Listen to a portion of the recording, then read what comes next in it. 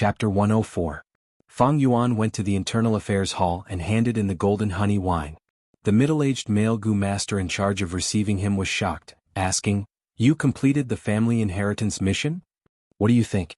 Fang Yuan asked back. The middle-aged male Gu master frowned. He had specially chosen this mission to make things difficult for Fang Yuan. To think Fang Yuan completed it so quickly. He looked at Fang Yuan, his eyes shining with a sharp light as he said solemnly, "Young lad, you have to answer whatever I ask you. If you don't answer clearly, it will affect your evaluation. Let me ask you, did you complete this mission alone? Be honest, we will investigate it." "Of course I did it alone," Fang Yuan replied. "All right, I will note it down." The middle-aged male Gu master recorded as he sneered in his heart. He is just a newbie, how could he complete this mission alone? With such a false report, the clan will definitely find someone to investigate. By then there will be huge trouble. But Fang Yuan continued, "But this situation is a little special. That day I was just scouting, I didn't expect to encounter a wild bear raiding a beehive. I took the chance to take this honey wine." "What?" The middle-aged male Gu master's pen stopped, raising his head to look at Fang Yuan. Fang Yuan shrugged, smiling. "Otherwise, do you think I could complete this mission alone? Speaking of which, it is all thanks to you for choosing this mission for me." The middle-aged male Gu master was stunned. The complex emotions in his heart could not be expressed in words. After a while, he laughed dryly and continued to write. Fang Yuan stared at this person with a calm gaze. He knew in his heart that the difficulty of this family inheritance mission was due to this male Gu master's contribution. Unfortunately, he had already completed this mission. Even if the clan were to investigate, Fang Yuan had the appropriate arrangements. Even if this person wanted to stop him, he could not. Even if this was done by him personally. This was the tragedy of being part of the system. Identity became the shackles that shackled one's actions.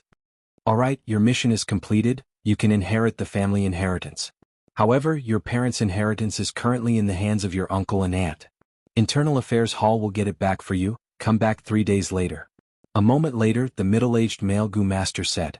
Fang Yuan nodded. He knew this rule, but he stared at the middle-aged male Gu master's paper, saying, "According to the clan rules, the mission records of the Internal Affairs Hall need to be confirmed by the person who completed it.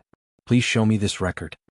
The middle-aged male Gu master's expression changed. He did not expect Fang Yuan to be so familiar with this process. He snorted lightly and handed the record to Fang Yuan. Fang Yuan took it and looked at it. There was nothing wrong with it. There were a few hundred words, and at the end was the evaluation. Good. He instantly saw the intimacy between Master Gu and Guiyue Tundra. This evaluation was very pertinent. It could be seen that the middle-aged Gu master did not give up his professional principles just because of Guiyue Dong Tuesday. The reason why he helped Guiyue Dong Tu was probably because of their friendship, and it was a transaction. It was the kind of person who took someone's money to get rid of a disaster. After returning the record to the middle-aged Gu master, Fang Yuan left the Internal Affairs Hall. When he walked out of the door, Guiyue Dong Tu was nowhere to be seen. Fang Yuan could not help but laugh coldly. Guiyue Dong Tu's influence was not big enough to affect the Internal Affairs Hall's operations. Even clan leader Guiyue Bo had to withstand the huge pressure from the clan elder group and pay a huge price in terms of political benefits to achieve this. There was a saying on Earth, in the pugilistic world, one cannot do as he pleases. The rules in the pugilistic world were actually a kind of system. Once you enter the system, no matter who it was, you would be a chess piece that restricted each other and had no freedom. Unless the individual's strength could reach the stage of resisting the entire organization. Otherwise, it would be a wishful thinking to want unrestrained freedom after joining the organization. With the help of the clan system, it was already a fact that Fang Yuan would take back the family inheritance.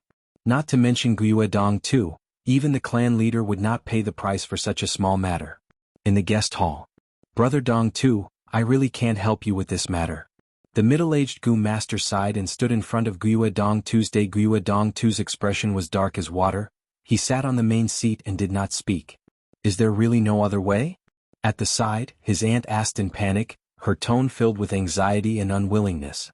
The middle-aged Gu master shook his head slowly. "This matter is already settled and has entered the Internal Affairs Hall's process. Only the 2 clan elders in power or the clan leader have the ability to stop it. Brother Dong Tu, this is the Internal Affairs Hall's list. It has the details of the inheritance. Please return it all, don't make things difficult for me." As he spoke, he handed over a list. The list was densely packed with records. ranging from large properties to small tables and chairs. Other than that, there were also the goo worms left behind by Fang Yuan's parents.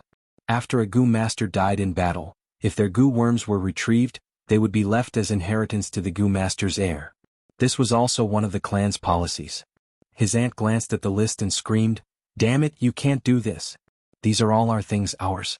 Master, why don't you say something? Quickly think of a way. Without these assets, what will our family have left? I'm afraid we will have to fire most of the servants. We won't be able to provide for them." Uncle Guiudong too suddenly stood up and gave his aunt a slap, causing her to fall from her seat onto the ground. "What are you yelling for?" Uncle flew into a rage. He was flustered and exasperated. "Ignorant thing, the clan's rules are there. You think you can refuse to return it just because you don't want to? Ignorant, stupid." His aunt covered her face with her hands. She was stunned for a moment. She collapsed on the ground and stared blankly at her husband. Guiudong too snatched the list, gritted his teeth and looked through it. His eyes were bloodshot. He panted like a bull and said hatefully, "Return. I will return all of these things. I will definitely return them all." But the veins on his forehead bulged, the muscles on his face twitched, and his expression was ferocious. "But Fang Yuan, I can't stop the Internal Affairs Hall, but I can deal with you." 3 days later, Fang Yuan walked out of the Internal Affairs Hall, holding a stack of house deeds, and land deeds. Contracts to sell himself. "I didn't expect this inheritance to be so rich." He was slightly dazed. Even though Fang Yuan already had a lot of expectations, this inheritance still exceeded his expectations after he obtained it. More than 10 mu of farmland, 8 servants, 3 bamboo buildings and a tavern. "No wonder uncle is making things difficult for me, thinking of ways to stop me." Fang Yuan suddenly understood Guiudong Tu's actions. With this rich family property, even in a world like this, it was enough to not worry about food and clothing. More than 10 mu of farmland, 8 servants, this was not mentioned for now. The 3 bamboo buildings were real estate. Just for rent, the monthly rent was enough to support Fang Yuan's current cultivation. Other than that, there was also a tavern. One had to know that in the entire village there were only 4 taverns. This kind of family property, if it was on Earth, would be a small wealthy family with a few villas, a hotel and servants. It was worth mentioning that the living environment in this world was harsh and difficult, and the village was the safest place, so the housing prices were more expensive than on Earth. It is said that in my Fang family 3 generations ago, there was a powerful elder who left behind a lot of family property for his descendants. With this family property, not to mention 7 goo insects, even if the number of insects were doubled, I would still be able to afford it. But the most important thing is not the family property, but this grass goblet. At this moment in Fang Yuan's arms, there was a grass goblet lying quietly. It was small and exquisite. Its emerald green roots were like ginseng roots. Some of the translucent roots were like emerald. The 9 round leaves were emerald green and surrounded the rhizome, forming a circular shape. This was the 9-leaf vitality grass, a rank 2 goo insect with healing effects. But if it was just an ordinary healing effect, then it was not much different from the vitality grass. Its true value lay in the fact that each and every one of its leaves, if torn off, would be a vitality leaf. Vitality leaf was also a type of grass goblet, rank 1, it was a consumable type, disappearing after 1 use. It had another flaw, that is, after using a vitality leaf to heal within an hour, the other vitality leaves would not have any healing effect. But the flaw did not obscure the beauty. It was easy to refine, instant healing, cheap to feed, and was the most popular healing method for rank 2 goo masters. Every team only had 1 healing goo master. But if the team members were injured at the same time, how could 1 healing goo master take care of them? If the healing goo master was the first to die, or was separated from the healing goo master, what would happen? Thus, goo masters often prepared some healing methods, and the vitality leaf was the best and most basic one. Basically, goo masters who were traveling outside would have 1 or 2. After I refine the 9-leaf vitality grass, every leaf I tear off is a vitality leaf. Infusing primeval essence into the vitality grass, it will grow new leaves. It can be said that this 9-leaf vitality grass is a moving gold mine. It is the most important inheritance, there is no other. Controlling the 9-leaf vitality grass is equivalent to controlling a business vein. This world's living environment is very harsh, which goo master who goes out on missions would not be injured. The demand for the vitality leaf had never stopped. No wonder Guiudong Tu is known as the Hidden Elder. Although he has retired these years, he still has influence on the outside. So the root cause is this 9-leaf vitality grass. Gu masters need vitality leaves and Guyue Dong 2 sells vitality leaves. With such a demand, it allowed uncle's influence to be maintained. Fang Yuan was enlightened. It is in this world that the values of familial love have been raised to a whole new level, restricting uncle and aunt. If it was on Earth, with such high profits, Fang Jing and I would have been assassinated by them long ago. Not good, it seems there will be more trouble. Uncle and aunt will not be willing to give up like this. But now that I have grown up, I have rank 2 cultivation. They want to deal with me, but they also have to consider the clan rules, so their hands and feet are bound. No matter what methods they use, just bring it on. I will deal with whatever comes my way, I will take it all on. Fang Yuan walked on the street, his eyes shining with uncertainty. A gust of winter wind blew, bringing a chill to his face. It was still far from spring, but Fang Yuan knew that he had already welcomed the spring of his life. Chapter 105. The wine shop was not big, but its location was very good. It was located on the east side of the village, next to the east gate. The east gate and the north gate were the 2 gates with the most traffic. Therefore, the wine shop's business was good every afternoon or evening. "Young master, please take a seat." An old man nodded and bowed to Fang Yuan. Several waiters wiped the benches and tables hard and smiled at Fang Yuan, trying to please him. Fang Yuan shook his head and did not take a seat. Instead, he strolled around the wine shop and looked around. He thought to himself, "This is my wine shop." The wine shop only had 1 floor, but there was an underground wine cellar. The floor was covered with large and square green bricks, and there were 8 square tables. 2 of the tables were against the wall, while the other 6 tables were surrounded by 4 long benches. After entering the wine shop, one could see a dark brown long counter. On the counter were ink, paper, inkstone, and an abacus. Behind the counter was a wine cabinet with large and small wine jars on it. Some were large black pottery wine jars. Some were small bright porcelain wine bottles. Fang Yuan walked around casually. The old man and the waiters did not dare to sit down and followed him step by step. They were all uneasy. The news of the wine shop's change of ownership came very suddenly. The previous owner, Guyue Dong 2, was as shrewd as a ghost, strict and unkind. They were pressured to the point that they could not breathe. This young man in front of them could actually take the wine shop from Guyue Dong 2's hands. Forcefully snatching it, this was an incredible method. Therefore, these people looked at Fang Yuan with uneasiness and fear. Fang Yuan suddenly stopped. "Not bad, but this shop is a little small." The old man hurriedly stepped forward and bowed. "It's like this, young master. Every year in summer we would build a shed at the outer gate. We would also put up some tables and benches. But now the winter wind is biting cold. Even if we built the shed, no one would sit. Therefore we left." Fang Yuan turned slightly. He glanced at the old man. "You are the shopkeeper?" The old man bowed even lower and said even more respectfully, I don't dare. Young master, this wine shop is yours. Whoever you want to be the shopkeeper will be the shopkeeper." Fang Yuan nodded and glanced at the other workers. They all seemed to be smart and capable. If they were on Earth. He was worried that the shopkeeper and the waiter would collude to deceive him, the master. But in this world, Gu masters were high and mighty, they could kill mortals with just a thought. Even if his uncle and aunt urged him to do so, these mortals would never dare to target Fang Yuan. "Alright, go get the account book and pour me a pot of tea." Fang Yuan sat down. "Yes, young master." The shopkeeper and the waiters were all flustered. There were a total of 16 account books, and each book was made of bamboo paper that exuded a faint green hue. Holding it in his hand, it was much more brittle and hard than rice paper, suitable for the humid climate of the southern border. Fang Yuan casually took out a few books, browsed through them and asked a few questions. The shopkeeper hurriedly answered. Not long later, his head was covered in sweat. Fang Yuan had founded the Blood-Winged Demon sect in his previous life and had hundreds of thousands of followers. He was naturally experienced and had sharp eyes. Others might be confused and dazzled by a mere account book. But in his eyes, all doubts were clear to him, and he could see through them as clearly as looking at a fire. This wine shop was the second biggest source of income after the 9-leaf vitality grass. Fang Yuan naturally had to hold on to it tightly. The problems in this account book were not big, just some mistakes and omissions.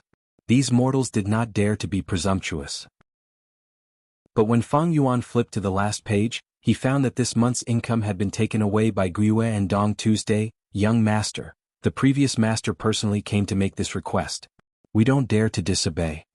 The shopkeeper replied while wiping his sweat. His aged body was already trembling slightly, and his face was very pale. Fang Yuan was silent. He gently placed the account book on the table and glanced at the shopkeeper. The shopkeeper immediately felt an enormous pressure, like a mountain pressing down on him. He was frightened and knelt on the ground with a thud. Seeing the shopkeeper kneel, the other waiters were also smart and immediately knelt down one by one. Fang Yuan sat calmly and turned his gaze to sweep across them. The waiters instantly felt as if they were in a world of ice and snow. They could not resist Fang Yuan's aura and all kept quiet out of fear. To mortals like them, working in the wine shop was not only stable but also safe. It was the most ideal job. So they did not want to lose this job. Fang Yuan saw that the effect of establishing his authority had been achieved. Going too far was as bad as not going far enough, so he slowly said, "Let bygones be bygones." I looked at the account book. Your wages are a little low. In the future, the waiters' wages will be increased by 20%, and the shopkeepers' wages will be increased by 40%. Do your work well and you will all be rewarded. With that, Fang Yuan stood up and walked towards the door. Everyone knelt on the ground and was stunned for a while before they understood. Tears flowed down their faces. Thank you, young master, for your great kindness. Young master is kind and generous. We will definitely do our best to work. Young master, you are like our second parent. Please take care. Behind him came the grateful voices of the people, as well as the sound of kowtowing and forehead hitting the bricks. Using kindness and power was the only way for the superior to control their subordinates, no matter which world it was. Among them, power was the foundation. Under power, any small favor would be magnified 1,000,000 times. Kindness without prestige would only be rewarded with the title of a good person who was too much of a good person. Over time, such kindness would not only not attract gratitude, but it would also attract greed and disaster. However, these methods of controlling people, they are all small tricks. On Earth, they would be respected by the people, but here the only way is to increase one's own strength. No, even on Earth, strength is the number one. Fang Yuan could not help but think of the Red Dynasty's ancestor Qi back then. Ancestor Qi had experienced a lot of hardships and came to a conclusion. Political power comes from the barrel of a gun. This was the naked truth. The foundation of any political power was power. The so-called power. It was just a byproduct of power. In fact, not only power, wealth and beauty were all derived from power. After leaving the tavern, Fang Yuan went to the 3 bamboo buildings. These 3 bamboo buildings were rented out by his uncle and aunt, and were almost full. This world was particular about having more children and more children. As for the growing population, the space in the village was very small. In the family, it was the eldest son's inheritance system. The other children had to rely on themselves. Many people relied on the family's policies. They received some meager family assets and worked hard outside. But in their entire lives, their savings were not enough to buy a bamboo building. Firstly, raising gu consumed a lot of resources. Secondly, the village had limited space and housing was expensive. Of course, outside the village, naturally they could build houses, but it was not safe. There would always be wild beasts and poisonous snakes intruding into homes. Especially after every beast died, no matter what houses were outside the village, they would all be destroyed. Expanding the village was the only solution.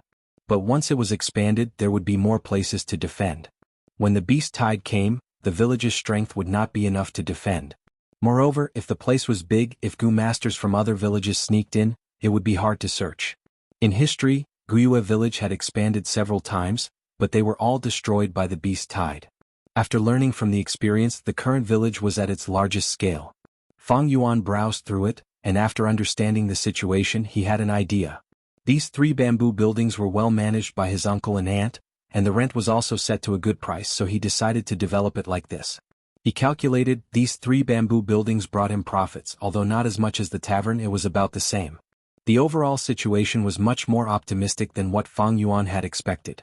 Just the day before yesterday, he was an empty-handed poor kid with less than 5 yuan stone on him. But now he had become one of the wealthiest people in the clan. Those female tenants were all ranked 2 gu masters who had been through many hardships. After knowing Fang Yuan's identity, they looked at him with seductive gazes.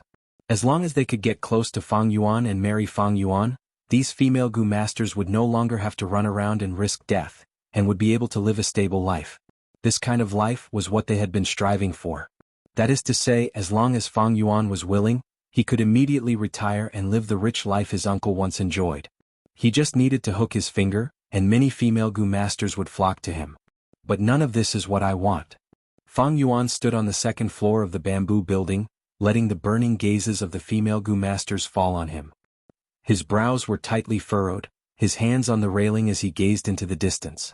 Far away, there was a continuous stretch of green mountains, like a sleeping giant, using the gray-blue sky as a blanket and sleeping soundly. Thousands of miles of rivers, boundless land, when will I be able to roam freely? The winds and clouds change, dragons and snakes rise from the land, when will I be able to look down on all living beings? Since rebirth, I have been like a rootless duckweed drifting along with the waves. Now that I have worked hard and obtained this property, it can be called a foundation, and I can be considered to have succeeded in standing on my own feet. Next, I will dig out the flower wine inheritance, work hard, cultivate to rank 3 and roam the world. Fang Yuan's deep black eyes burned with fire. Qingmao Mountain was just one of the 100,000 mountains in the southern border. And the southern border was just a corner of the world. Too small, too small. How could such a place support his wild ambitions? Compared to his ambitions, this small property, which others fought for until their heads bled, what they yearned for day and night, was as insignificant as a speck of dust. Brother, come down, I have something to say to you. Unknowingly, Gue Fangjing arrived at the bottom of the bamboo building, raising his head and shouting at Fang Yuan.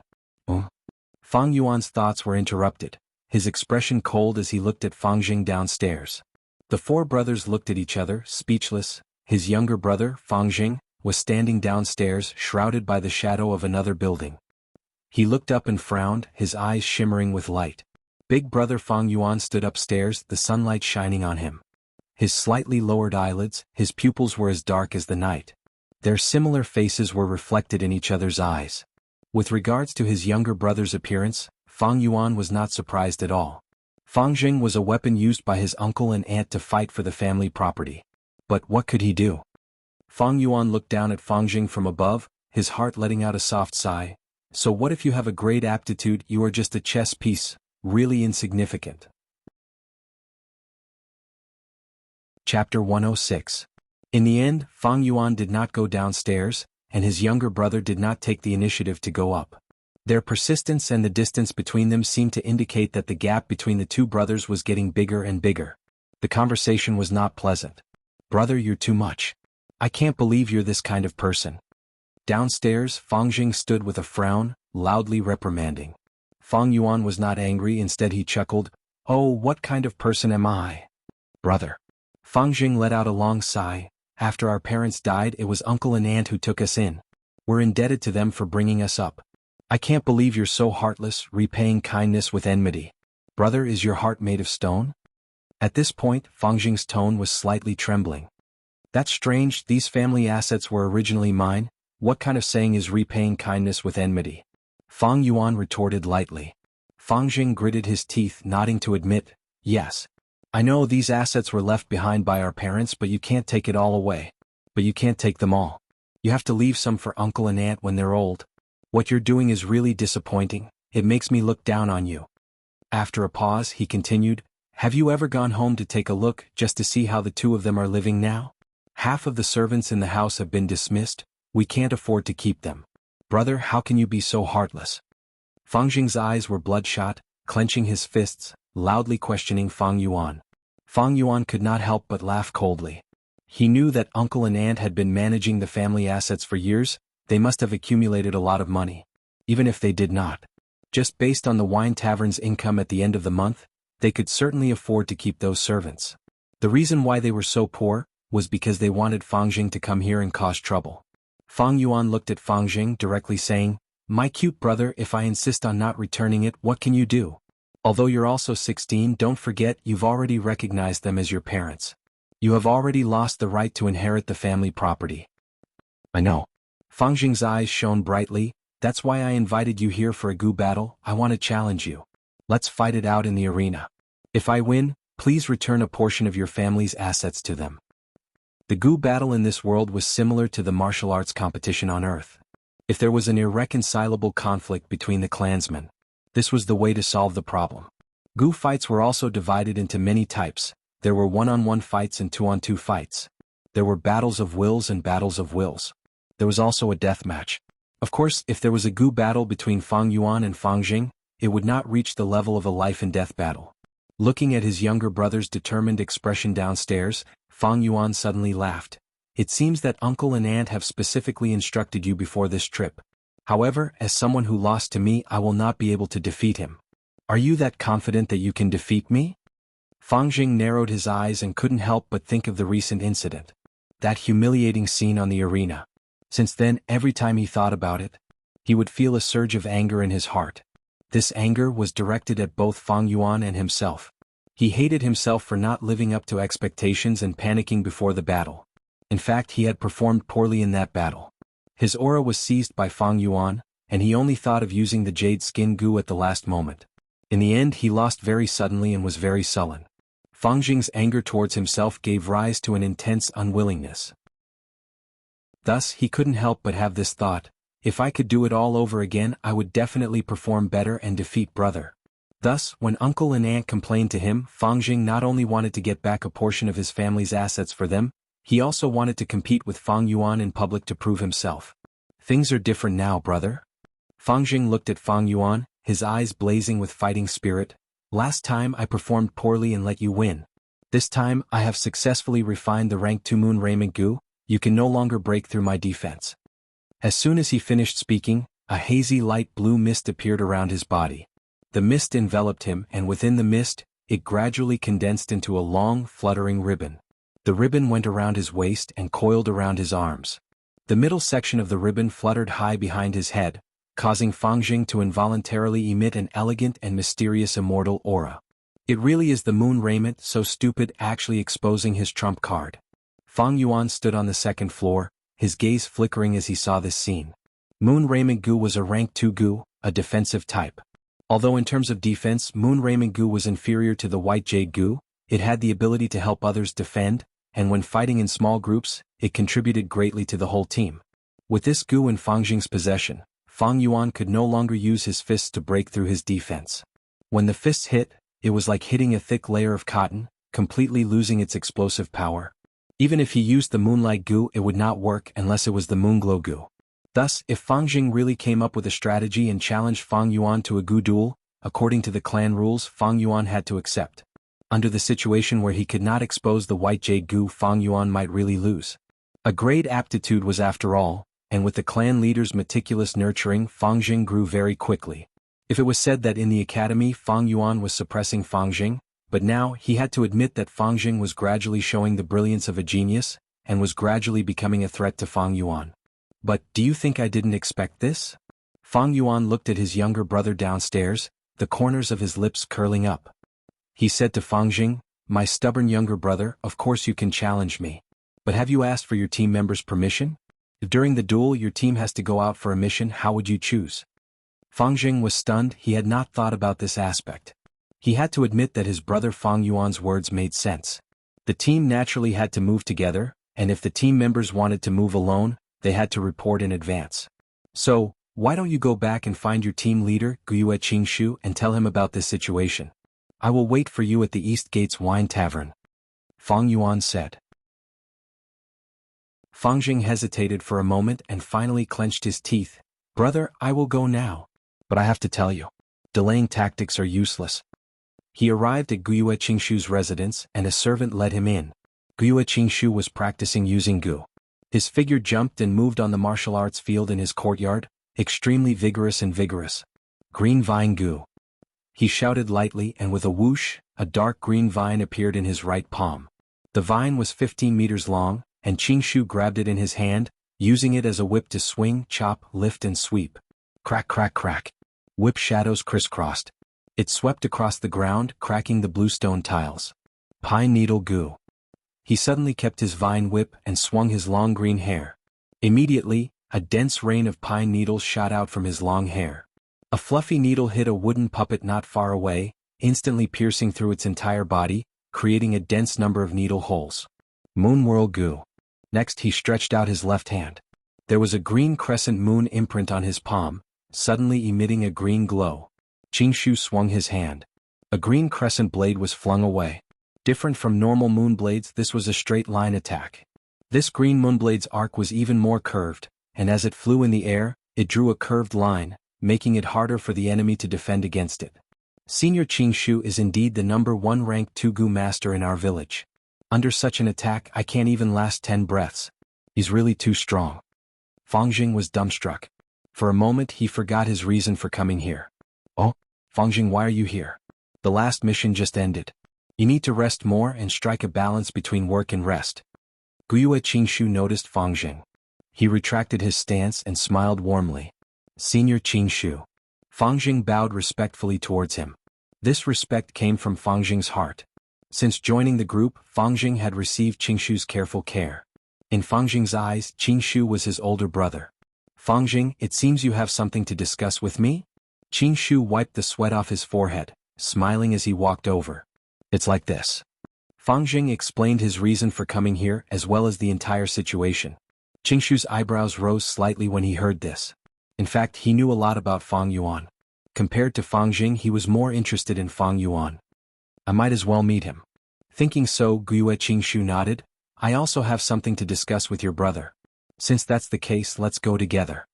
Fangjing was overjoyed. Thank you, senior. No need to thank me, we are in the same group. Qingshu patted Fangjing's shoulder. Fangjing immediately felt a warm feeling in his heart, and his eyes reddened uncontrollably. The two arrived at the entrance of the tavern, and a waiter was already waiting for them, leading them into the tavern. On a square table by the window, there were a few dishes, 2 wine cups and a jar of wine. Fang Yuan sat at the side, and when he saw Guyue Qingshu, he smiled and gestured, "Please sit." Guyue Qingshu nodded at Fang Yuan, sat down and said to Fangjing, "Fangjing, just stroll around. I want to have a talk with your brother." He was a smart man. Seeing that there were only 2 wine cups, he knew that Fang Yuan wanted to talk to him alone. In fact, he had the same intention. Fangjing responded with an "oh," and reluctantly left. "I know you, Fang Yuan." Qingshu smiled, opened the jar of wine, and poured a cup for Fang Yuan, and another for himself. "You're very interesting, a smart man." Then he raised his wine cup and pointed it at Fang Yuan. Fang Yuan laughed and raised his cup in return. The two drank it at the same time. Qingshu poured another cup for Fang Yuan, and another for himself. As he poured the wine, he said, "There's no point in beating around the bush when talking to smart people. I'll just say it directly, I want to buy your liquor worm. I wonder how much you want to sell it for." He did not ask Fang Yuan if he would sell the liquor worm. Instead, he asked directly, "I wonder how much you want to sell it for?" This showed his strong confidence. He was the #1 ranked 2 Gu master, and at such a young age his cultivation had reached rank 2 peak stage. He was able to suppress the rank 2 upper stage Qi Shan and Mo Yen. Once he appeared, he took the initiative, pouring wine for Fang Yuan, toasting and taking the initiative. His confidence, coupled with his gentle smile, formed a unique temperament. It was not overbearing and made people feel disgusted, but it made people feel his persistence. He had a head of long green hair, and the winter sun shone through the window, shining on his fair skin and gentle face. Fang Yuan could not help but think of the beautiful spring scenery. He is an outstanding person, but it's a pity, Fang Yuan thought. He didn't care about Qingshu's sudden change of position. He sighed softly with some admiration. Chapter 107. Like Fang Yuan and Fangjing, Guyue Qingshu was also an orphan. His parents, when he was a child, were sacrificed in the Wolf War. He was personally raised by the clan leader Guyue Bo. After he was tested to have B-grade aptitude, he was personally taught by Guyue Bo. His aptitude was excellent, and could be considered outstanding among the B-grade, almost being called a pseudo-A grade. Guyue Bo had always nurtured him as a clan leader candidate. Guyue Qingshu had a gentle temperament, and was very amiable, and was well received by the surrounding clansmen. He was very loyal to the clan, and Fangjing's appearance cut off his hopes of inheriting the clan leader position. But he was instead happy and wholeheartedly took care of Fangjing. Such a person, if placed on earth, would be Yufei, Weizheng, Baozheng and the like. Unfortunately, a year later during the Wolf War, the northern gate fell. To block this gap and protect the clansmen from harm, he stepped forward bravely. In the end, he used his rank 2 cultivation to forcefully activate a rank 3 Gu worm, one man holding the pass against 10,000 enemies, and successfully defended the village. But he himself, because of this, his aperture was destroyed and he eventually turned into a tree man and died. Because of this, Guyue Qingshu left a deep impression on Fang Yuan. Guyue Qingshu saw Fang Yuan sigh, Of course he did not know that Fang Yuan was recalling his own death, and thought that Fang Yuan was also troubled by the liquor worm. He smiled. Fang Yuan, I think you already know the limitations of the liquor worm. That's right, the liquor worm is only a rank 1 goo worm, and can only refine rank 1 green copper primeval essence. And you are already a rank 2 goo master, and have no way to refine the red steel primeval essence liquor worm. Although you have a wine tavern now, it can be more convenient to feed the liquor worm. It can be more convenient to feed the liquor worm, but if it's useless to me, what's the point of raising it? Then he changed the topic. But, the liquor worm is useless to you, but it is effective to other rank 1 goo masters. Especially after the awakening ceremony next year, there would be a new batch of students emerging from the family. The liquor worm would be of great help to them. Therefore, it is better to sell the liquor worm to the family and contribute to the family. Fang Yuan remained silent. Qing Shu pondered for a moment. Guessing Fang Yuan's thoughts, he said, I understand. You are reluctant to part with the liquor worm and want to refine it. If I'm not wrong, you should be thinking of refining the rank 2 white worm cocoon, then the rank 3 monstrous sweat butterfly. This secret formula is the most widely circulated and also the most practical one. The mist sweat butterfly was also a good goo worm. But the white cocoon was powerless. To you, this fusion route isn't worth much. You have C-grade aptitude. Right now he was at rank 2. As for the white cocoons, they don't have any abilities and only consume food to feed, so they are of no help to you. What are the chances of you advancing to rank 3? Even if you successfully advance to rank 3, you would already be middle-aged. Are you going to feed the useless white cocoons for tens of years? Using the cost of feeding the white cocoons, you might as well feed other goo worms. It is more practical and helpful to you, isn't it? The true value of the liquor worm. It is to refine primeval essence and raise a small realm. If you refine it like this, don't you think it is a pity to use the liquor worm as a material? Any goo worm. They only have one ability. For example, the spring-autumn cicada, although it is rank 6, it only has the ability of rebirth. A new goo worm after fusion can only retain one goo worm's ability and strengthen it. For example, the white jade goo, it retains the jade skin goo's defensive ability and strengthens it, at the same time losing the white boar goo's strengthening effect. That is to say, if someone obtains the white jade goo will only help in defense and not raise the goo master's strength. Qing Shu was right, the liquor worm's most valuable aspect was to refine primeval essence and raise a small realm. To a goo master, this was another form of increasing their primeval essence reserves. At the same time, it was a great help in nurturing the aperture and advancing cultivation. If one followed the route of white worm cocoon, mist sweat butterfly, the goo worms obtained would not have the ability to refine primeval essence. It was indeed a pity. In fact, the flower wine monk used this route. After he promoted the liquor worm to mist sweat butterfly, he carried it with him. Many times he bewitched women and committed evil acts. But after he died, the mist sweat butterfly did not have enough food and continued to degenerate, finally reverting to the liquor worm. Seeing Fang Yuan not speaking, Qing Shu's eyes flashed and he continued, Actually, my clan has a secret recipe. According to this recipe, the liquor worm can be promoted to rank 2 moon invitation goo and rank 3 7 fragrances liquor worm. The 7 fragrances liquor worm also has the ability to refine primeval essence. Fang Yuan, if you don't want to sell the liquor worm, then we can change to another method of transaction. You sell the liquor worm to the clan, and if the clan successfully refines the 7 fragrances liquor worm, then you will have 5 years of usage rights. If you fail, the clan will give you another sum of compensation. What do you think? According to this method, the risk of the fusion would be completely transferred to the clan. Such superior conditions, if it was anyone else, they would probably be moved and agree. But Fang Yuan laughed coldly in his heart. He knew his limits. With his 44% C-grade talent, advancing to rank 3 was almost impossible. In his previous life, Fang Yuan was stuck at this level for over 100 years. Finally, by chance, he obtained a talent-raising goo worm and became a rank 3 goo master. 5 years of usage rights seemed wonderful, but to Fang Yuan, it was like a flower in the mist or the moon in the water. The reason why Guiyue Qing Shu said this was because he saw that Fang Yuan had the ambition to break through to rank 3. He purposely threw out this sweet offer, wanting Fang Yuan to take the bait. But from the start, he had miscalculated. The recipe to fuse the liquor worm, Fang Yuan had the best one in his memories. First to advance to rank 2 4 flavors liquor worm, then to rank 3 7 fragrances liquor worm. Whether it was the 4 flavors liquor worm or the 7 fragrances liquor worm, they both had the ability to refine primeval essence. But to fuse the 4 flavors liquor worm, it was not easy. First, it needed 2 liquor worms to fuse and Fang Yuan only had 1 now. Secondly, there must be 4 types of wine in the fusion. These 4 types of wine must have the 4 tastes of sour, sweet, bitter and spicy. Not to mention that the liquor worm was priceless and hard to buy.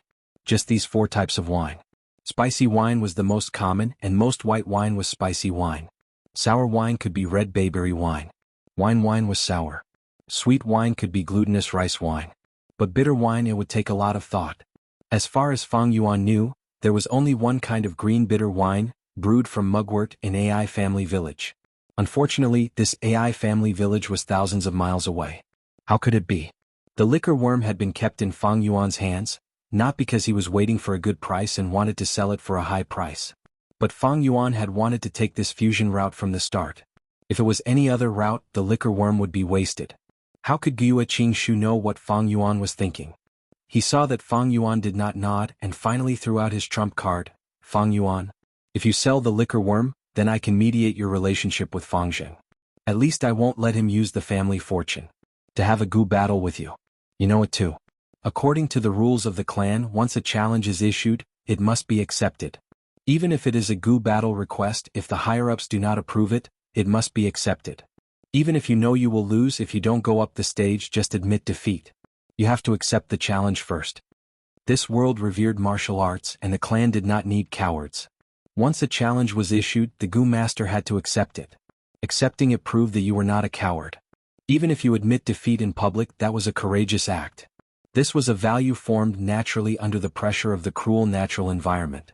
And the clan's higher-ups would act as an arbitrator according to the results of the gu battle, resolving problems and disputes. Of course, the prerequisite for a gu battle was that there must be a reason for it. The challenger must be confident and reasonable, or both sides must reach an agreement similar to a bet, only then would the gu battle be approved. Fang Zheng's request for a gu battle is reasonable and should be approved. This way, no matter the result, win or lose, it will be decided by the clan elders. Between you and Fang Zheng, who do you think the clan elders will favor? Qin Shu's smile became wider, his eyes shining as he stared at Fang Yuan, continuing to exert pressure. Fang Yuan, if you win, you will only have to return less family fortune. But if you sell the liquor worm to the clan, it will be a contribution to the clan. The clan will remember you. I guarantee here, Fang Zheng will not use the family fortune as a reason to challenge you. In other words, Fang Zheng would still look for Fang Yuan for a gu battle, but with a different reason. This was something that Guiyue Qingshu and Guiyue Bo were happy to see. They naturally hoped that Fang Zheng could defeat Fang Yuan, dispelling the shadow in his heart and establishing his self-confidence. Fang Yuan smiled. He had been listening to Guiyue Qingshu's incessant persuasion from the start, only now did he speak. If we fight, do you think I will lose? Fang Yuan asked Qingshu. Qingshu also smiled, replying, it's a battle, it is full of variables, no one can predict it. But I need to remind you, Fang Zheng has already refined the rank 2 moon raiment, I'm afraid you won't have much of an advantage. Fang Yuan shook his head, the smile on his face widening, I will lose, I will definitely lose. Qingshu was stunned. Fang Yuan stared at his eyes, continuing, not only will I will lose miserably. I will hand over all of my parents' inheritance, and live on the streets from now on, begging in the village. You? Guiyue Qingshu was a smart person, he could tell what Fang Yuan was really trying to express. His expression immediately changed, no longer maintaining the confident demeanor he had since they met, his expression turning grave. Fang Yuan's words were a naked threat. Fang Zheng was being nurtured as the next clan leader. If it was revealed that he had acknowledged someone else as his parents again, and used his cultivation and aptitude to bully his own brother and steal the inheritance, it would be a devastating blow to Fang Zheng's reputation. Even on Earth, people who did such actions would be looked down upon and disgraced by the world. Moreover, in this world, the value of family was raised to a whole new level. If Fang Zheng was a demon, then so be it. If he was to be the clan leader, the leader of the righteous path, then he had to uphold morality and cherish his own wings. For a moment, Guiyue Qingshu stared blankly at Fang Yuan. He realized that even though he already understood Fang Yuan very well, he had still underestimated him. Since they met, the advantage he had accumulated with every sentence had collapsed at this moment. Fang Yuan's words had hit the nail on the head, directly pointing at Guiyue Qingshu's weakness. If it was someone else, Fang Yuan would naturally have said something else. But he, Guiyue Qingshu, was incomparably loyal to the clan. He was willing to sacrifice himself in his previous life to preserve the clan. Therefore, Fang Yuan's threat made him have no choice but to be cautious. But he quickly calmed down, his eyes staring intently at Fang Yuan. He gritted his teeth and said, "But you won't do that. Because the inheritance has always been your goal. If you give it up, how will you cultivate?" Fang Yuan was not afraid. He met Qingshu's gaze, the corner of his mouth curled up. He smiled and said, "Therefore, I believe that you will also give up the idea of buying the liquor worm, and at the same time persuade Fangjing not to challenge me, right? If it were anyone else, they would not be able to convince Fangjing. But he, Guiyue Qingshu, had the ability to do so." Fang Yuan had no doubt about this. The scene was in a stalemate. After a moment, Guiyue Qingshu turned his gaze away, his eyelids drooping. He stared at the wine glass in his hand for a while, then suddenly laughed. "Interesting, then let's do it this way." There was a hint of melancholy in his words. Chapter 108. A day later. On the bed, Fang Yuan sat cross-legged. A huge ball of white light floated an arm's length away from his face, quietly floating in mid-air. Fang Yuan took out pieces of yuan stone from his money bag and threw them into the ball of light. The white light slowly shrunk, but became more and more dazzling. When it shrunk to the size of a fist, the white light became blinding, causing Fang Yuan to squint his eyes to observe. This should be the last one. Fang Yuan held the yuan stone in his hand, knowing it was a crucial moment. He threw the yuan stone into the ball of light. Vaguely, the yuan stone could be seen floating in the ball of light, like ice falling into boiling water, continuously melting. Large amounts of stone powder fell down. The yuan stone completely disappeared, and the ball of light suddenly exploded. With a soft sound, the 3 goo worms shot out in 3 different directions. One fell on the bed while the other 2 hit the wall and fell to the floor. The fusion of the moonlight goo failed. Fang Yuan's heart sank. He quickly hooked his finger and recalled the goo worms. The moonlight goo and the little light goo swayed and floated up, slowly flying into his hand. But the remaining little light goo did not respond. It lay quietly on the floor, its milky white star-shaped body beginning to gradually dissipate into the air. In a few breaths' time it completely dissipated, leaving no trace behind. This was the price of a fusion failure. Depending on the fusion recipe, the goo worm would be injured. When luck was bad, the goo worm would die immediately. Even with Fang Yuan's rich experience, single-mindedness, and the correct recipe, there was still a chance of failure. Fang Yuan was not discouraged. He had seen this kind of thing many times. He had done his best but still failed. That could only be attributed to luck. But fortunately, if it wasn't for the moonlight goo dying, the little light goo dying, I could still buy it from the shop. It's easy to replenish. If the moonlight goo dies, I can't easily replenish it. He was quite rich now, losing a little light goo. He could just buy it again. Next, Fang Yuan checked the moonlight goo and the remaining little light goo. On the surface of the 2 goo there was no light. This was a sign that the refinement had failed and the goo worm itself was damaged. Once the goo worm is injured, the success rate of the fusion will decrease. It's better to wait for these 2 goo worms to recover before continuing the fusion. Fang Yuan knew that haste makes waste, so he kept the 2 goo worms. He estimated that it would take at least 3 days before he could start the fusion again. The cultivation was not over yet. Fang Yuan opened his right hand. His left hand was fair and his palm was white. There was a green imprint of a blade of grass, which looked like a dark green tattoo. With a thought, the primeval essence in Fang Yuan's aperture flowed out like a faint red mist into the imprint along his arm. The green mark immediately came to life. The tip of the grass emerged from Fang Yuan's palm, followed by 9 jade green round leaves, and finally the translucent stem of the grass. As for the roots that looked like ginseng roots, they were not exposed. On his palm, the dark green tattoo had already disappeared. Only traces of dark green lines were left. It represented the grass root, intersecting with Fang Yuan's palm lines. It was the rank 2 grass goo, 9-leaf vitality grass. At this moment, Fang Yuan's palm was like a piece of land, and the 9-leaf vitality grass was growing on it, like an exquisite piece of art carved from jade. Fang Yuan stretched out his right hand and plucked the blades of grass. Every time he plucked a blade of grass, Fang Yuan would feel a slight pain, like a strand of hair being plucked. After the 9 leaves were plucked, Fang Yuan placed them on the bed, and the 9-leaf vitality grass in his palm was left with a bare stem. Fang Yuan continued to activate his primeval essence. Faint red rank 2 primeval essence continuously rose from his palm, like a mist, wrapping around the green stem. The stem continued to absorb the primeval essence, and gradually, a tender sprout emerged from the bottom of the stem. This tender sprout was pinkish-green in color, delicate and small, and extremely fragile, breaking with a pinch. Fang Yuan continued to activate his primeval essence, and the tender sprout gradually grew bigger, its color also becoming darker. Finally, it grew into a dark green, fully matured leaf. 20% primeval essence was consumed. Fang Yuan inspected his aperture and concluded. He only had 44% primeval essence, which meant that he could only grow 2 vitality grass leaves in one go. After growing one more, Fang Yuan held a yuan stone and quickly recovered the primeval essence in his aperture. When his primeval essence C rose to 40%, he continued to grow vitality grass leaves. Repeating this cycle for half a day, the 9-leaf vitality grass was once again filled with 9 blades of grass. He no longer plucked the leaves, and with a thought, the 9-leaf vitality grass returned to his left palm, turning into a green mark. He stored the 9 vitality leaves in a small bag and kept it close to his body. 1 vitality leaf was a rank 1 goo worm, and each leaf could be sold for 50 yuan stone. That is to say, just these 9 leaves goo could allow Fang Yuan to earn 450 yuan stone. Of course, Fang Yuan had a cost to grow them. But even if he did not count these costs, Fang Yuan had earned over 400 yuan stone. Among all the family properties, the most valuable one was the 9 leaves vitality grass. Controlling it was equivalent to controlling a gold mine. Moreover, this 9-leaf vitality grass had an advantage: it was easy to feed. It only needed water and sunlight to survive, thus there was almost no cost to feed it.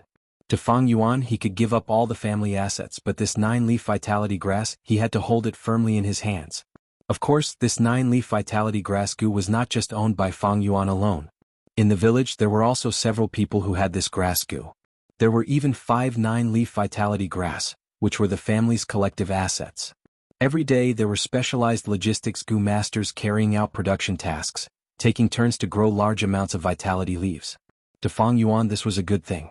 If he was the only one with the 9-leaf vitality grass, then the clan would definitely act and purchase this grass goo.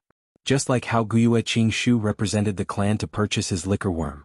Rare goo worms like the liquor worm, black and white boar goo, 9-leaf vitality grass, the higher-ups of the clan hoped to control them, to serve the entire clan. 3 days later, a ball of light suddenly exploded under Fang Yuan's gaze, and a brand new goo worm floated in the air. It was crystal clear. It was curved like a moon, like a blue crystal. In short, it was the moonlight goo. The form after its body was enlarged by 1-fold. But it was not the moonlight goo but a higher grade, the rank 2 moonglow goo. This time, Fang Yuan succeeded in the fusion. The moonglow goo was refined from a moonlight goo and 2 little light goo. 1 little light goo could increase the moonblade's attack power by 1-fold. 2 little light goo would still increase it by 1-fold, and this increase could not be stacked. But the rank 2 moonglow goo's attack power was 3 times that of the moonlight goo. Actually, there were many fusion recipes for the moonlight goo, and there were also many advancement routes.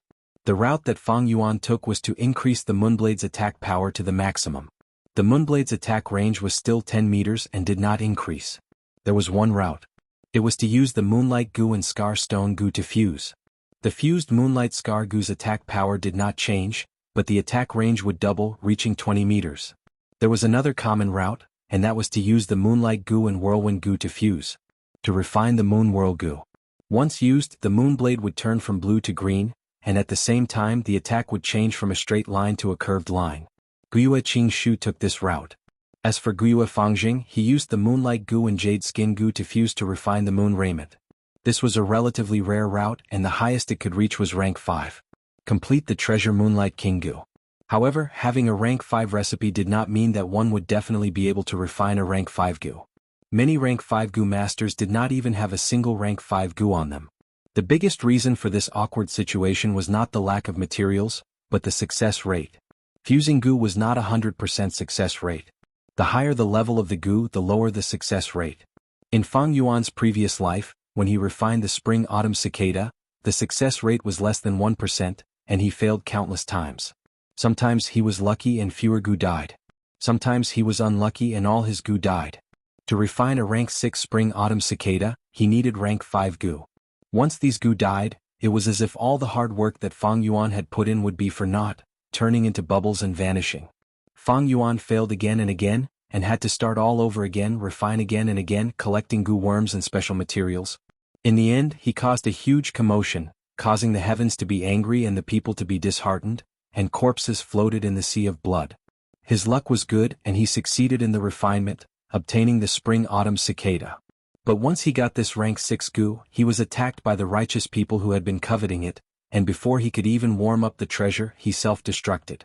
For thousands of years, it was this terrible failure rate that caused countless high-ranked goo masters to fail at the last moment and return to their original state.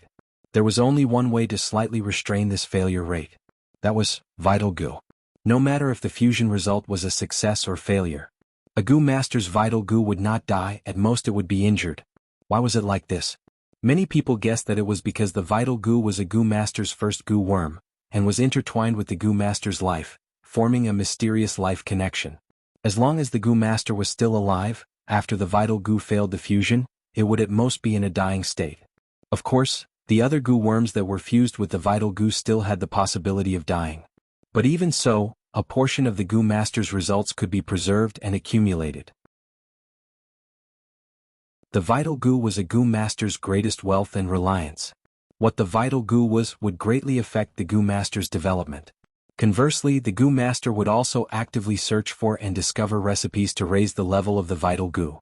Some rank 2, rank 3 low-level recipes to the goo master would instead reduce their development prospects. When Fang Yuan found out that the spring-autumn cicada had become his vital goo, why was he so happy? The reason was this. The spring-autumn cicada was a rare and precious goo worm, able to revive people, and its ability was heaven-defying. No matter how it was refined, it would not die. If it was in Fang Yuan's previous life, the spring-autumn cicada was not his vital goo, and if he continued to refine it, there would be the danger of dying. The spring-autumn cicada reaching rank 6 was already an achievement that most goo masters could not reach in their lifetime. Many goo masters did not even have a rank 6 recipe, and were bitterly searching for it. Although the spring-autumn cicada could not be used to its full potential, it was his greatest treasure. The flower wine monk's strength inheritance, compared to it, was like the difference between heaven and earth.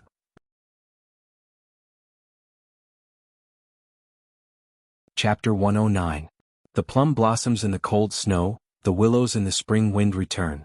Unknowingly, winter had passed and spring had arrived. The frozen mountain stream began to flow again. The icicles under the eaves of the bamboo houses, the tree branches, all dripped crystal clear water under the sunlight. In the morning the tavern was a little quiet, there were not many customers. Fang Yuan sat inside close to the window. At his request, wooden screens were erected around his seat, making it into a compartment. A light breeze blew in from the window, carrying with it a fresh and fragrant smell of the earth, making people feel relaxed and happy. Jianghu sat opposite Fang Yuan, his face full of smiles. These are the primeval stones for this trip, please accept them. He placed 4 full money bags on the table and pushed them towards Fang Yuan. Naturally, the money bags were filled with yuan stones.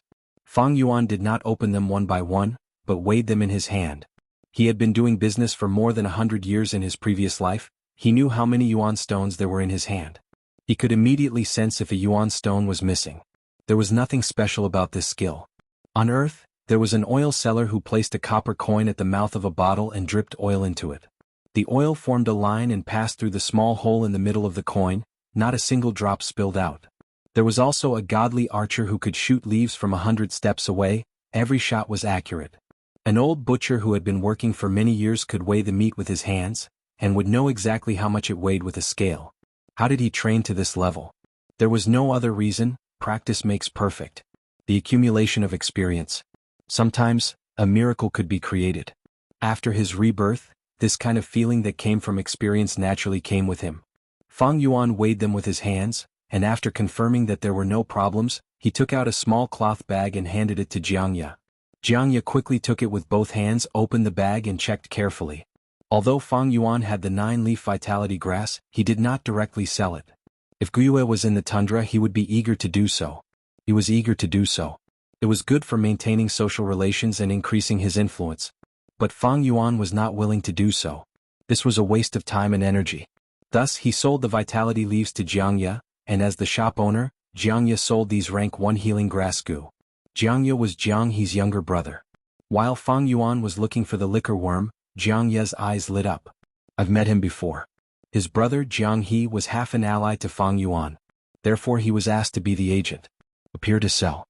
It was relatively safe and reliable. 1, 2, 3, 9.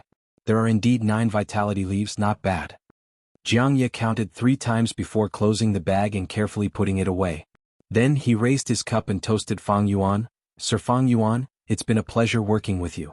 Let me toast you. The way he looked at Fang Yuan hid a strong sense of envy. It even turned into a trace of jealousy. Just a year ago it was also spring. The first time he met Fang Yuan was just a student in the academy. He did not even have the qualifications to wear the Gu Master uniform. But now, not only was Fang Yuan wearing the uniform, he was also wearing a red belt with a square metal plate in the middle. He was already a rank 2 Gu Master. And now he was still a rank 1 wearing the green belt. Forget about these, what made Jianghu even more envious was that after Fang Yuan obtained the inheritance, he jumped from a poor kid to a rich man. The wine tavern, bamboo building and 9-leaf vitality grass that he controlled, these were all wealth that Jianghu could not obtain even if he worked for his entire life. But Jianghu did not dare to show his jealousy. Fang Yuan sold the vitality leaves to him, and he earned the difference in price. Fang Yuan had already become his sugar daddy, and Jianghu did not dare to offend this junior in front of him. Sigh, comparisons are odious. Jianghu raised his cup, his face full of smiles, but in his heart he sighed deeply. Fang Yuan also raised his cup, and drank it all in one gulp. Although Jianghu's expression was obscure, he was old and experienced, how could he not see through it? Fang Yuan did not take it to heart. If Jianghu was not jealous, it would mean that he had great ambitions, and on the contrary, it would make Fang Yuan look up to him. But he was envious of Fang Yuan's fortuitous encounter, and just this scheme was too small, not worth mentioning. Drinking a cup of wine with him was only because he currently had some value to him. Jianghu put down his cup and said excitedly, "The vitality leaves in the clan, each one sells for 55 yuan stone. After listening to your instructions, our grass gu only sells for 50 yuan stone. As expected, the supply cannot meet the demand. Lord, why don't you grow some vitality leaves every day, that way we can earn even more?" Fang Yuan heard this and shook his head, resolutely rejecting. "No way, growing 9 vitality leaves is already my limit, it wastes a lot of my cultivation time." This was the difference between Fang Yuan and Jianghu, these ordinary people. To Fang Yuan, yuan stone was only a cultivation resource, a tool. Everything was for the sake of cultivation. And Jianghu treated yuan stone as his life's goal. The reason why he cultivated was to earn more yuan stone. But even if Fang Yuan only grew 9 vitality leaves every day, and earned over 400 yuan stone, after these few days of accumulation, his wealth had increased to a considerable level. Seeing Fang Yuan reject, Jianghu did not dare to force him, and could only pout his lips in pity, and attentively poured wine for Fang Yuan, and then for himself. "That's true." He sighed, "Lord, you have so much wealth, why do you need to work so hard every day? From what I see, why do you still need to stay in that shabby rented house? Why don't you empty out a bamboo building and live there yourself? Then marry a beautiful wife, and hire 7 to 8 servants to serve you. That would be a happy life, Tiske." Fang Yuan laughed lightly and did not say anything. How could a sparrow and swallow know the ambitions of a great swan? He turned his head and looked outside the window. Bamboo buildings with snow on top, bathed in the bright spring light. Far away there was a willow tree, its branches with yellow and green tender leaves, gently swaying in the gentle spring wind. Fang Yuan's gaze was a little absent-minded, thinking about his current situation. After solving Fang Jing's problem, his family property could be said to have been secured. White Jade Gu and Moonglow Gu had been successfully refined. Could be said that he had both offense and defense. Next was to refine the liquor worm. But the matter of the liquor worm was more troublesome. To refine the 4 flavors liquor worm, he needed a second liquor worm as well as sour, sweet, bitter and spicy wines. These things he did not even have a clue about. The liquor worm must be refined, without it my progress will be more than halved. But to refine the 4 flavors liquor worm, I have to wait for the caravan to arrive. Using the caravan as an opportunity, I can also expose the White Jade Gu. This way my battle strength can be displayed and I don't need to hold back. Fang Yuan now had the Moonglow Gu, White Jade Gu, and together with his 500 years of battle experience, he was already above most ranked 2 Gu masters. Sickly Snake Jiao San and other slightly famous group leaders, if they fought him one-on-one they would not be Fang Yuan's match. But for Qi Shan, Mo Yen and Qing Shu, Fang Yuan was still weak. Firstly, his cultivation was insufficient. Fang Yuan was only rank 2 initial stage. But they were all upper stage or even peak stage. Secondly, he did not have enough strong goo worms. Fang Yuan used goo worms for battle. He only had 2. But Qi Shan, Mo Yen and Qing Shu each had at least 3, and they also had hidden trump cards. And among his peers, Fang Jing, Ma Bei and Qi Qing were unsurprisingly starting to show their talents. Especially Fang Jing, after obtaining the rank 2 moon raiment, he already had the strength to fight Fang Yuan. And as time passed, his cultivation would get higher and higher. Gradually he would leave Fang Yuan far behind. Unless Fang Yuan could quickly refine the 4-flavor liquor worm, he would not be able to keep up with Fang Jing in terms of cultivation speed. As for the higher levels, those rank 3 and rank 4 goo masters, to Fang Yuan there was no need to talk about a draw. Even keeping his life was a difficult matter, not to mention challenging someone of a higher level. It was very difficult to challenge someone of a higher realm. Fang Yuan had no trump cards and also no aptitude. Even if he had rich battle experience, even a clever housewife cannot cook a meal without rice. Without a strong goo worm, these experiences would not be of any advantage. If I can refine the 4-flavor liquor worm, my cultivation speed will be more satisfactory. But I still need to replenish some goo worms. I have the white jade goo for defense, the moonglow goo for offense and the 9-leaf vitality grass for healing. I still lack detection and movement type goo worms. Although these 2 goo worms are only supplementary, once I have them I can make up for my shortcomings and increase my battle strength by at least 3 times. Fang Yuan pondered. He did not need to learn step by step through practice.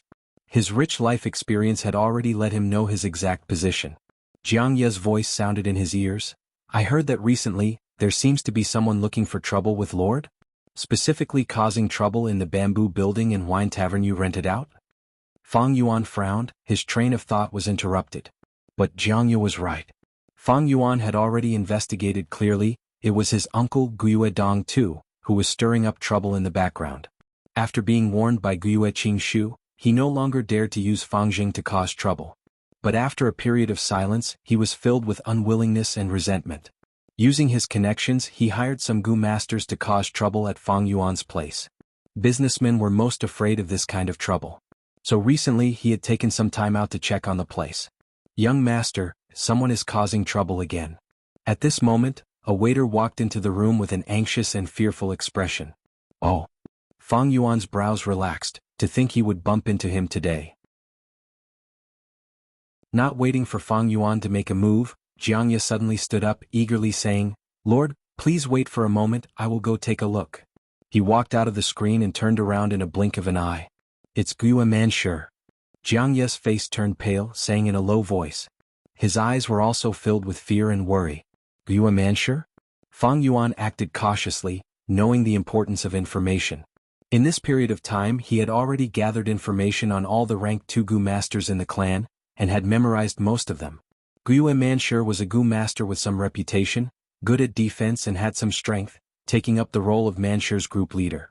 In terms of reputation he was slightly higher than sickly snake Jiao San. Bam! From outside came the sound of wine jars smashing on the ground. Then a rough and arrogant voice sounded, What kind of wine is this? It's like horse piss, you dare to sell it to me? Fang Yuan's eyes flashed coldly, standing up.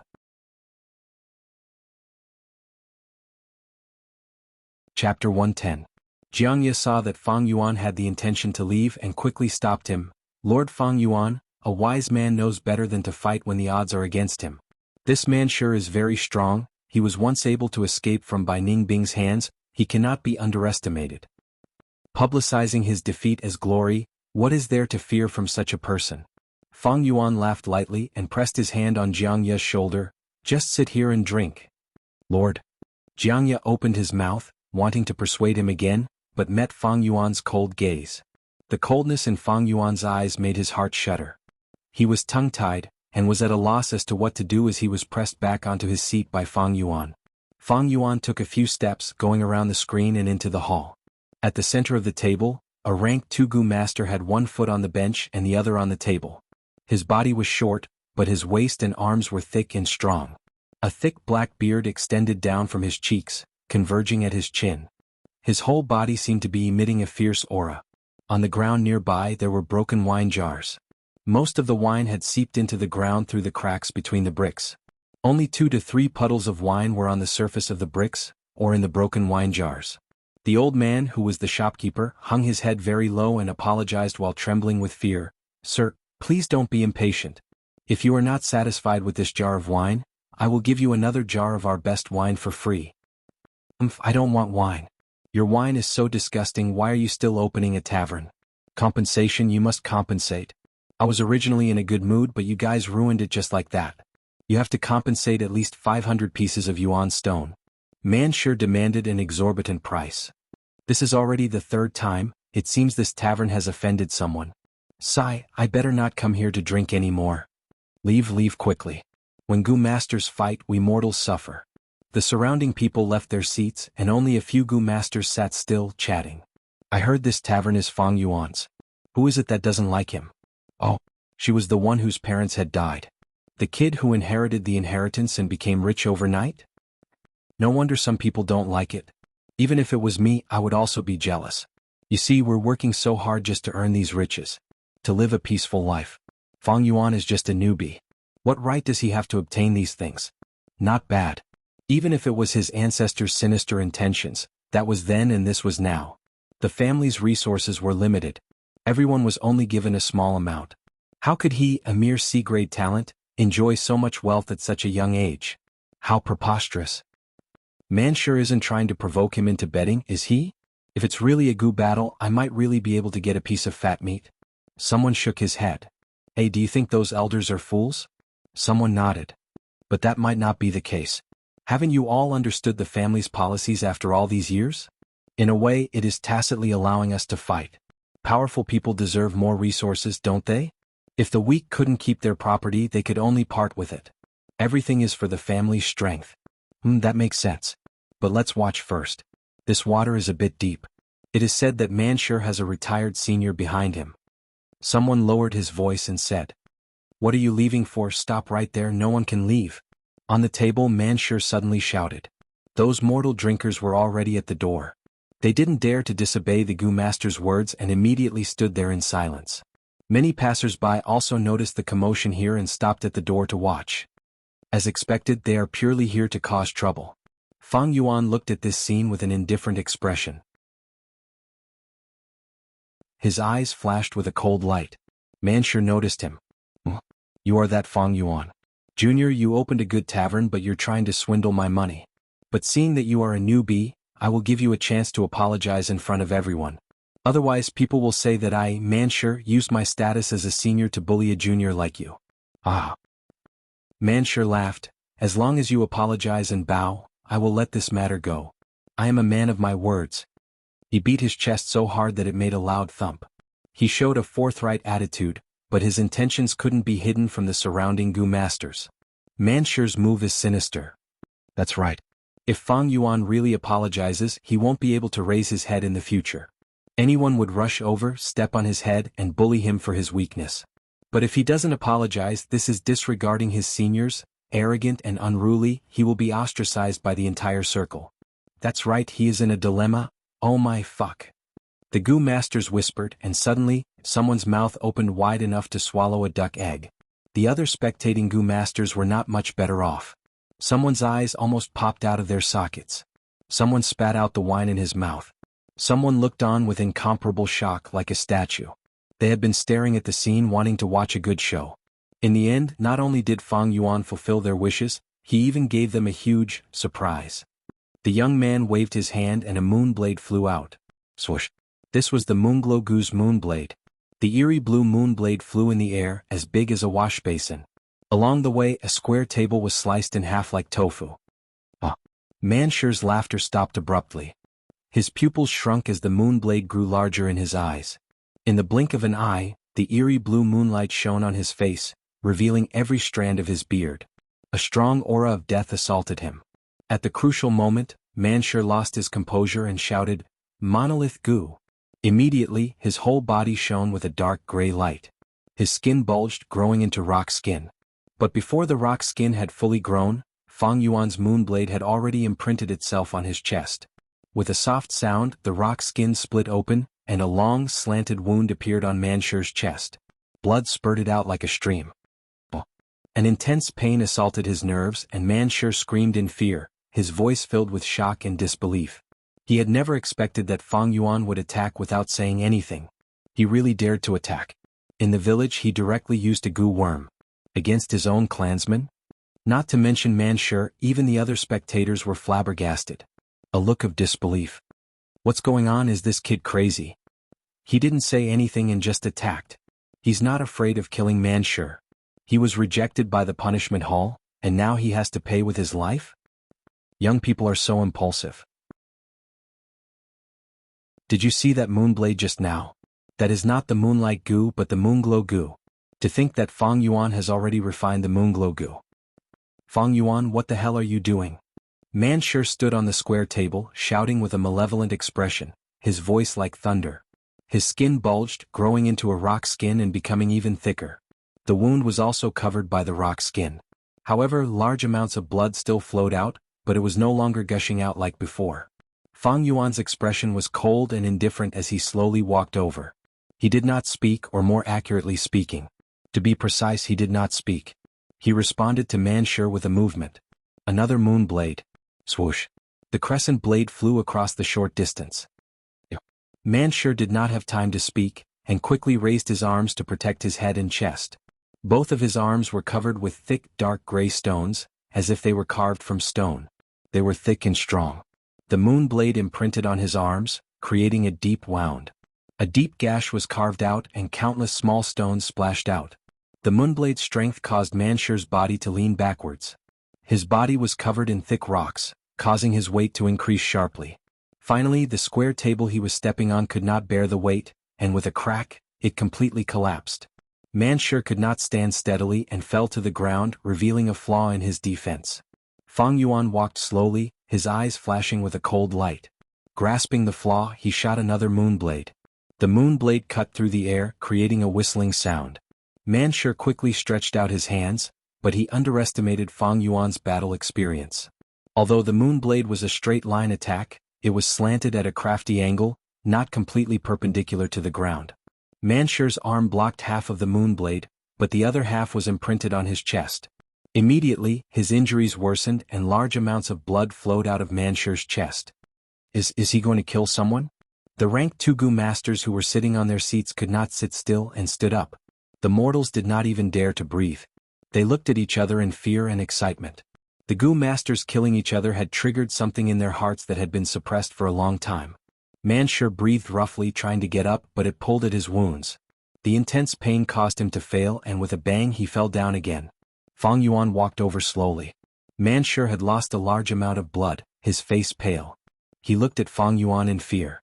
Fang Yuan's cold and slow steps approached him, giving him a huge pressure. Fang Yuan, you can't kill me. If you kill me, you will be arrested by the punishment hall. Manshur's legs scraped against the ground, moving backwards.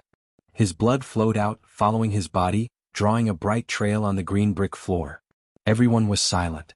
Everyone was stunned by Fang Yuan's cold aura, holding their breaths as they watched. No one felt that Manshur was useless without any style. If it were them, they would not be any better than Manshur. Fang Yuan walked in front of Manshur, raised his leg and fiercely stomped on the wound on Manshur's chest. Manshur sucked in a breath of cold air from the pain. Fang Yuan stomped on the ground again, and Manshur felt like he was being rammed by a wild boar, trampling on his body as it continued to trample over him. He could not bear it anymore and screamed in pain. Even with the protection of the thick rock skin, his chest was being crushed by Fang Yuan, and blood flowed out of his wound. More importantly, Fang Yuan's right hand was covered in a layer of eerie blue moonlight, condensed and not released. This was the sign of the moonblade's attack. Manshur was anxious and did not dare to move. You can't kill me? He stared with his eyes wide open and shouted with difficulty. I won't kill you. Fang Yuan said his first words since he appeared. His tone was very calm. In the dead silence of the wine tavern, his words clearly entered everyone's ears. But I can cripple you, break one of your arms or one of your thighs. According to the clan rules, I will have to compensate you with a large amount of yuan stone, and I will be imprisoned. But you can only spend the rest of your life in bed. Your disability has greatly reduced your battle strength. You can no longer go out to carry out missions. Do you think this kind of result, can you accept it?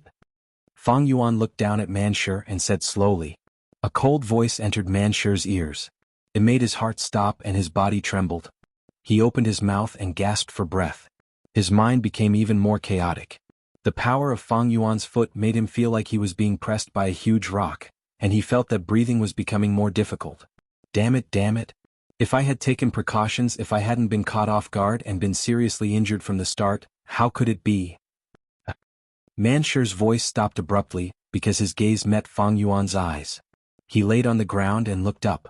Fang Yuan's eyelids were half closed, and his dark eyes were looking down at him. What a pair of eyes. If it was filled with killing intent, Manshur would not be afraid.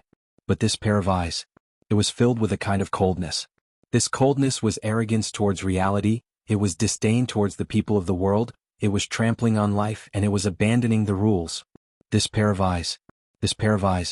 Manshur's pupils shrunk to the size of a needle, and the deepest memories in his heart surfaced. That was the nightmare of his life.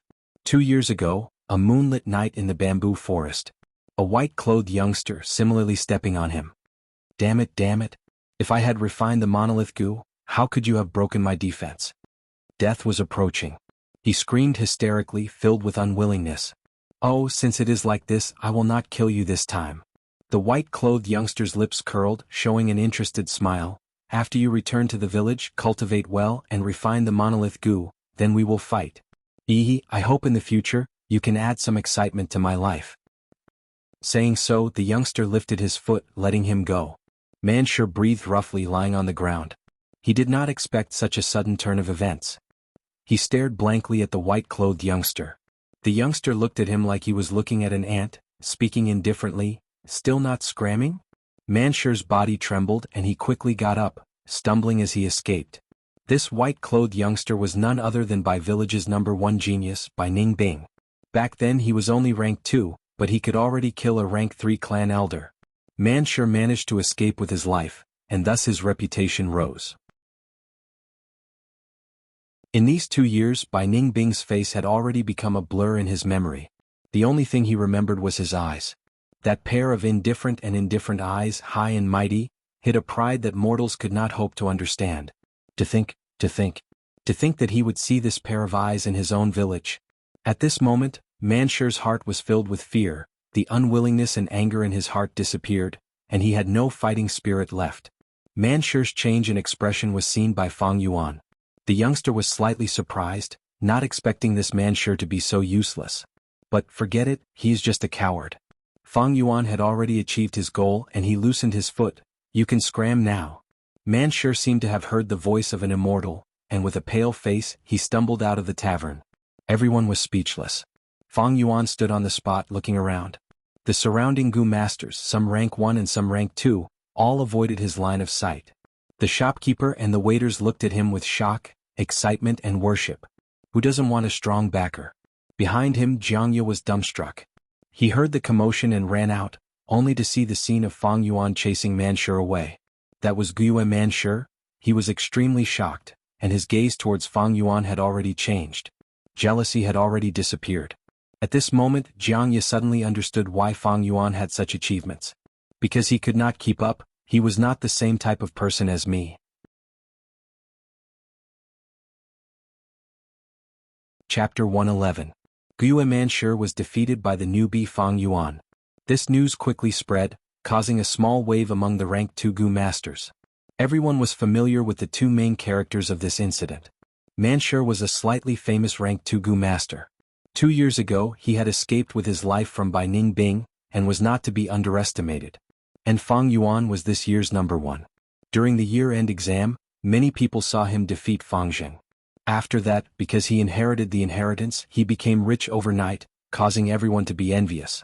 The difference between the two should have been obvious, but the strong Manshur lost to the weak Fang Yuan. Such a contrast caused people's jaws to drop. Many people inquired about the incident, and Fang Yuan's reputation rose. The rank 2 Gu master started to pay attention to this young junior. He actually made a move without saying a single word. He is young and impulsive.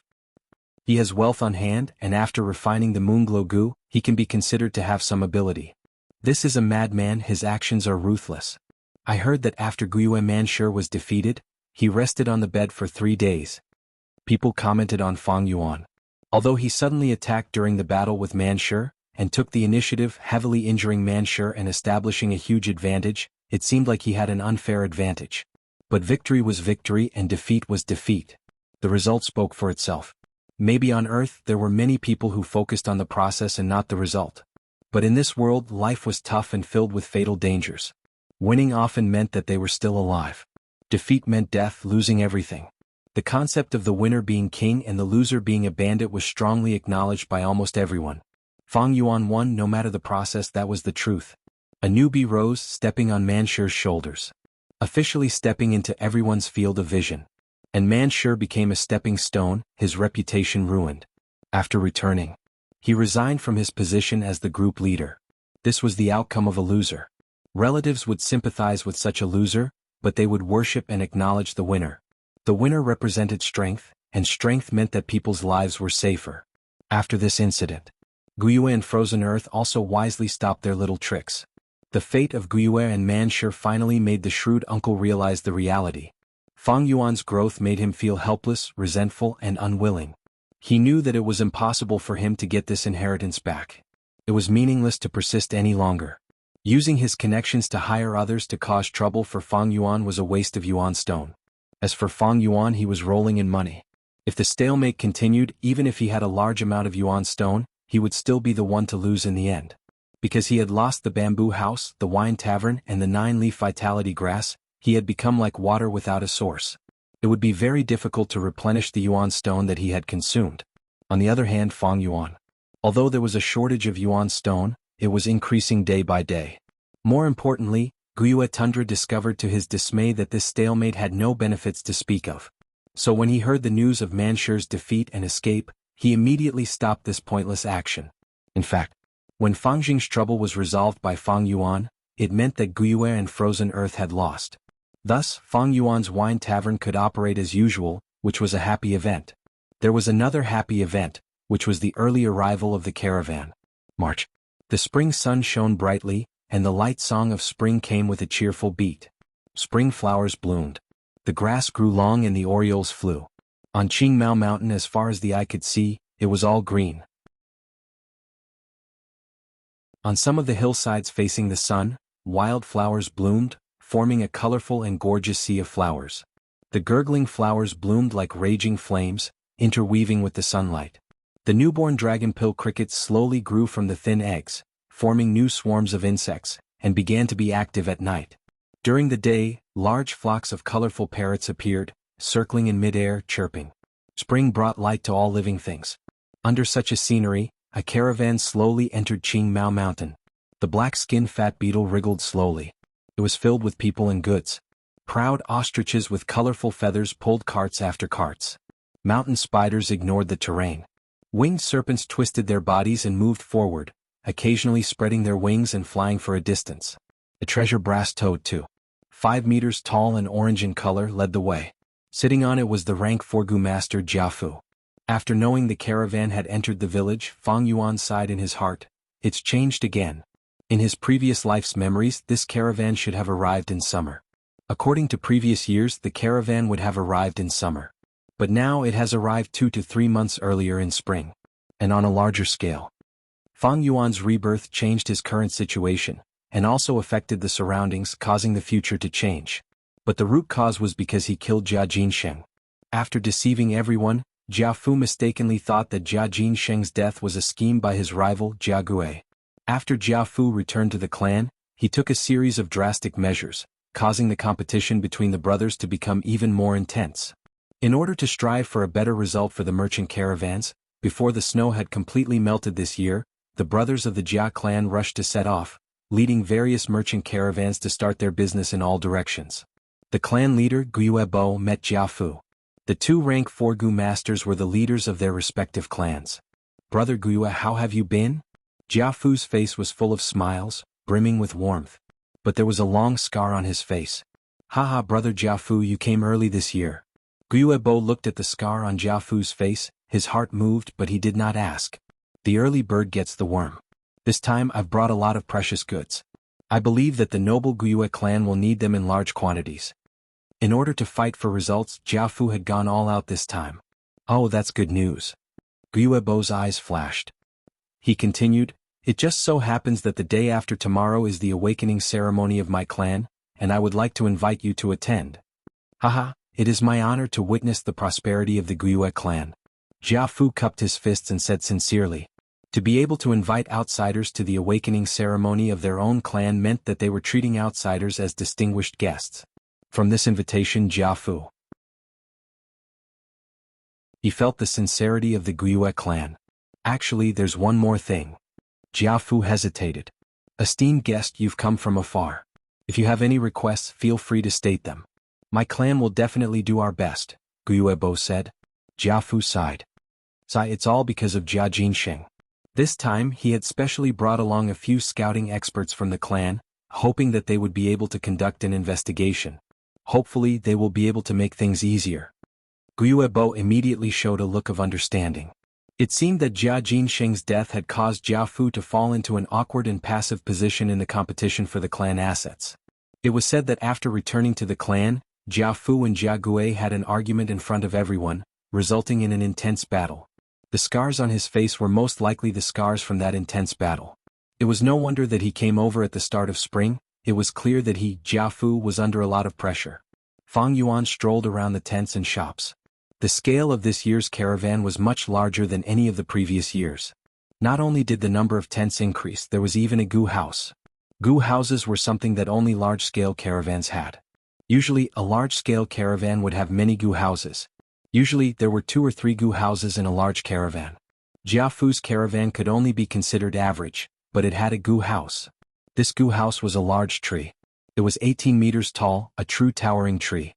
The roots were thick and strong, and the branches were like entangled dragons and snakes. A small portion was exposed on the surface, while the rest were deeply rooted under the ground. The trunk at the bottom had a diameter of 10 meters. As it went up, it decreased, but the decrease was not obvious. The brown trunk was not dense, but there were 3 layers of space in the trunk. The surface of the trunk. There were also windows. Sunlight and fresh air passed through the windows, entering the 3 layers of space in the trunk. The tree's branches were sparse and the leaves were sparse. Only the crown of the tree was green and lush. The spring wind blew and the leaves swayed, creating a slight rustling sound. This was the most commonly seen house gu. Rank 3 grass gu called 3-star cave. It was planted by a logistics gu master and nurtured with primeval essence, causing it to grow. The 3 layers of space in the trunk were 3 rooms arranged in a row. Its defense was not something that tents could compare to. In the continuous stretch of tents, a huge tree stood tall like a tower, giving off a feeling of being a crane among chickens. At the bottom of the huge tree, there were 2 wide doors allowing people to enter. Fang Yuan followed the crowd and walked into the huge tree. The 3 layers of space in the tree house had been modified into a shop layout. On the counters there were all sorts of gu worms. These counters were made of wood and were a part of the huge tree. Green leaves grew on them. 3-star cave tree gu could grow according to the gu master's wishes. Other than these counters, there were round stools and benches for customers to rest on. A rank 3 logistics gu master was somewhere in the giant tree, controlling and monitoring the situation. Once someone snatches the gu worm on the counter, he would control this huge tree to grow, and immediately close the door at the bottom of the trunk, instantly creating a secret room. Countless branches would grow crazily, forming a concentrated attack. At the same time, the gu masters guarding the tree house would also participate in the battle. Tree houses were much safer than tents, thus the goods sold inside were more valuable. Fang Yuan had just arrived at the first floor, and first saw a liquor worm on a lone counter in the center. Many gu masters were already surrounding this liquor worm, commenting on it, or clicking their tongues in admiration. Fang Yuan looked around and saw many more precious gu worms on the other counters. There was the jade skin gu, whirlwind gu, scarstone gu, and so on. These gu worms could be used with the moonlight gu to fuse into higher ranked gu worms. Although Jiafu was not completely clear about these fusion recipes, after so many years of business, he had accumulated experience and knew which gu worms the Guiyue clan needed more. Jiafu's business is naturally not targeting the Guiyue clan. From this, it can be seen that he really went all out this time. It seems he was provoked after returning. Fang Yuan saw this and his heart jumped.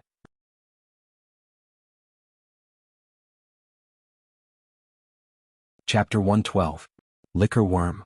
Fang Yuan murmured softly as he walked to the center of the counter. As long as he had this liquor worm, he would be able to refine the 4 flavors liquor worm by supplementing it with sour, sweet, bitter and spicy wines. Of course, this kind of fusion naturally had the possibility of failure. But if Fang Yuan didn't have a second liquor worm, he wouldn't even have the chance to try. Life was like this. Hard work might not lead to good results and success might not be guaranteed. But if you don't work hard, you will definitely fail. It was the same for the Devil Dao. Most of the people in the Devil Dao were good at overcoming obstacles and advancing bravely. In the eyes of most people, this seemed extreme and risky. I was still worried about how to find a second liquor worm. I didn't think that fate would send this liquor worm to me. The opportunity was right in front of me, how could I give it up? I will get this liquor worm. Fang Yuan's eyes flashed with determination. If my cultivation level had reached rank 5 or 4 with great battle strength, I would have snatched it and left without saying a word. If God or Buddha obstructs, God or Buddha obstructs. If they were rank 3 or rank 4, they would have many methods and could steal without anyone noticing. It's a pity that I'm only at rank 2 now and I'm only at the initial stage. Fang Yuan sighed inwardly. If that's the case, I can only buy it honestly. He glanced at the price on the counter. Liquor worm, 500 yuan stone. The normal market price of the liquor worm is 580 yuan stone. The marked price here was actually 80 yuan stone cheaper than the market price.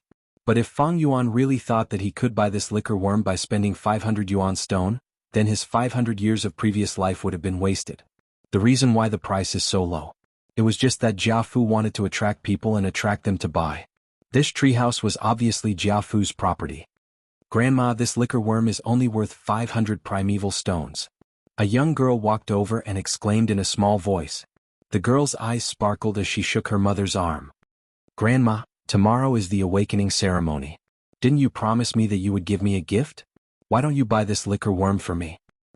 The girl's grandmother was wearing a white belt with a square piece of silver on the front. The word 3 was engraved on it. Once a Gu master cultivates to rank 3, they would automatically be promoted to clan elder. However, there were differences between the elders. Some of them were elders in power, high position and authority. Some were not. They were in charge of departments with little profit. But this rank 3 old man was clearly not a lousy clan elder. Guyue Yaoji. Fang Yuan recognized her. This person was an elder of the medicine hall. The medicine hall was the center of the entire clan's logistics. It could be said that it was the department with the most profits. Guyue and Yaoji were very experienced. Even in front of the chief, they didn't need to salute and could just sit and talk. She was the #1 healing Gu master in the clan and had saved many clan elders' lives. Her network in the clan was extremely strong. Good. My dear granddaughter, if you want it, Grandma will buy it for you. The old woman's face was full of wrinkles. She leaned on her walking stick and sighed helplessly. He smiled kindly. Grandma is the best. I know Grandma loves me the most. The young girl happily hugged Guyu Yaoji on the spot, pouting her lips and kissing her on the cheek. Then Grandma, let's call the shop assistant here and quickly buy this liquor worm. Guyu Yaoji shook her head. My dear granddaughter, the Gu worms here are not bought like this. Grandma will teach you. Do you see the stack of paper and pen on the counter? The young girl nodded innocently. I see it. Guyu Yaoji, go take a piece of paper and write down your price for this liquor worm. Then stuff it into the hole on the side of the counter. If your price is the highest among all the people who want to buy it, then this liquor worm will belong to you. So it's like this. Quite interesting. The young girl took a bamboo paper and held the pen. But when she was writing, she hesitated. She furrowed her cute brows and thought hard for a while. Finally, she pouted and asked, Grandma, how high should I write down the price? I'm afraid if the price is too low, the liquor worm will be bought by someone else. If the price is too much higher than others, you will suffer a loss. Guyu Yaoji laughed and deliberately teased, How can it be so easy to buy a liquor worm? It's up to you, my dear granddaughter. Grandma. The young girl acted like a spoiled child, hugging Guyu Yaoji's arm and shaking it. Okay, stop shaking. My bones are about to fall apart. The old woman sighed, Grandma will help you fill it in. The young girl jumped up and shouted, I knew Grandma is the best to me. Guyu Yaoji wrote down a price and attached her name. The young girl stared at her from the side. After the old woman finished writing, she folded the paper and winked at the young girl. Go, put the paper in. The young girl obediently took it and found a hole on the side of the counter and stuffed the paper in. She returned to Guyu Yaoji's side and asked with some worry, Grandma, is this enough? The old woman nodded. It should be enough. But life is hard to predict. Maybe someone will offer a higher price than the price. But that price will be too high. If the price is really higher than the price, then the person who bought this liquor worm is really a fool. Don't worry, this matter is already in the bag. The young girl nodded with a cute expression. Let's go. Accompany Grandma to the upper floors. Yes, Grandma. Looking at the grandmother and granddaughter's departing figures, Fang Yuan's eyes flashed with a trace of seriousness. This Guo Yaoji, to him, was indeed a strong competitor and could not be ignored. But this situation Fang Yuan had already expected and prepared for it. The liquor worm was precious, although it could only be used on rank 1 Gu masters, but the liquor worm could refine primeval essence. This was really outstanding. Primeval essence refining and advancing by a small realm, this meant that the primeval essence storage would increase, and at the same time it would have a strong effect on the Gu master's cultivation progress. The only flaw was that the liquor worm's development prospects were not great. According to the most widely circulated secret recipe, the liquor worm was only used as a fusion material, and the new Gu worm that was fused would not have the ability to refine primeval essence. This was really a pity, even to the point where the loss outweighed the gain. Thus, many clans who had the liquor worm would not use it to fuse and advance, but use it in the academy, especially for the new students to use. If Fang Yuan handed over his advancement recipe, he would not be able to do so. Then the liquor worm's market price would definitely skyrocket. It is not easy to get this liquor worm. This grandmother and granddaughter pair is only one of the competitors. I wonder how many other competitors have already placed their pieces of paper in this counter? The liquor worm was a good thing, and good things were naturally wanted by everyone. But among these competitors, some were sincere in wanting to buy, some just wanted to try their luck. Some were rich like Guo Yaoji. Some were poor like Fang Yuan. Luckily I took back my family property, and these days I sold the rank 1 vitality leaves as well as renting out the tavern and bamboo buildings. I accumulated some yuan stone. Otherwise I wouldn't even have the qualifications to compete. But the time he had accumulated was too short, and on the other hand he had many Gu worms to feed. In terms of wealth, how could he be a match for elders like Guo Yaoji? Sai, let's go. Lord Yaoji had just placed her piece of paper in front of everyone. I saw it too. It seems this liquor worm is not fated to be with me. The Gu masters around this counter all left dejectedly. Only Fang Yuan was still standing. His eyes were like a deep spring, shining with cold light. The Gu masters who left were all frightened by Guo Yaoji's imposing manner, taking the initiative to leave. But how could Fang Yuan be frightened?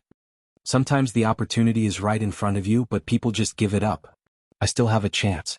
Fang Yuan's thoughts churned in his mind, sinking into deep thought. In terms of wealth, Fang Yuan was definitely not Guo Yaoji's match. However, this did not mean that Guo Yaoji's price would definitely be higher than Fang Yuan's. The liquor worm was precious, but it was still a rank 1 Gu worm. The price of any commodity would fluctuate, but it would not rise or fall without limits. All price fluctuations were within a certain range. So the key now was what price Guo Yaoji would offer. She did not lack money, and for her beloved granddaughter, how much could she offer?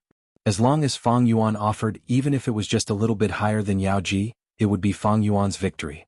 This was a new battle.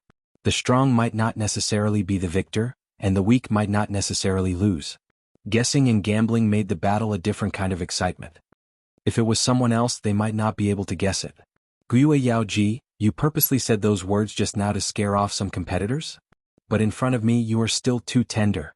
Fang Yuan's lips curled up, revealing a confident smile.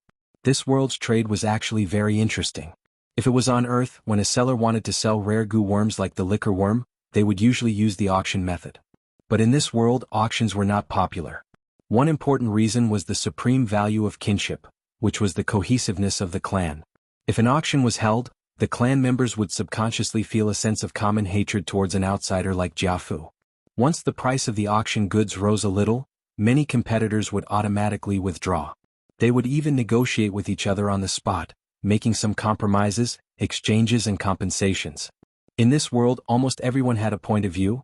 Losing to a family member was nothing, but to let an outsider earn money, that was a humiliation to the entire clan. Unless several clans participated in an auction at the same time. Like this, there would be competition and the smell of gunpowder. But this kind of auction was very difficult to hold. Because transportation was not convenient. Transportation was the foundation of commerce. If transportation was not developed, commerce would wither. This was because commerce was fundamentally about the circulation of goods. Each village occupied a mountain, and they were far away from each other. The road in the middle was difficult to travel, with beast groups, steep cliffs, harsh weather, and dangerous wild goo worms. It was full of difficulties and obstacles. With such inconvenient transportation, it was hard to organize people from all sides to participate in an auction. Even on Qingmao Mountain, there were 3 villages adjacent to each other. Jianghu did not dare to organize an auction. Firstly, where would the auction be held? It was not safe to hold it in the wilderness. If it was held in Guiyue village, the other 2 parties would not be at ease. He was only a rank 4 cultivator, the 3 village leaders were also rank 4, he could not control the situation. Compared to Earth, this world's commerce was not developed, it had its own unique rules. In his previous life, Fang Yuan relied on the business theories he learned from Earth. He had earned money, but also suffered losses. After experiencing many lessons of blood and tears, he gained true knowledge from practice. Combining the rich business theories from Earth, together with his personal experience, it was not an exaggeration to say that Fang Yuan's understanding of this world's commerce was definitely at the top of the world. Just an old woman who lived in a village and had never left Qingmao Mountain wants to stop me from getting the liquor worm? Old woman, you are too inexperienced.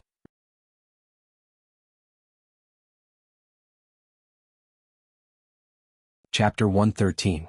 Grandma, what goo is this? The young girl pointed at the counter in the middle of the 3rd floor, asking curiously. This treehouse was divided into 3 floors. The first floor specialized in buying rank 1 goo worms. The second floor sold rank 2 goo worms. The third floor sold rank 3 goo worms. The higher the floor, the fewer goo worms and the higher the price. Of course, the goo worms that could be sold in the treehouse were all rare. Guiyue Yaoji followed her granddaughter's gaze and saw a tall and thin tree stump with 5 branches and leaves growing on the stump, like 5 human fingers intersecting in the middle. A spherical goo worm only the size of a thumb. It was twined by the small branches, and under the cover of the green leaves, it emitted a silvery white light. This is a white-silver relic goo. It can only be used once. It can instantly raise a rank 3 goo master's cultivation by a small realm. Guiyue Yaoji slowly explained. Relic goo was also a series of goo worms. Rank 1 was the green bronze relic goo, specially targeted at rank 1 goo masters. Rank 2 was the red steel relic goo, only effective for rank 2 goo masters. Rank 3 was the white silver relic goo. At rank 4 there was the yellow gold relic goo. The price is 30,000 yuan stone, so expensive. The young girl stuck out her tongue in shock. Guiyue Yaoji nodded. This goo can be sold for at least 50,000 yuan stone. Alright, we are almost done here, let's go to the counter at the first floor's entrance, there should be results for the liquor worm.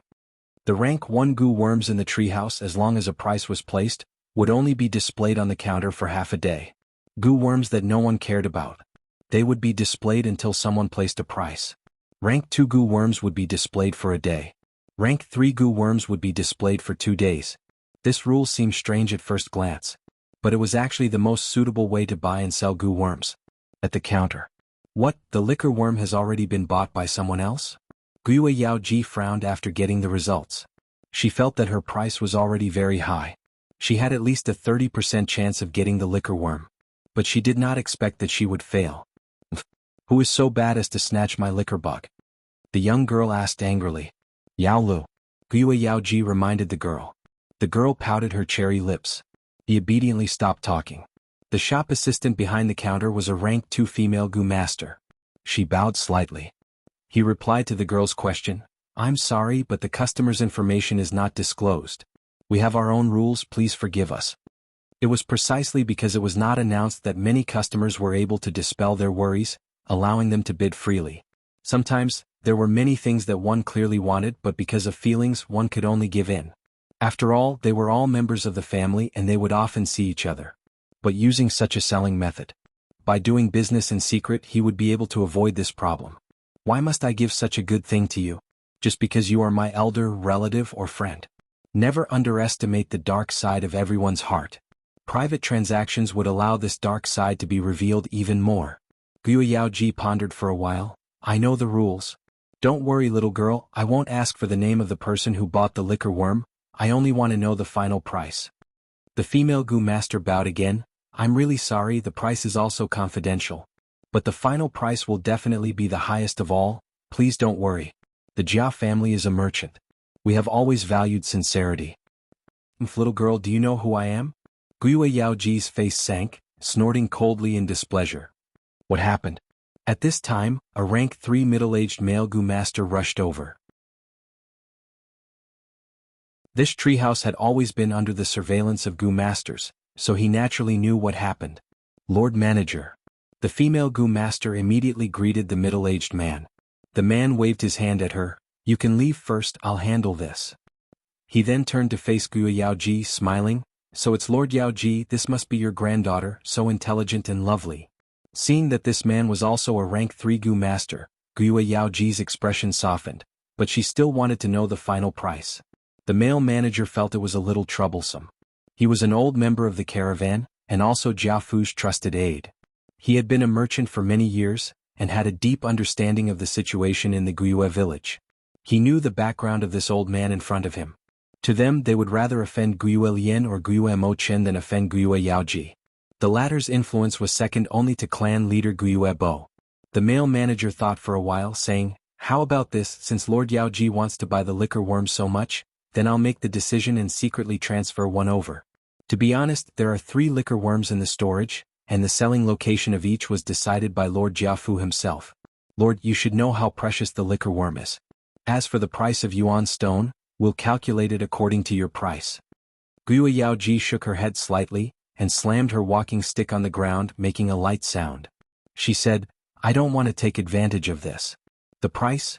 We'll calculate it according to the final price of the liquor worm. This. The manager hesitated. Of course he could see Guyue Yaoji's motive. Guyue Yaoji pretended to be unhappy and continued to pressure the male manager. What, is the price too high and you're afraid I can't afford it? Of course I don't mean that. Sigh, alright then we'll do as you say. The manager sighed and gave a price. The young girl heard it and sighed in relief but soon became indignant. What? It's only 20 yuan stone more than us. Guyue Yaoji narrowed her eyes, but didn't say anything. At the same time, Fang Yuan, who had left the treehouse, had already arrived at the wine shop. The second liquor worm was already in his hands, and now all that was left were sour, sweet, bitter and spicy wines. I already have sweet wine. When I completed the family property mission, there was a lot of golden honey wine. Spicy wine and sour wine shouldn't be a problem. What I'm worried about now is the bitter wine. Fang Yuan thought to himself, faintly worried. If there was bitter wine, he could start refining the 4 flavors liquor worm tonight. If there wasn't, who knows how long he would have to wait.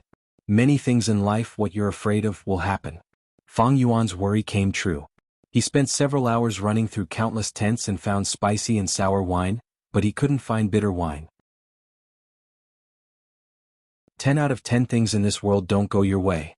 Fang Yuan was helpless. In this way he could only shelve the liquor worm fusion plan. Without the 4 flavors liquor worm, his cultivation speed would be very normal. That afternoon he came to the treehouse again. Many counters on the first floor were replaced with new goo worms. Many of the counters on the first floor were replaced with new goo worms. On the counter where the liquor worm was placed, it was already occupied by a cleansing water goo. The cleansing water goo was like a leech on earth, commonly known as a leech. But it was much cuter than a leech. Its whole body was light blue, emitting a watery glow. Cleansing water goo can eliminate the strange aura in the aperture. For Qiqing this is a must-have goo. Seeing this cleansing water goo, Fang Yuan thought of Qiqing. He knew that Qiqing only had C-grade aptitude, and relied on his grandfather Guyue's primeval essence to forcefully raise his cultivation. Thus his aperture was mixed with Qi Lian's aura. If he did not cleanse it to Qiqing's prospects, the danger was huge. Qi Lian will definitely buy this goo for Qiqing. Let me calculate. His price should be between 630 to 640. This price was already more expensive than the liquor worm's market price. The main reason was that Qiqing really needed this goo. If I can bid 650, I should be able to get this cleansing water goo. If I add another 10, this cleansing water goo will definitely fall into my hands. As for the liquor worm I bought this morning, my price should be about 20 yuan stone more than Guyue's Yaoji. Fang Yuan sneered in his heart. He had such confidence. This confidence was formed from his 500 years of experience, in addition to the business theories on Earth that were several times more advanced. It was already above the mortal world. According to Fang Yuan's experience in his previous life, when he had an extra 10 yuan stone, he had an 80% chance of getting the item. When he bought the liquor worm. The reason why he had an extra 10 was because of Fang Yuan's cautious style of doing things. Fang Yuan did not bid in the end. The cleansing water goo was not what he needed. At the same time, once he got it, it would attract Qi Lian's investigation. Of course, the main reason was that Fang Yuan needed to save his money and see what good goo worms he could get in the next few days. I am currently lacking 2 goo worms, one for scouting and one for movement. Next year, the wolf tide will erupt on Qingmao Mountain, and the caravan will not come again. Although there is the flower wine monk's inheritance, it was left behind in a hurry after the flower wine monk was injured. Who knows if it is complete or not, and what goo worms will appear next. In his memory, the next year's wolf tide would be very dangerous. Fang Yuan did not want to lack goo worms, causing him to be injured or even lose his life in the wolf tide due to his lack of goo worms. The current him, if he were to be surrounded by the wolf pack, it would be a disaster. Thus, before that, he needed to make the most preparations and he could not be lacking in cultivation or goo worms. For the next 3 days he came to the treehouse many times. On the 3rd day, on the first floor of the treehouse, he found a surprise, a black boar goo. Black and white boar goo were goo worms that could increase a goo master's strength. Fang Yuan had already used the white boar goo to increase his strength by 1 boar. If he continued to use a second white boar goo, there would not be any increase in strength. But the black boar goo was different. The strength of the black and white boar goo could be stacked together. Thus, when noon came, he had another goo worm in his hands. After that, there was nothing else. Some scouting and movement goo worms appeared on the counter, but they were not to Fang Yuan's satisfaction.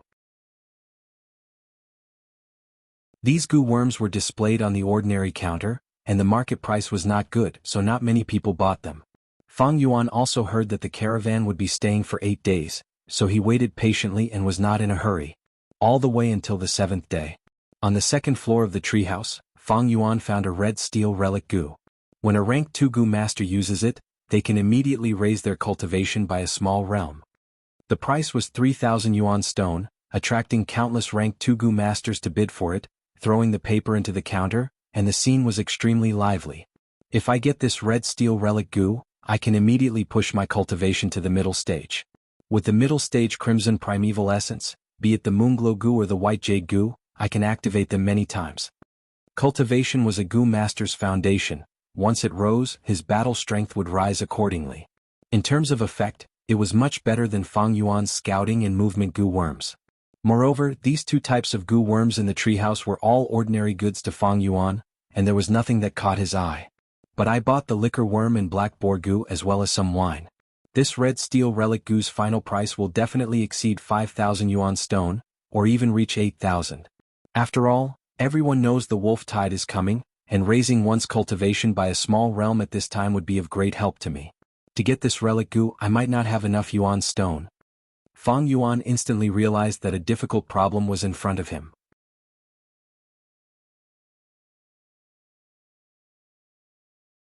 Chapter 114. Although he had inherited his parents' inheritance to Fang Yuan, the amount of time he had accumulated was still too short. He could not produce vitality leaves every day as it consumed a lot of time. Usually, the 9 vitality leaves that he produced would be used up in half a day. Fang Yuan pondered for a while. This red steel relic goo was only available for sale for 1 day. To raise such a large amount of yuan stone in such a short time, the only way was to pawn off his wine tavern or bamboo buildings. There was nothing to feel pity about. A year later it would be the wolf tide. In his memories, under the siege of the wolf pack, Guyue village was on the verge of collapse several times. The most dangerous time, even the main door was broken. The clan leader and the elders restrained the Thunder Crown Wolf, while Guyue Qingshu used his life to block the door, stabilizing the situation. The wolf tide would cause severe losses to the 3 clans of Qingmao Mountain. Although it would not be 9 out of 10 empty houses, at least 50% of the population would be gone. At that time, there would be many houses but few people. What would be the point of renting out the bamboo buildings? The wine tavern was also close to the eastern gate.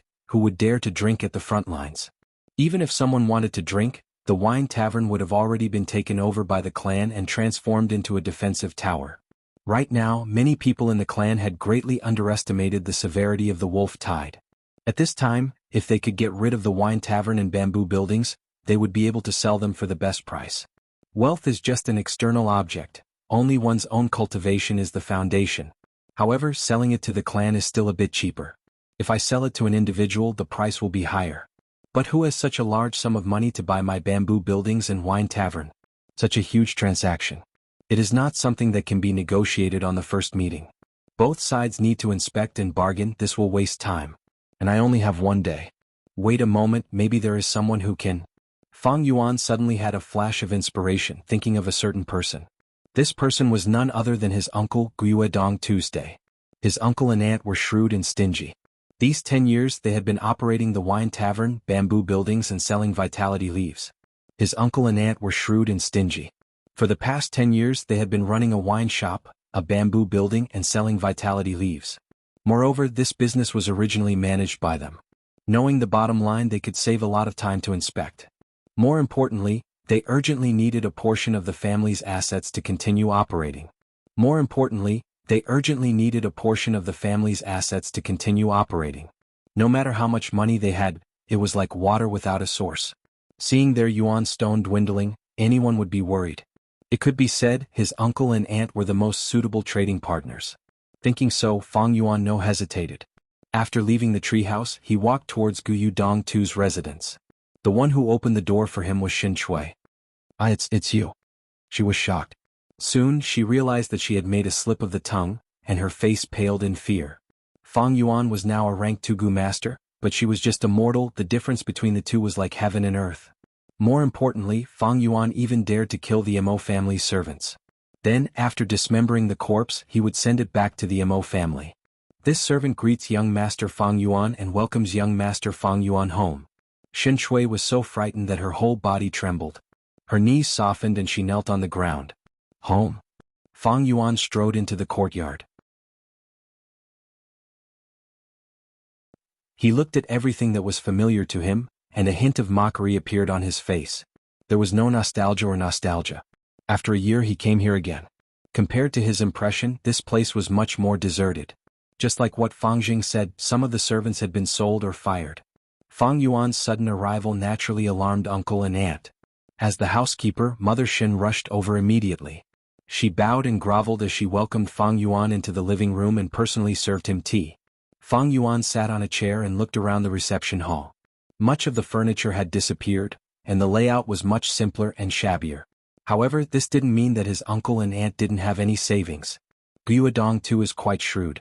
This is his way of protecting himself. He has already retired and his battle power has declined sharply. Most importantly, he lost the 9-leaf vitality grass, which means that he has lost his trump card to maintain his social network. He can no longer exert his influence. A man's wealth is his own ruin. After Fang Yuan inherited the inheritance, he attracted the jealousy and covetous eyes of many clansmen. As for his uncle and aunt, they were also facing the same problem. The large amount of savings in their hands was both a blessing and a curse. To them, not revealing one's wealth was the right way to survive. At this moment, a series of footsteps could be heard. The footsteps were getting closer and closer. Then his aunt appeared at the door. Fang Yuan, how dare you come here? When she saw Fang Yuan, she was instantly enraged. She screamed, "You ungrateful little wolf cub! How did we raise you? In the end you treated us like this. Do you still have a conscience? Was your conscience eaten by a dog? You still have the face to come here and still have the face to sit here and drink tea? Did you specially come here to see us in dire straits? Now that you've seen it, are you satisfied?" She pointed at Fang Yuan with one hand and placed her other hand on her waist, scolding like a shrew. If not for Fang Yuan wearing the eye-catching rank 2 Gu master attire, reminding her, she would have already pounced on Fang Yuan and torn him apart. Fang Yuan was pointed at by his aunt and scolded, but his expression didn't change, as if he didn't hear anything. After a year, although his aunt's yellow face was filled with anger and malevolence, it couldn't hide her haggard appearance. Her clothes had already been changed into simple hemp clothes, and the accessories on her head had lessened. She didn't wear any makeup, making her look like a monkey. Fang Yuan taking back the family property had a considerable impact on her life. Towards her scolding, Fang Yuan didn't take it to heart. He calmly picked up his cup and drank a mouthful of tea, speaking in a leisurely tone. "This time I want to sell the wine shop and bamboo buildings. I wonder if aunt and uncle are interested?" "Pay. You ingrate, what kind of good intentions do you have? You want to sell the wine shop and bamboo buildings?" His aunt's anger suddenly stagnated. She finally reacted, her face showing a look of disbelief. What, you want to sell the wine shop and bamboo buildings? Fang Yuan put down the cup in his hand, leaning back on the chair, closing his eyes to rest. It's better to call uncle to talk to me. His aunt gritted her teeth, still in disbelief. Her eyes seemed to be spewing fire, fiercely glaring at Fang Yuan. She gritted her teeth and said, I know you're purposely playing with me, that's why you said that. Once I agree, I'll suffer your ruthless taunts and ridicule. Do you really think I'm a fool for you to play with me like this? This was purely the heart of a petty person. Fang Yuan sighed in his heart, then said one sentence. This caused his aunt's attitude to change. If you continue to talk nonsense, then I'll leave. I believe that others will also be very interested in this family property. When the time comes when I sell it to others, don't regret it. His aunt was instantly stunned. You really want to sell these properties? I'll only wait for 5 minutes, Fang Yuan said as he opened his eyes a slit, then immediately closed them again. He heard his aunt stomping her feet, followed by a series of footsteps that became softer and softer. Not long after, his uncle Guiyue Dong too appeared in front of Fang Yuan. As for his aunt, she didn't come with him. Fang Yuan looked at him. His uncle had obviously aged a lot. His face, which had been well maintained before, was now showing signs of aging. His originally well-maintained face had also become thinner, with many white hairs on his temples. These days he was worried to death. After losing this family property, he suddenly lost his source of income. Especially without the 9-leaf vitality grass, he lost his external influence. The so-called hidden elder title was no longer in name, although he had a large amount of savings. But without this layer of influence, these yuan stones seemed to be a bit of a hot potato. The family's policy was to encourage clansmen to compete with each other for resources. Especially the policy of gu fighting, it seemed to be heartless and lacking in humanity. But this could prevent parasites and the appearance of hedonistic young masters, causing everyone in the family to maintain a sense of crisis. This allowed the family's battle strength to always be at a strong state. In this world, only strong battle strength could ensure survival. Hurricanes, floods, ferocious beasts wouldn't reason with people. Over these years, Guiyue Dongtu's life was stable. His battle strength had already declined a lot. In order to reduce the cost of feeding some of the powerful gu worms in the early years, he had already sold them. If someone challenged him, he would definitely lose more than he won. Facing his uncle, Fang Yuan directly stated the reason for his visit. Fang Yuan, then I'll be frank. There are some things I don't understand. Why did you sell the wine tavern and the bamboo building? If you keep them, you will have an endless supply of yuan stone in the future. Uncle also didn't believe it, but his tone was more tactful than aunt's. Because I want to buy a red steel relic gu.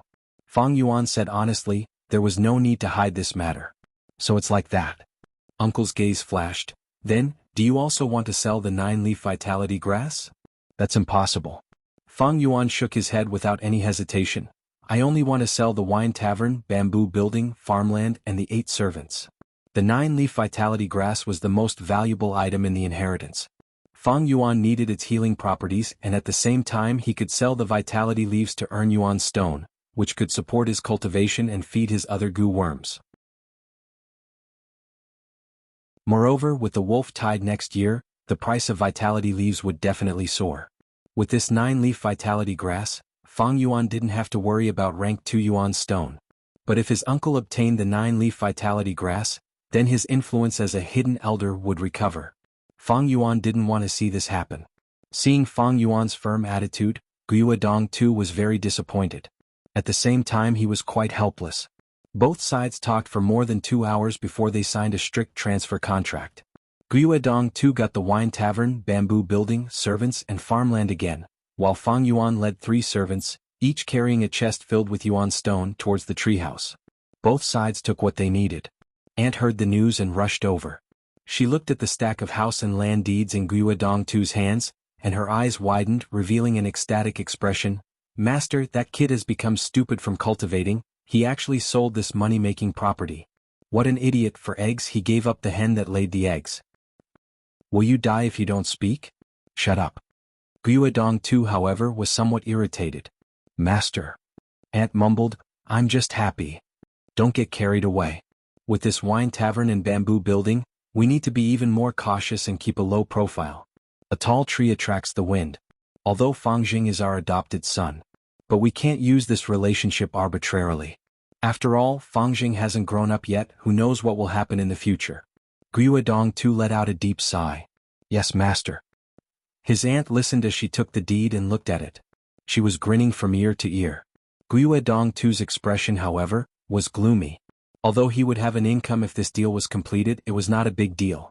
The yuan stone he spent could be replenished after 2 to 3 years of business. But he didn't feel any happiness in his heart. His mind was filled with Fang Yuan's figure. Fang Yuan sold his property without hesitation for a relic gu. This was equivalent to giving up on his comfortable life in the future. Uncle Guodong too put himself in his shoes. Could he do this? He couldn't. Even if he didn't like Fang Yuan and was filled with disgust and hatred, he couldn't help but sigh in his heart. Being able to give up, what great courage.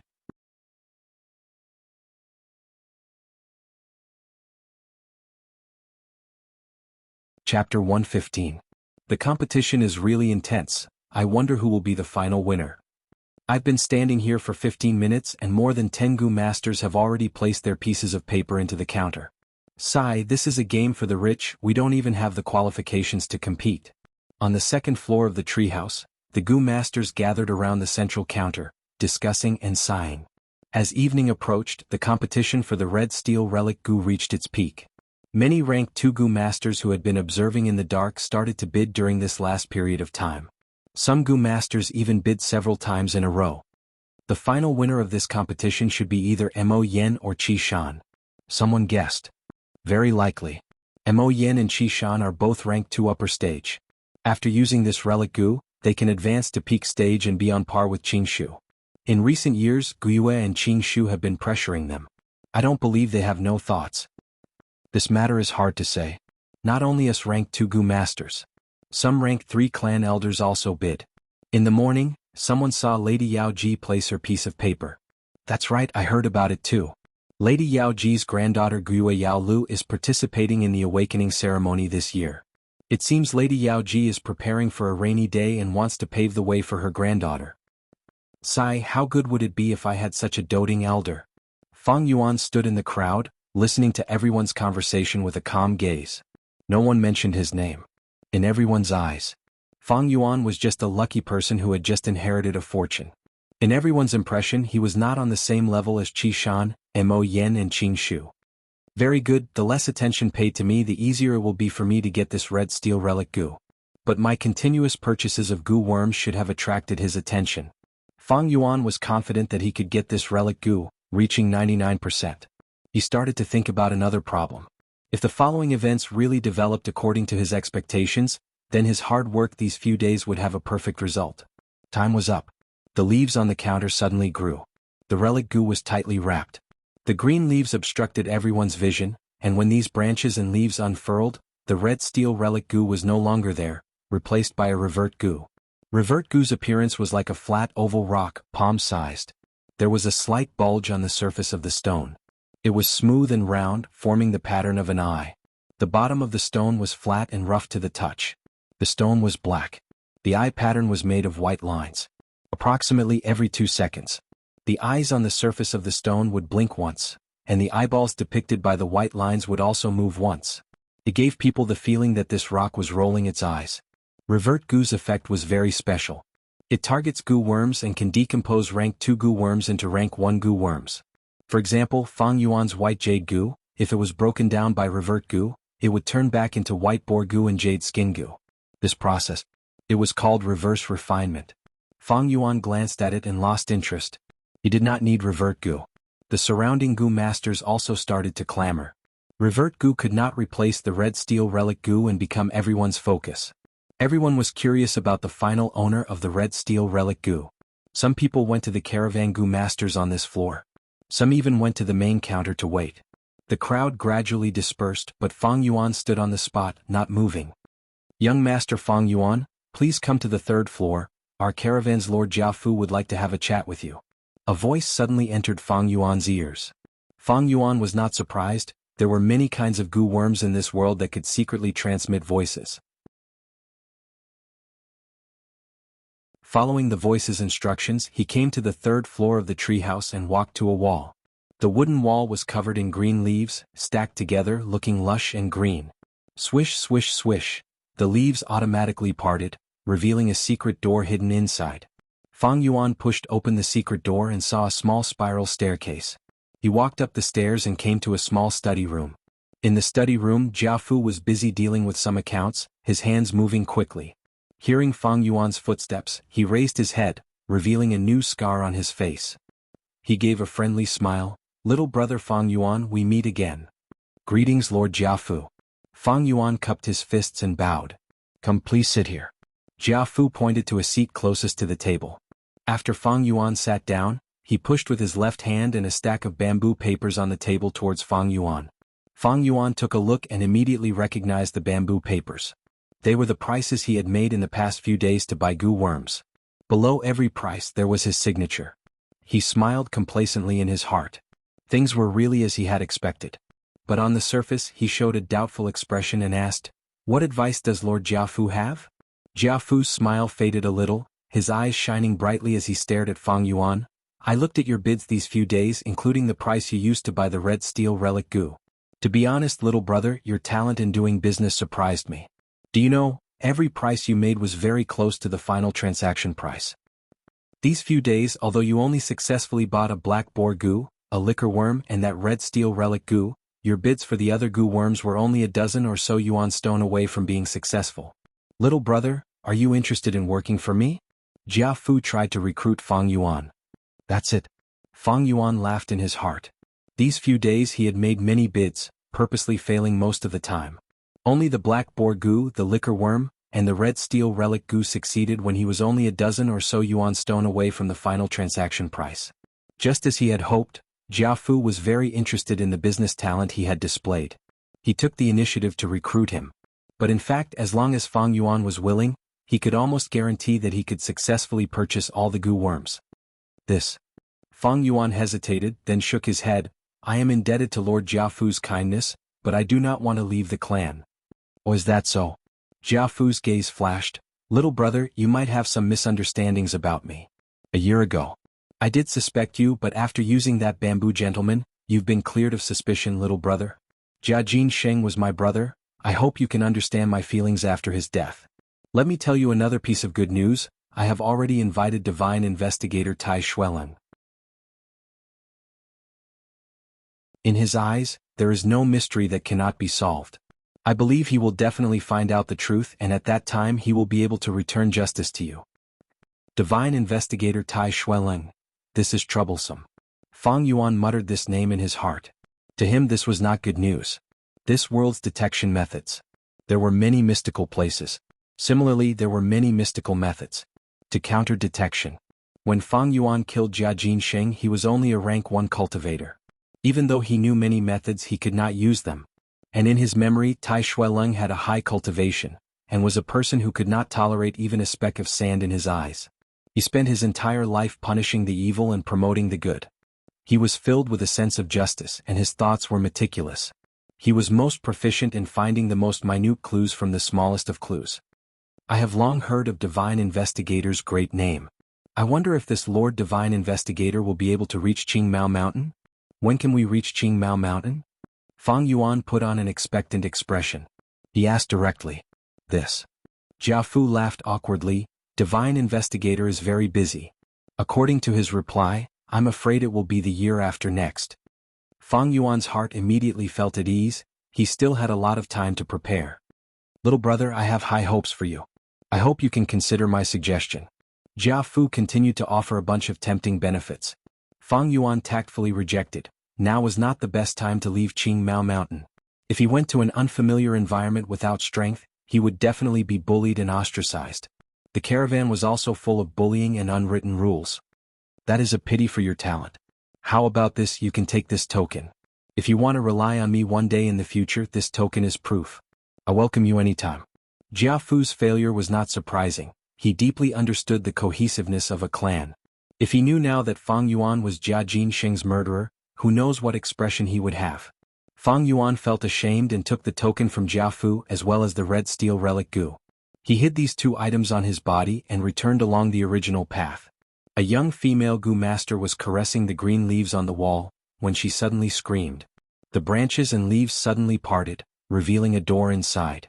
The door was pushed open from the inside and Fang Yuan walked out expressionlessly. You. The young girl stared with wide eyes, staring blankly at Fang Yuan brushing past her. Some of the surrounding Gu masters saw this scene, some were not surprised, some smiled knowingly, and some looked at him in astonishment. Fang Yuan did not care about the gazes on him. He went down to the second floor and some Gu masters were still here, excitedly discussing the ownership of the red steel relic Gu. Some people were guessing boldly, while others provided all kinds of information such as, Mo Yen showed a mysterious smile when she walked out of the treehouse, Qi Shan's face was ashen, and so on. There were even some people who directly said that so-and-so bought this relic Gu. When they said it they made a solemn vow and even swore. Fang Yuan walked through this boring crowd, no one knew that at this moment the red steel relic Gu was so close to them. When he walked out of the treehouse Fang Yuan bumped into Qi Shan. His expression was indeed ugly, while Qiqing was looking around for the location of the red steel relic Gu. After seeing Fang Yuan, Qiqing snorted and turned his head, purposely not looking at him. And Qi Shan silently nodded towards Fang Yuan as a greeting. Fang Yuan also nodded in response with a smile on his face. The afterglow of the setting sun shone on the young man's face, and he was indeed somewhat happy. With the red steel relic Gu, his cultivation could instantly rise by a level. And that token. A year ago, Fang Yuan befriended Jianghu Sheng, wanting to use his identity to participate in the future Gu battles. In this gathering of experts he would reap benefits. Unfortunately, the world was unpredictable, and the final result made Fang Yuan not know whether to laugh or cry. He actually killed Jianghu Sheng with his own hands. But even without Jianghu Sheng, using Jiafu was the same. This token was equivalent to an admission ticket to the future Gu fighting convention. #happy face #.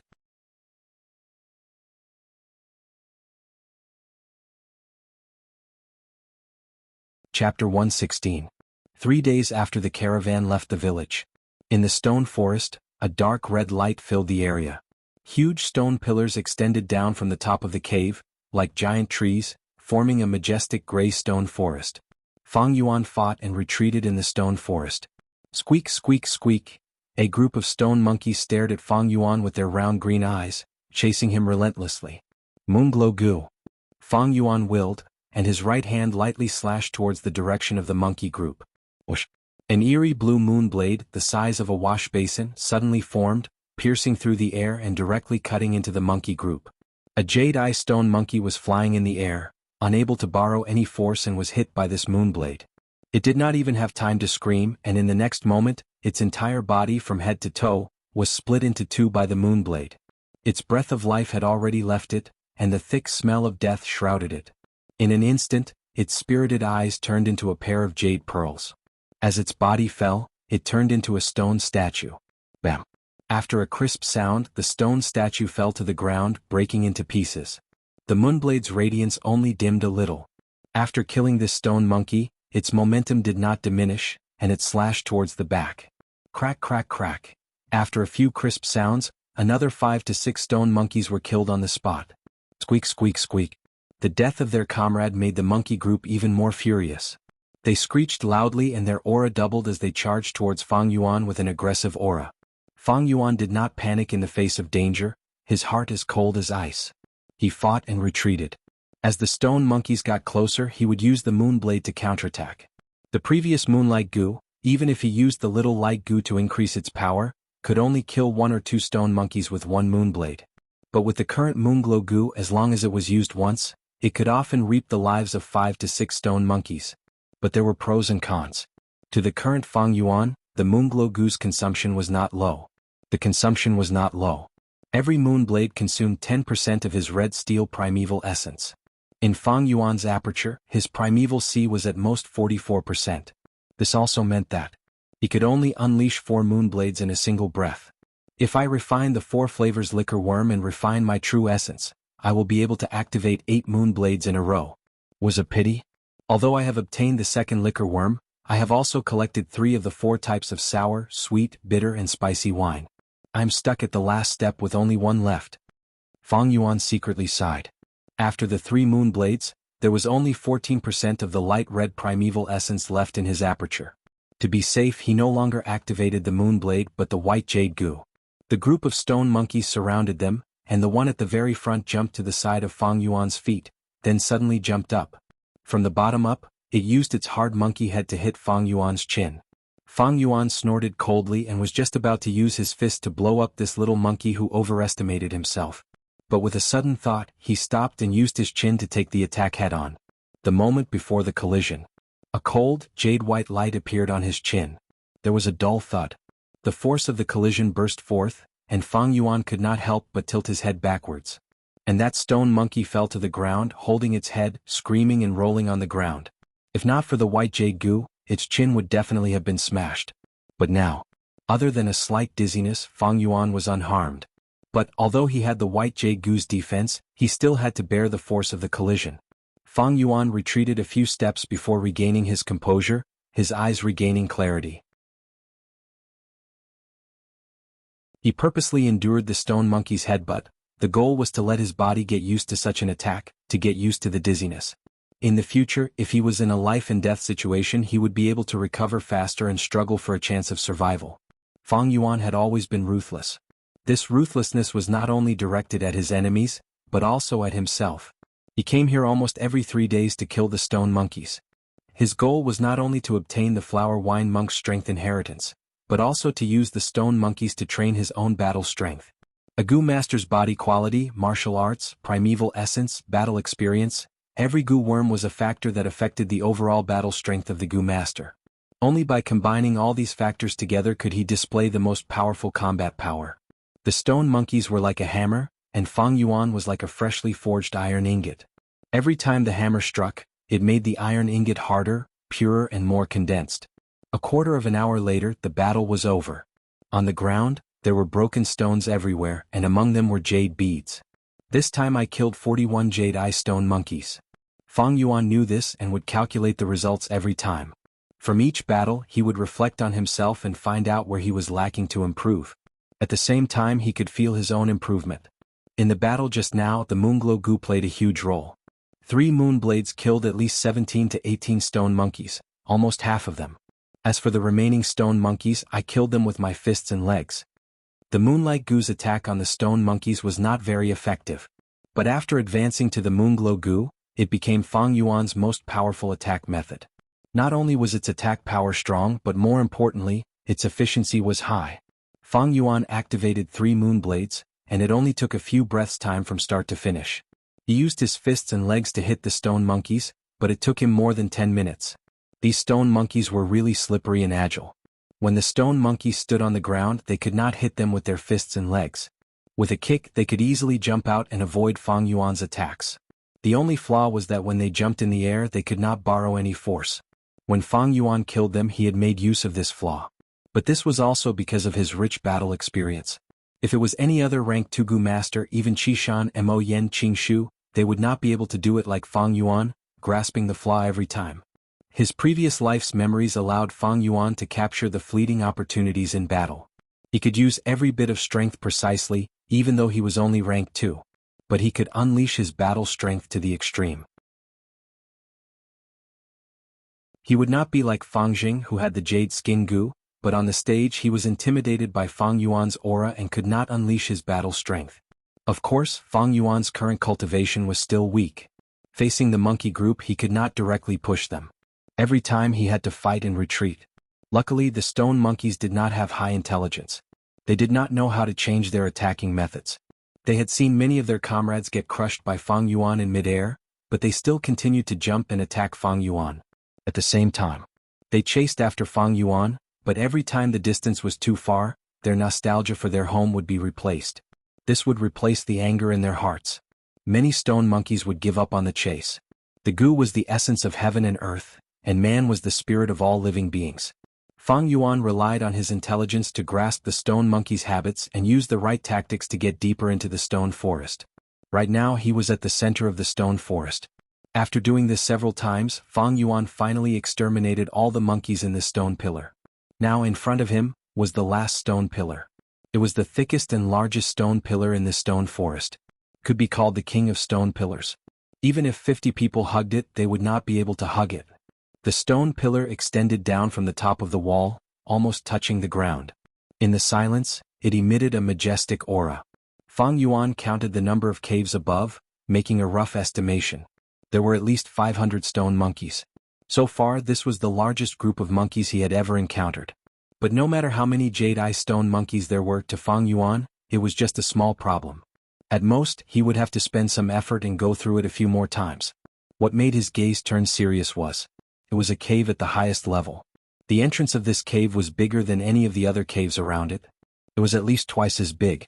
The caves below it were closely arranged as if the stars were surrounding the moon, and the birds were paying homage to the phoenix. Seems like there is a monkey king living in this cave. Fang Yuan frowned. This was where the problem lay. As long as there was a large group of beasts, there would be a beast king. In a group of wild boars there would be a king boar. In a group of stone monkeys, there would naturally be a stone monkey king. The threat of a beast king was many times higher than that of an ordinary wild beast. The reason was that there would be one or two parasites on their bodies. These parasites and the beast king had a symbiotic relationship. Once the beast king was attacked, the parasites would also help. This jade-eye stone monkey king should not be very strong. At the very least, it is weaker than king boar. Otherwise, the surrounding monkey groups would have long been subdued by it. Fang Yuan relied on his experience to guess the strength of the stone monkey king. Generally speaking, the larger the group of beasts, the stronger the beast king. A weak beast king would not have the ability to control a large number of its own kind. If the beast king's strength was roughly divided according to the size of the group, then from low to high, it could be divided into 100 beast king, 1,000 beast king and myriad beast king. The king boar that the sickly snake group was trying to kill was 1,000 beast king. It controlled more than 1,000 wild boars. The stone monkey king in front of Fang Yuan was 100 beast king, and it had hundreds of stone monkeys under its command. The main culprit of the wolf tide, the Thunder Crown Wolf, was a myriad beast king. Each Thunder Crown Wolf could control at least 10,000 lightning wolves. The difference in strength between these third-grade beast kings was huge. 1,000 beast king usually required 3 groups to work together in order to hunt it down. The reason why the sickly snake group wanted to deal with King Boar was because King Boar was already heavily injured. The myriad beast king required the cooperation of the clan elders and clan leader to face it head-on. As for the 100 beast king, an ordinary 5-man group could take care of it. But Fang Yuan could not rely on external help to deal with this stone monkey king, he could only rely on his own strength. Rank 2 initial stage primeval essence is too weak. It seems it is time to use that red steel relic goo. Fang Yuan took a deep look at the stone cave before returning to the second secret room and closing the stone door. If the one blocking him was 1,000 beast king like King Boar, Fang Yuan would choose to retreat without a second thought. But now it was 100 beast king. If Fang Yuan had rank 2 middle stage cultivation he could try. Of course the result was hard to say. Even if he advanced to middle stage there was a 75% chance of failure, and a 30% chance of success. Happy face carrot.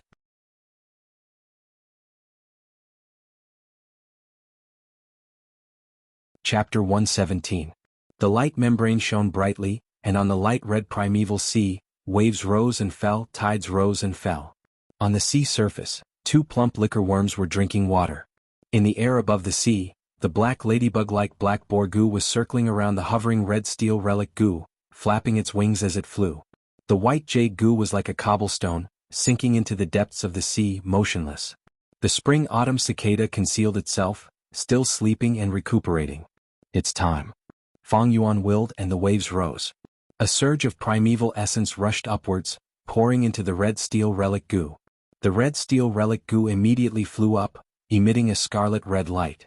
Soon the relic goo was like a rising sun, its light shining on the aperture walls. The light was as hot as fire and as piercing as a sword. The black boar goo could not take it anymore and with a plop, it drilled into the primeval sea. The 2 liquor worms also entered the depths of the primeval sea. The white jade goo flashed in the depths of the sea. If it was according to normal methods for Fang Yuan to advance to rank 2 middle stage, he could only use the painstaking effort, constantly using the light red primeval essence to wash the light membrane around the aperture walls. But now, the red steel relic goo emitted a majestic and threatening red light, replacing the light red primeval essence and pouring it into the aperture walls. The effect was astonishing. Under Fang Yuan's gaze, he could see the entire light membrane thickening at a speed visible to the naked eye. The light in the light membrane condensed into streams of light, and finally, the light membrane gradually turned into a water membrane. White waves of light flowed on the surface. Sometimes it was bright, sometimes it was dark. At this moment, Fang Yuan advanced to middle stage. But the relic goo was still emitting a red light. The light filled the aperture, replacing the primeval essence and pouring its essence and foundation into Fang Yuan's aperture.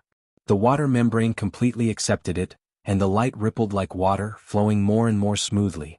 This process continued for another 15 minutes or so. The red steel relic goo used up all its foundation, and its body became transparent. Then, it completely disappeared in the red light. Once it disappeared, the threatening red light also dissipated. The aperture returned to its usual calm state. It was just that the water membrane became even thicker. The red steel relic goo's actions saved Fang Yuan a lot of time and effort. A trace of crimson true essence appeared in his primordial sea. This was rank 2 middle stage primeval essence. It was much more condensed than the light red initial stage primeval essence. It sank into the depths of the sea. It lingered around the white jade goo. Red steel relic goo could directly strengthen the aperture's foundation. This was reflected on the goo master. It was the effect of advancing by a small realm. It was naturally better to use this goo as early as possible. The higher the goo master's cultivation and battle strength, the higher their chances of survival, and the more missions they complete at the same time, the more yuan stone they earn. It had a beneficial effect on all aspects. After reaching the intermediate level, Fang Yuan took out a few more yuan stone. He quickly replenished his true yuan, until the primeval essence C in his aperture was filled to 44% middle-grade crimson primeval essence. Only then did he stop. Half an hour later, he stepped into the stone forest again, deep into the central delta. Once he stepped into the monkey group's warning line, angry jade-eye stone monkeys appeared from the stone pillars. They screeched loudly, pouncing towards Fang Yuan. Fang Yuan's expression did not change. Most of his attention was on the cave at the highest level. Ordinary jade-eye stone monkeys, as long as they did not fall into their encirclement, did not matter. The crux of the problem was this stone monkey king. What kind of goo worm was residing in its body? Fang Yuan could not estimate this. Fang Yuan slowly retreated as he observed. But this stone monkey king did not show itself. Fang Yuan felt strange in his heart. Don't tell me this monkey group doesn't have a monkey king? If there was a monkey king and its home was invaded, it would be the first to come out. Wait a minute, maybe it has already come out. Just as he thought of this, the spring-autumn cicada that had been sleeping in his aperture suddenly appeared, its body trembling non-stop, letting out a weak cry that only echoed in Fang Yuan's heart. Vital Goo's warning. This was a phenomenon that would occur when the vital goo sensed that the goo master's life was under intense threat. In an instant, Fang Yuan's hair stood on end. He did not even think, subconsciously activating the white jade goo with all his strength. His whole body was covered in a layer of white jade light. At the next moment, a stone monkey king that was 3 times the size of a normal stone monkey suddenly appeared on Fang Yuan's left side, its sharp claws grabbing onto Fang Yuan's left shoulder. With a bang, the stone monkey king's attack was blocked by the white jade goo's defense, returning without any results. The moment he was attacked, the white jade goo in Fang Yuan's aperture suddenly lit up, absorbing as much as 5% of the crimson primeval essence. If this was Fang Yuan at rank 2 initial stage, 10% of his light red primeval essence would have been used up. From this, it could be seen how vicious the stone monkey king's sneak attack was. Even with Fang Yuan's calm temperament, he could not help but break out in cold sweat. If he had not worked hard to train himself these few days, polishing himself to a peak battle state, he would have really fallen into the stone monkey king's trap. If he had not reacted in time, Fang Yuan's left shoulder would have been in danger, and his entire left arm would have been useless. Fang Yuan's ending would have been as miserable as Guyue and Manshur not long ago. This stone monkey king actually has a wild goo worm that can make it invisible.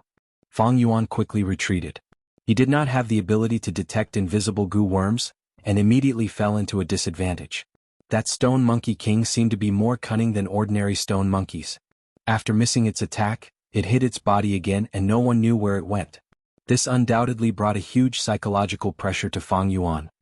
He activated the white jade goo, forming a defense all over his body, expending primeval essence at every moment. He could not maintain it all the time. Even when he fought with the stone monkey group, he only activated the white jade goo at the crucial moment to defend himself. If he maintained this state, then not long after, his primeval essence would be completely exhausted. Over 500 stone monkeys charged towards Fang Yuan with an aggressive aura. Fang Yuan used his fastest speed to retreat, pulling apart the distance. Some of the stone monkeys' auras became weaker, and some stopped on the spot, turning their heads to look at their home. Squeak. Just at this time, the Jade-Eye Stone Monkey King appeared again, giving a loud command. Squeak squeak. The Stone Monkey group immediately responded, their confusion and hesitation disappearing, and they once again began their pursuit of Fang Yuan. Seeing over 500 Jade-Eye Stone Monkeys persistently chasing after him, Fang Yuan did not panic, but instead revealed a cold smile. This turn of events was already within his expectations. He went deep into the stone forest, choosing the easiest route and opening up a passageway. Around the passageway there were large numbers of stone monkey groups. This passageway to Fang Yuan was extremely familiar. But to these stone monkeys with low intelligence, how could they know? Under the supervision of the Stone Monkey King, the stone monkey group rampaged through the stone forest, naturally invading the warning lines of the other monkey groups, and soon attracted the counterattack of the other monkey groups. The stone forest fell into chaos. Countless Jade-Eye Stone Monkeys stood on their side, protecting their home and country, and began to kill each other. If they waited for another 10 years, the Stone Monkey King might grow into a 1,000-beast king, and completely unify this stone forest. But now it was only a 100-beast king, and did not have the ability to control so many stone monkeys. Different groups of stone monkeys had sunk into a chaotic battle. For a moment, Fang Yuan's ears were filled with the screams of the stone monkeys. The 500 stone monkeys chasing after him were quickly held up by other stone monkey groups. However, that Stone Monkey King continued to chase after Fang Yuan relentlessly. Fang Yuan fought and retreated, and during this period the Stone Monkey King ambushed him many times, each time causing him to expend a large amount of primeval essence. Luckily he had advanced to the middle stage before this. Otherwise, how could the primeval essence of the initial stage support such consumption? Fang Yuan fell into an absolute disadvantage, and he could not find the Stone Monkey King's weakness. The only chance to counterattack was the instant the Stone Monkey King attacked him. But even if Fang Yuan reacted, he would not be able to make a counterattack. The Stone Monkey King had a stealth goo and firmly held the initiative. It could attack Fang Yuan whenever it wanted. Even if Fang Yuan injured it, it could use the stealth goo to escape safely, and could be said to be in an invincible position. I don't have a stealth goo, and the chances of winning this battle are extremely small. If I had a large area of effect attack, I might be able to give it a try. But the Moonglow goo, unless I'm lucky and hit this Stone Monkey King, but the possibility is too small. Fang Yuan understood the situation, and immediately wanted to retreat. However, the Stone Monkey King seemed to have steeled its heart to kill him. When Fang Yuan was 100 meters away from the stone door, he suddenly stopped. I only have a little more than 10% of my primeval essence left. I can't hold on for 100 meters. Even if I enter the second secret room and close the door, this Stone Monkey King can still break in. Fang Yuan had thought that after chasing him for such a long time, this Stone Monkey King would have given up. But he did not expect it to be so persistent. At this time he had already retreated from the stone forest, and there was an empty space around him. Countless stone monkeys were fighting in the stone forest, and their emotions were boiling. They let out a cacophony of noises that reverberated in this mountain space. Fang Yuan did not move. His battle instinct told him that the Stone Monkey King was hiding somewhere, waiting for his weakness to deal a fatal blow. Fang Yuan knew he was in a desperate situation. If it was an ordinary rank Tugu master, they would have already collapsed, unable to withstand this formless pressure. But Fang Yuan was still calm. This situation was also within his expectations, but the possibility of it happening was very small. According to logic, the Stone Monkey King also had the habits of a stone monkey, and was reluctant to leave home. But for some reason this Stone Monkey King wanted to kill Fang Yuan no matter what.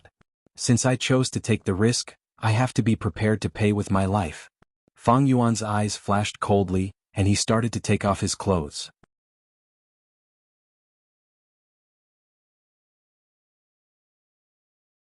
Chapter 118.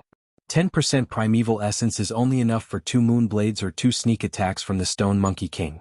Just relying on the Moonglow goo or the White Jade goo is not enough. The only chance is when the Stone Monkey King attacks me, I can take the opportunity and use the moon blade to kill it. Fang Yuan's mind flashed with the best battle tactic at this moment. Stone Monkey's defense was not outstanding.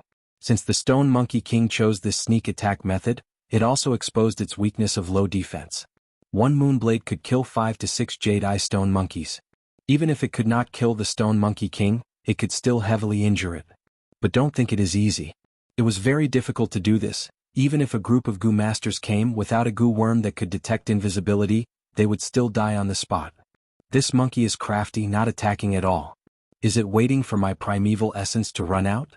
Never mind, I will trust the spring-autumn cicada this time and gamble on this. Fang Yuan instantly made a decision, his eyes flashing with a cold light. He stood on the spot, his hands hanging down, holding the collar of his shirt. At the same time he slowly closed his eyes, leaving only a slit. More shockingly, he removed the white jade goo's defense. The primeval essence consumption in his aperture immediately stopped.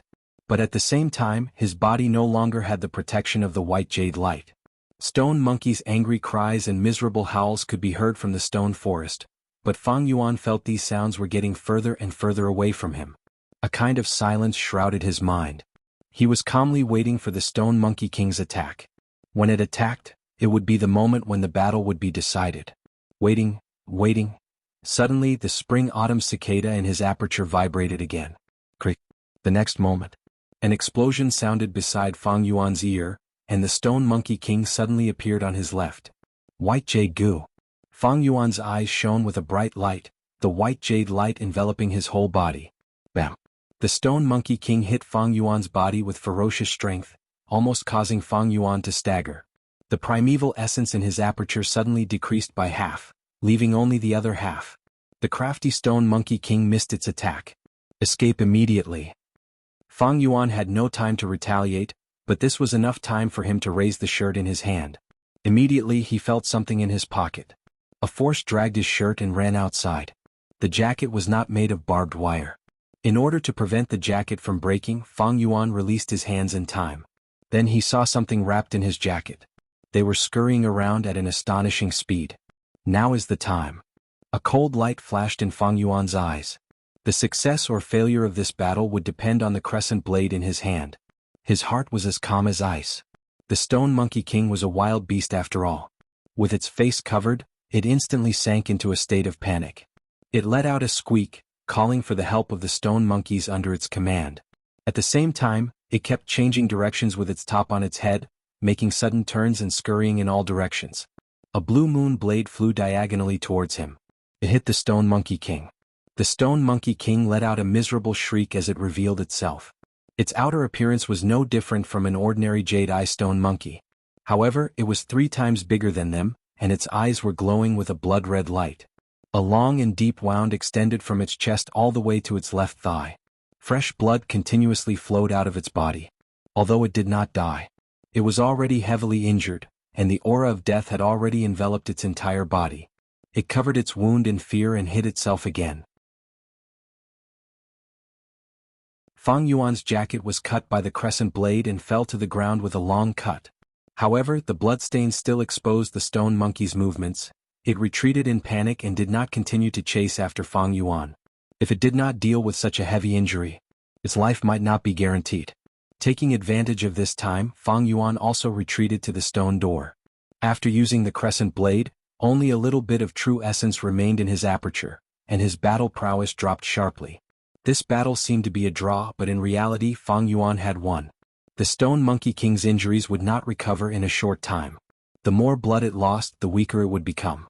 On the other hand, Fang Yuan could quickly replenish his true essence and recover his battle prowess by relying on the Yuan Stone.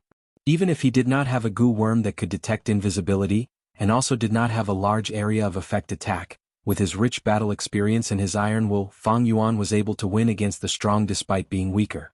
Monkey, fox, bay. These wild beasts have intelligence that surpasses ordinary beasts, thus they are crafty. But because of this, they lack a kind of brute courage and will escape when they are heavily injured. If it was a wild bull or a wild boar, the more injured they are, the more berserk they become. This Monkey King seems to only have one goo worm. Although this goo worm can conceal itself, it can't even hide the bloodstains. If I am not wrong, it should be a rank 1 stealth rock goo. Fang Yuan pondered in his heart. Relying on the memories in his mind, the Stone Monkey King could no longer hide any secrets from him. The battle has been decided. Fang Yuan returned to the stone room and closed the door, using the Yuan Stone to replenish his true essence. A moment later, his true essence was replenished to its peak state. Pushing open the stone door, he arrived at the stone forest again. The stone forest was still in chaos, but it was much better than before. After this chaos, I'm afraid the entire stone forest's monkey forces will be reshuffled. The stone monkeys will migrate and regroup, and the wandering stone monkeys will form a new monkey group. The passage that I painstakingly opened up is likely to disappear because of this. Fang Yuan's heart sank. He had to kill the stone monkey king before this passage completely disappeared. Otherwise, opening up this passage again would waste a lot of his time. When he arrived at the center of the stone forest again, he might have to face a fully healed stone monkey king. One should chase after a cornered enemy with courage, and not be a tyrant with fame. Fang Yuan followed the open path and entered the stone forest. Along the way, stone monkeys jumped out from time to time, but were all killed by him. 15 minutes later, he arrived at the central giant stone pillar again. The stone monkey king was lying on the ground, turning into a stone statue, dead. A jade-eye stone monkey was stepping on its corpse, squeaking. The throne was changed, the old king was dead, and the new king was ascended. Be it beast groups or human society, there was a cruel elimination mechanism. That saved me some effort. Fang Yuan slowly walked closer. Right at this time, a goo worm slowly floated up from the stone monkey king's corpse, flying towards the new king. Moonglow goo. Fang Yuan sent out a moonblade in time, chasing away the new stone monkey king, then walked forward and grabbed this goo worm. This goo's appearance was very ordinary, just a gray rock. Its surface was uneven, not a cube nor a round bead shape. If this goo was thrown on the side of the road, no one would notice it just by looking at its appearance. But in fact, it was the essence of the rock, a natural goo worm nurtured by nature. It looked like a dead stone object, but in fact, it was a genuine life form with its own consciousness. As Fang Yuan expected, it was the stealth rock goo. It was caught by Fang Yuan, struggling continuously, trying to escape from Fang Yuan's demonic grasp. Spring-Autumn Cicada. Fang Yuan willed, and Spring-Autumn Cicada appeared in his aperture, leaking a trace of its aura. The stealth rock goo immediately died, not daring to struggle anymore like a mouse seeing a cat. Fang Yuan activated his crimson primeval essence, refining it in an instant. Another goo. The stealth rock goo was stored in Fang Yuan's aperture, sinking to the bottom of the primeval sea, next to the white jade goo. The new stone monkey king watched from the side as Fang Yuan kept the stealthy rock goo into his body. It was so anxious that it jumped around and screeched. It had just ascended to the throne not long ago, so not many stone monkeys responded to it. Fang Yuan sent out another moonblade, immediately taking the lives of 4 or 5 monkeys. The group of monkeys that had gathered around it suddenly collapsed and scattered in all directions. The new stone monkey king bared its fangs at Fang Yuan. Scram. Fang Yuan stared at it, saying one word, his eyes cold as ice. The stone monkey king shuddered, truly feeling the terrifying killing intent emitted by Fang Yuan. It looked at Fang Yuan in a daze, then whimpered, turning around and escaping. It showed that it had intelligence that surpassed other wild beasts. Fang Yuan chased away this group of stone monkeys, ignoring them. Instead, he quickly walked to the bottom of the stone pillar. As he got closer, he found a cave entrance under the stone pillar. The cave entrance was not big. A row of stone stairs extended from the cave entrance, all the way into the darkness. Fang Yuan did not have an investigative goo, so he naturally did not know what was under the cave. Since the situation was unclear, Fang Yuan did not enter the cave, walking down the stone stairs. He had barged in just now, so his condition was not very good. More importantly, the chaos in the stone forest was disappearing, and was already stabilizing. He spent a lot of time and effort to open up the path, and there were already many stone monkeys living in the stone pillars along the path. Haste makes waste. I have already reached my goal after finding the inheritance clues. It is time to return. Fang Yuan resisted the urge to investigate, and returned along the original path. Along the way the pressure of advancing increased. But in the end, Fang Yuan withstood the pressure, and was chased by hundreds of stone monkeys, rushing out of the stone forest in a sorry state. Time passed quickly as spring and summer changed. Unknowingly, it was the scorching summer again. Fang Yuan cultivated diligently, making use of every moment to cultivate. The use of the red steel relic goo allowed him to catch up to Fangjing's cultivation progress. He did not have any special goo worms, so his middle stage aura could not be concealed. A day after killing the stone monkey king and obtaining the stealth rock goo, his cultivation level was discovered by others. Only then did the tribesmen know that the person who obtained the red steel relic goo was actually Fang Yuan. At the same time, Fang Yuan purposely exposed the black boar gu. Fang Yuan sold such a large amount of inheritance to buy the black boar gu and red steel relic gu. Many people could not understand his thoughts and at once, big fool, idiot, lunatic, and short-sighted, became synonymous with Fang Yuan. With the increase in attention, Fang Yuan had no choice but to reduce the number of times he explored the flower wine monk's inheritance. On one hand, he continued to nurture his aperture, taking steady steps towards rank 2 upper stage, while on the other hand he collected the materials needed to advance the liquor worm and stealth rock gu. At the same time, he produced the vitality leaf and earned yuan stone to maintain his cultivation. July, early autumn. Near the village at the foot of the mountain, a wild rank 5 gu worm suddenly appeared, causing a huge commotion in the entire Guyue village.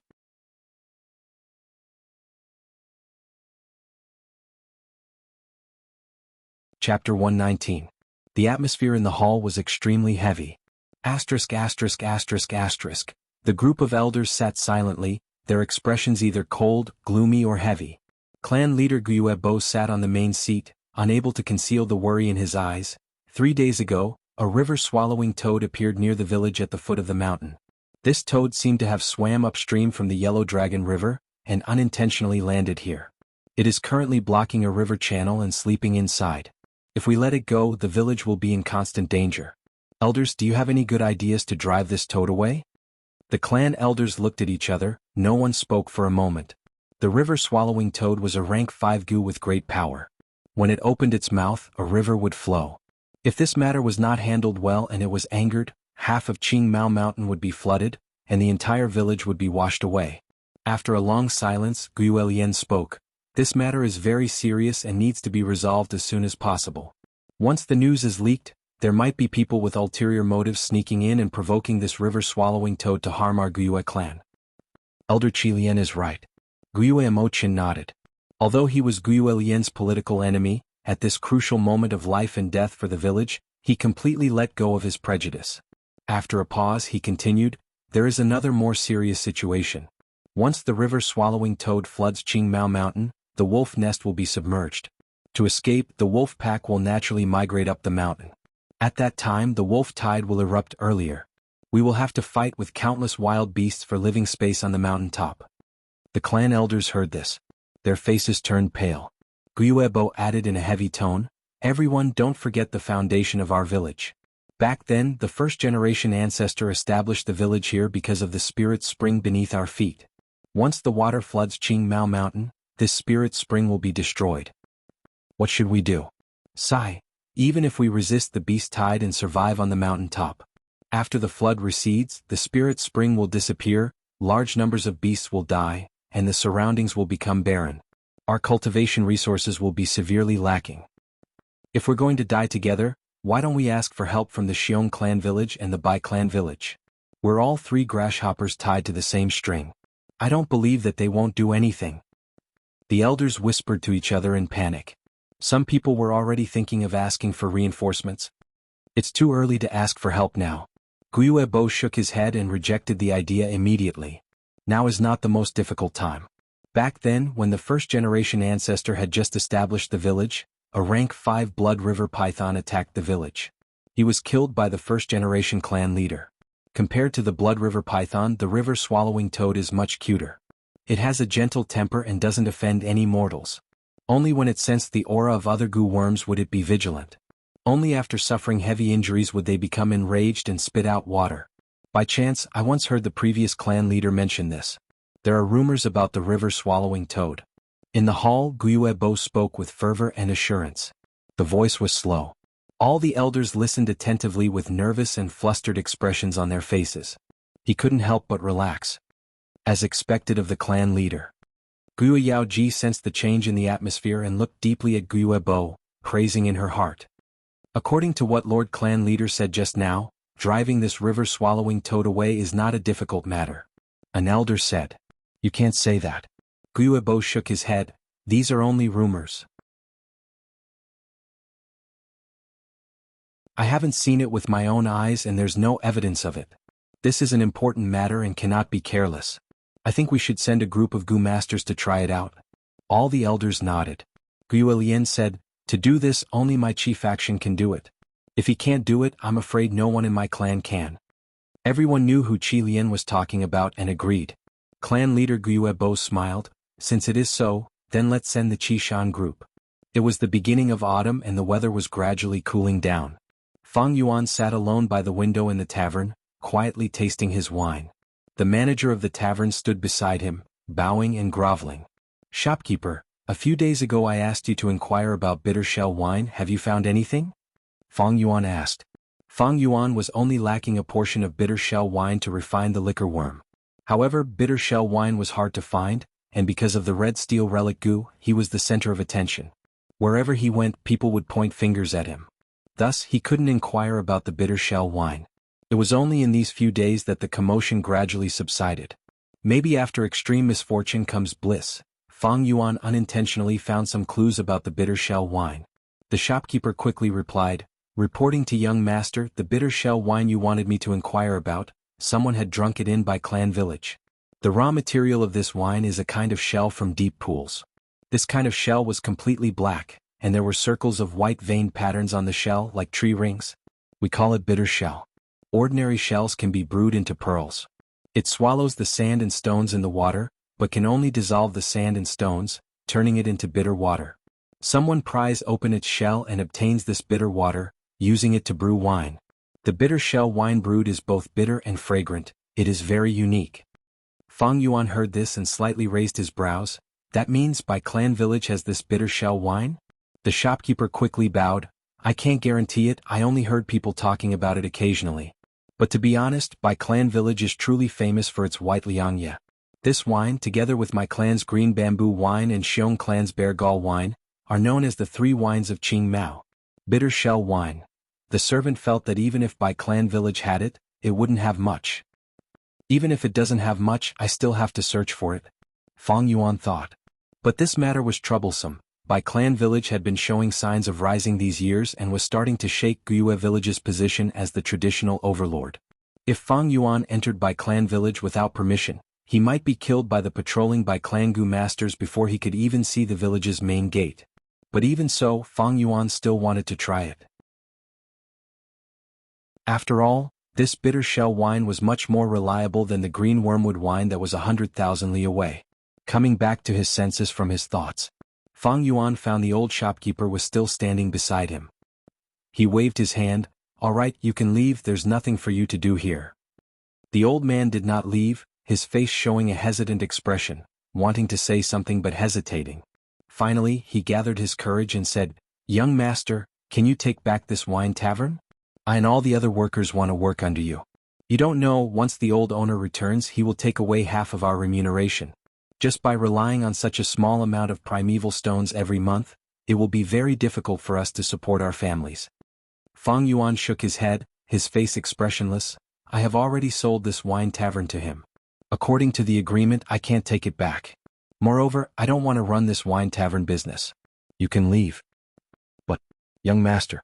The old man stopped in his tracks.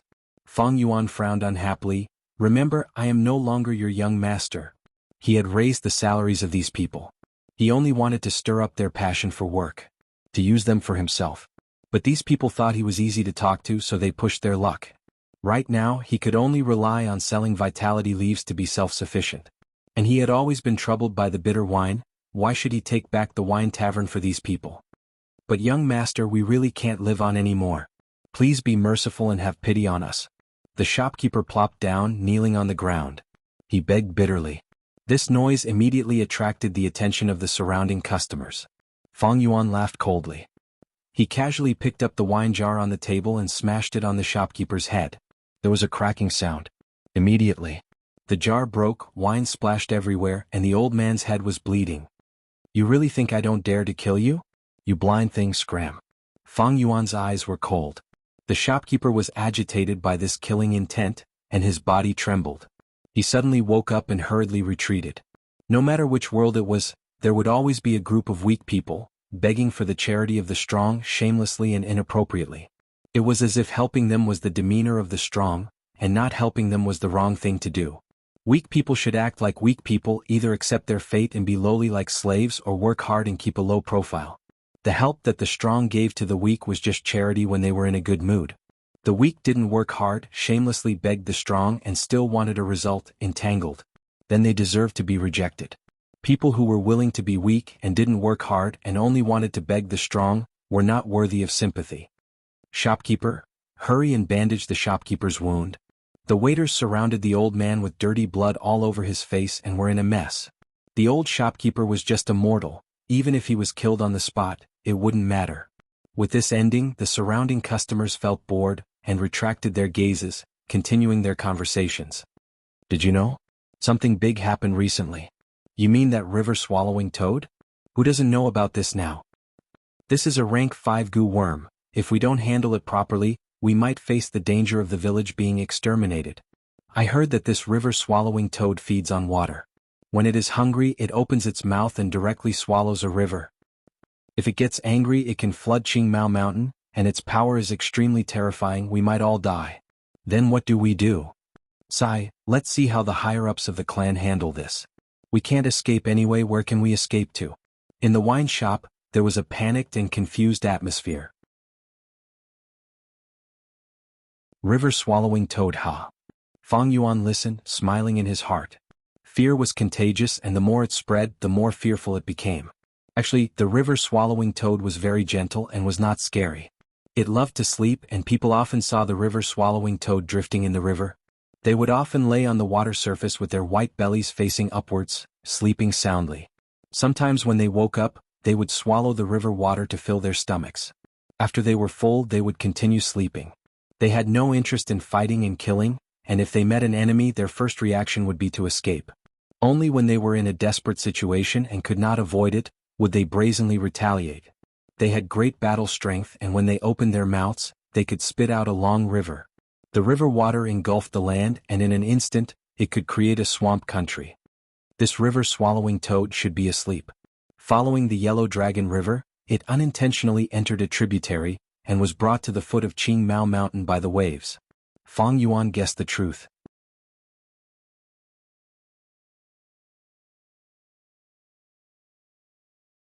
Chapter 120. It is said that every river-swallowing toad has a river in its stomach. Fang Yuan did not use the river-swallowing toad in his previous life, but this goo left a deep impression on him. This all originated from one person. A normal person, a servant. In his previous life, 200 years later, an extremely special goo master appeared, Jiang Fan. His existence made goo master's jaws drop, and mortals fought to spread his name. Once he appeared, he became a legend. What made him was a river-swallowing toad. Jiang Fan was originally a family servant who managed a fish farm on behalf of his master. One day, a river-swallowing toad was stranded on the riverbank, its belly facing upwards, its head raised, sleeping. Jiang Fan was shocked and scared at first, but slowly he felt that the toad was not dead. Why was it not moving? The toad corpse blocked the upstream river, causing a lot of trouble for Jiang Fan, who was in charge of the fishing ground. Jiang Fan tried all ways and means to move this toad corpse away. He was just a mortal. How could he move such a heavy river-swallowing toad? The master was cruel and harsh, and if he could not complete the quota every month, he would lose his head. Jiang Fan did not dare to report it. Not long ago, there was a person who did not complete the quota, and reported a legitimate reason, but was killed on the spot by the master. As the deadline approached, the toad corpse continued to block, greatly affecting his profits. Uncontrollably, Jiang Fan became more and more panicked, his temper becoming more and more irritable. Although he knew he could not move this toad corpse, every day he would go over, punching and kicking the toad corpse, crying and throwing a tantrum, venting the fear and anger he felt before his death. But one day the river-swallowing toad suddenly woke up, opening its sleepy eyes and staring at Jiang Fan. Jiang Fan was so scared his legs went soft. The river-swallowing toad was half asleep, still lying there like a corpse. After a long while, Jiang Fan regained his composure. He was no longer afraid. A person who was about to die. What was there to be afraid of? He climbed onto the river-swallowing toad's belly, raising his head and lying down, looking at the starry sky. Toad, oh Toad! Are you like me, on your last breath, about to die? How would he know the habits of the river-swallowing toad? Looking at the river-swallowing toad's half-dead state, he thought that it was also on its last breath. Tears streamed down Jiang Fan's cheeks as he spoke. The river-swallowing toad squinted its eyes, listening to Jiang Fan's words and also looking at the starry sky. For the next few days, he laid on the soft white belly of the river-swallowing toad, crying and talking at the same time, pouring out the pain and depression of a mortal. Finally, the deadline was reached. The steward came down from the village and came to his fish farm, wanting to collect the fish. Where would Jiang Fan find the fish to hand over? With no other choice, he could only say that he needed time to tidy up, and then ran to the river-swallowing toad to bid farewell. He patted the river-swallowing toad's belly. "Old toad, I didn't expect that I would die first. Being able to meet you can also be considered as fate. I hope that your last days will be better." At this moment, the river-swallowing toad moved. Jiang Fan jumped in fright. The river-swallowing toad's movements were getting bigger and bigger. He hurriedly jumped down. Thump. The river-swallowing toad flipped over, its belly facing down and its back facing up. It was finally fully awake. Jiang Fan's entire body was drenched, and seeing this scene, he stomped his feet in anger. Old toad, so you can move. Ayaya, you've killed me. If you had moved a few days earlier, I wouldn't have to die." The river-swallowing toad ignored his words. It woke up and felt hungry. Half of its body was submerged in the water, then it opened its mouth and began to swallow the river water to eat. This scene caused Jiang Fan to be dumbfounded. He watched in shock as the water level of the river dropped at a speed visible to the naked eye. Large amounts of river water were sucked into the river-swallowing toad's stomach, but its stomach did not expand at all, as if it was a bottomless pit. After a while, the river-swallowing toad leisurely stopped eating. The river water level had already dropped to a very low level, and the river bed that was filled with mud was mostly exposed. Standing at the bottom of the river water only reached up to the knees. Jiang Fan stood at the riverbank, dumbfounded. The river-swallowing toad looked at him and suddenly burped. Then its stomach expanded and contracted, and its mouth opened wide, spitting out large amounts of freshwater seafood. Fish, prawns, turtles, snails, eels, crabs, everything. The river-swallowing toad only ate water as food, and did not eat these freshwater seafood. It spat out all of these things. At this moment, the sky looked like it was raining freshwater seafood. In the blink of an eye, these freshwater seafood piled up into a small mountain. Jiang Fan saw this and jumped 3 feet high in joy. He shouted, I'm saved, I'm saved. These fish and turtles are enough for me for 3 months. Old toad, it's all thanks to you." He collected the freshwater seafood and handed it to the steward. The steward was shocked and suspicious. How could there be so much? He quickly reported, and the Gu masters in the village also noticed the change in the river water. After investigating, they quickly discovered the river-swallowing toad's existence. This is a rank 5 Gu. The village was in a state of panic, and a large group was formed to chase the river-swallowing toad away. Jiang Fan did not want the river-swallowing toad to be harmed, and these days he had treated the river-swallowing toad as his only friend. He knelt in front of the Gu masters, begging in pain. How could Gu masters put this mortal in their eyes? He kicked him away and was about to kill him. But at this time the river-swallowing toad rushed over. It was unknown if it treated Jiang Fan as a friend, or if it felt that keeping Jiang Fan by its side was more interesting and could relieve boredom. In any case, it made its move. It carried Jiang Fan on its back and spat out a river that engulfed the whole village, submerging half the mountain peak. This battle shook the entire southern border. From then on, Jiang Fan's name spread throughout the 10,000 mountains. With the river-swallowing toad by his side, he had a rank 5 Gu. One had to know, even a rank 5 Gu master might not have a rank 5 Gu. Rank 5 Gu masters were rare, and even in the entire history of the Guiyue clan, there were only 2. One was the first-generation clan leader, and the second was the fourth-generation clan leader. But he, Jiang Fan, did not even open his aperture. He was just a mortal, but he raised a river-swallowing toad. His existence shook the Gu master world. Afterwards, Jiang Fan stayed at the original village. He built a village.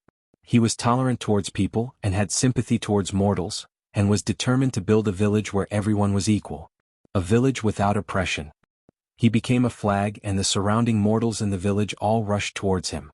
They all wanted to attach themselves to him. But in the end he was still assassinated. A mere rank 5 river-swallowing toad could not make him a true expert. He was after all not a Gu master, and after he died the river-swallowing toad also left. The Gu masters razed his village to the ground, and massacred all those daring mortals.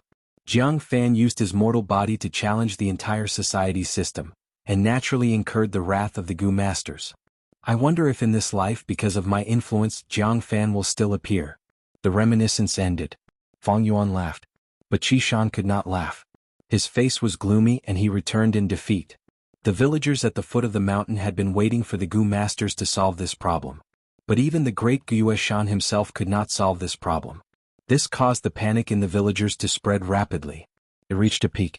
They dragged their families, carrying bags of all sizes, and rushed to the village. They naturally did not dare to barge into the village, so more and more villagers knelt at the village's entrance, begging for the Gu masters to show mercy. Let them in. In the hall. What? Such a group of lowly commoners, daring to surround the entrance. Outrageous, they're getting more and more daring. Kill them all. The punishment hall elder roared. Medicine hall elder Gui Yaoji's face was also gloomy. Although these lowly commoners deserve to die, killing one can serve as a warning to the rest. Killing a few that are not pleasing to the eye can disperse this group of people. But it will be a joke to the other villages. Guyue continued, the crucial point now is not this. If even Qi Shan cannot awaken this river-swallowing toad, who else in our clan can? Looks like we really need to ask for reinforcements. Xiong clan is known for their strength. Sigh, for the village's safety, asking them to help, even if we have to pay a small price, it is worth it. These words gained the approval of the other clan elders, and even clan leader Guyuebo was moved. Clan leader and various clan elders, Junior has something to report. Guyue Shan stood in the hall listening to the clan elder's words. He suddenly bowed and spoke. Guyuebo nodded, he had an admiring attitude towards Guyue Shan. Qi Shan, what suggestions do you have? Just say them.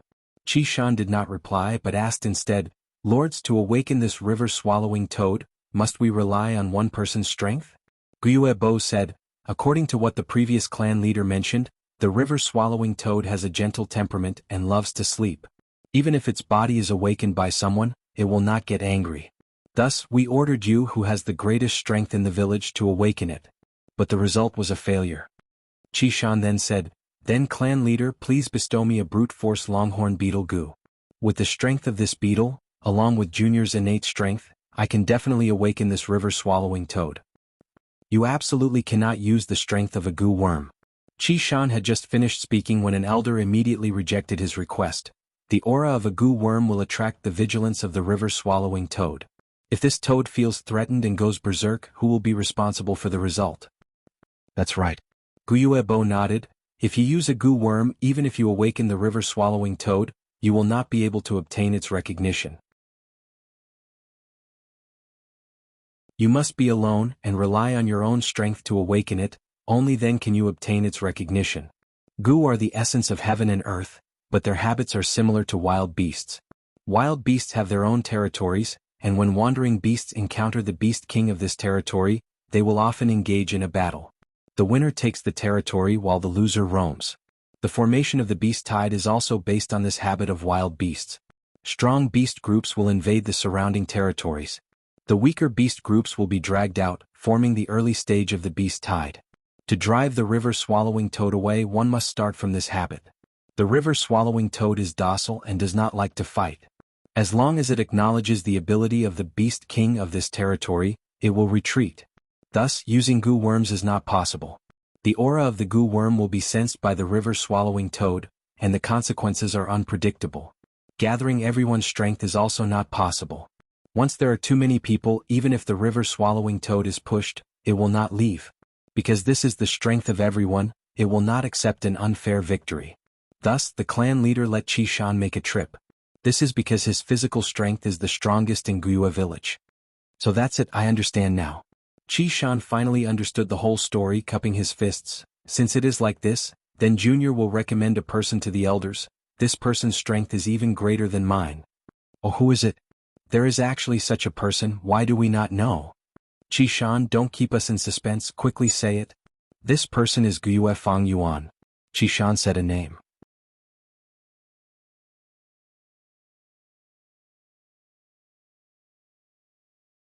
Chapter 121. Guyue Fang Yuan?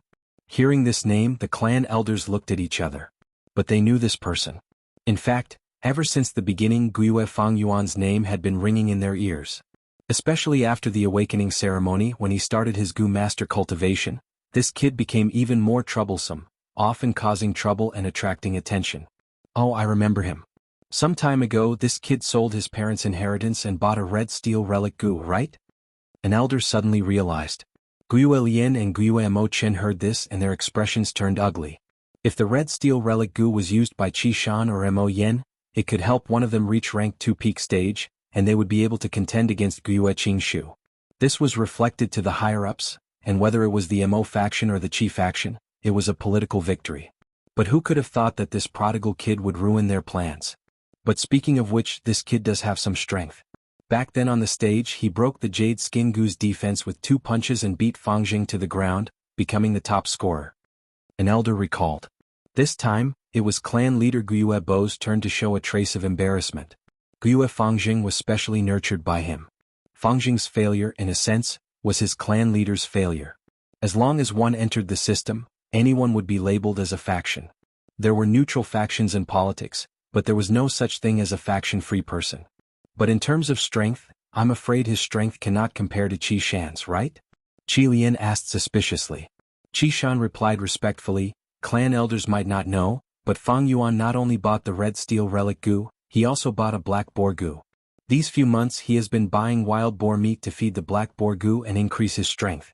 Once I saw him moving a huge rock on a hill, measuring his strength.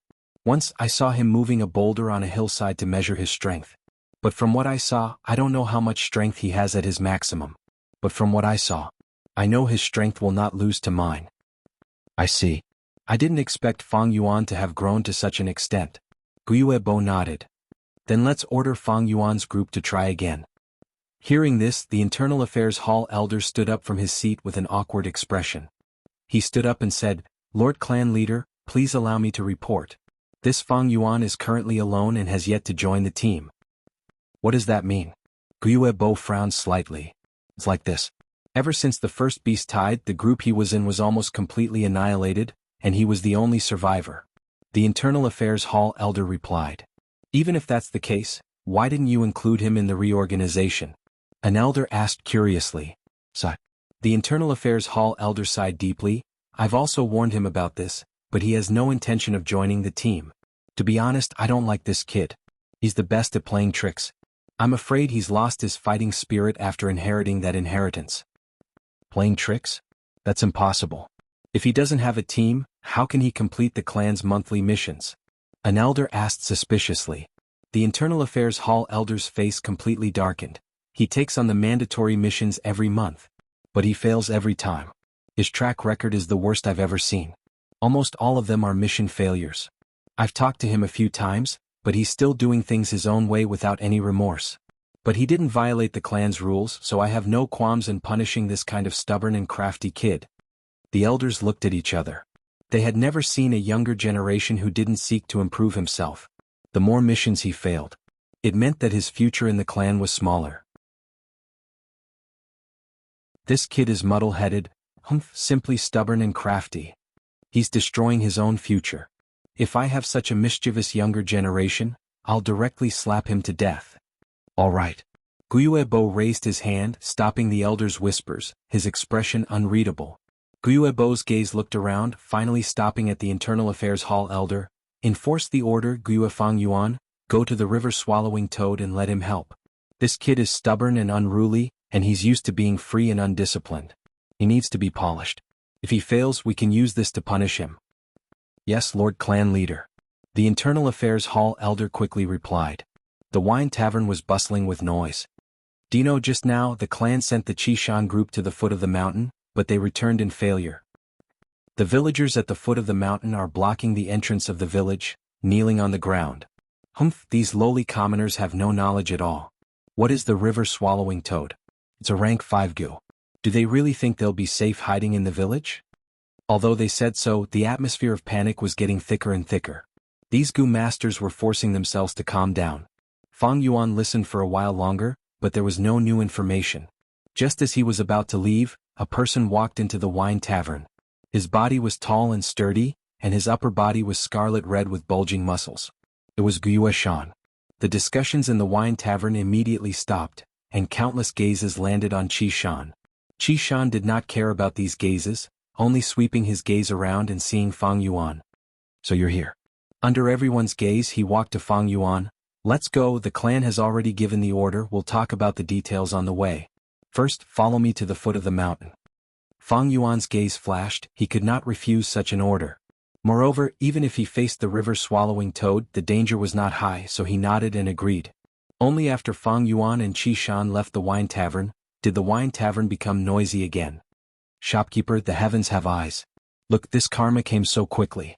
That is a rank 5 gu worm, even the other gu masters are helpless against it.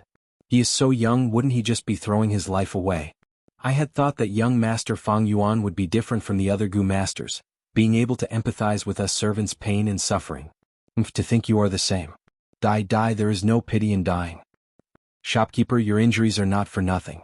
You didn't suffer this injury for nothing, losing a gu master's life is definitely worth it. The old shopkeeper's head was already wrapped in white bandages, and right now he was groaning non-stop, weakly leaning against the wall.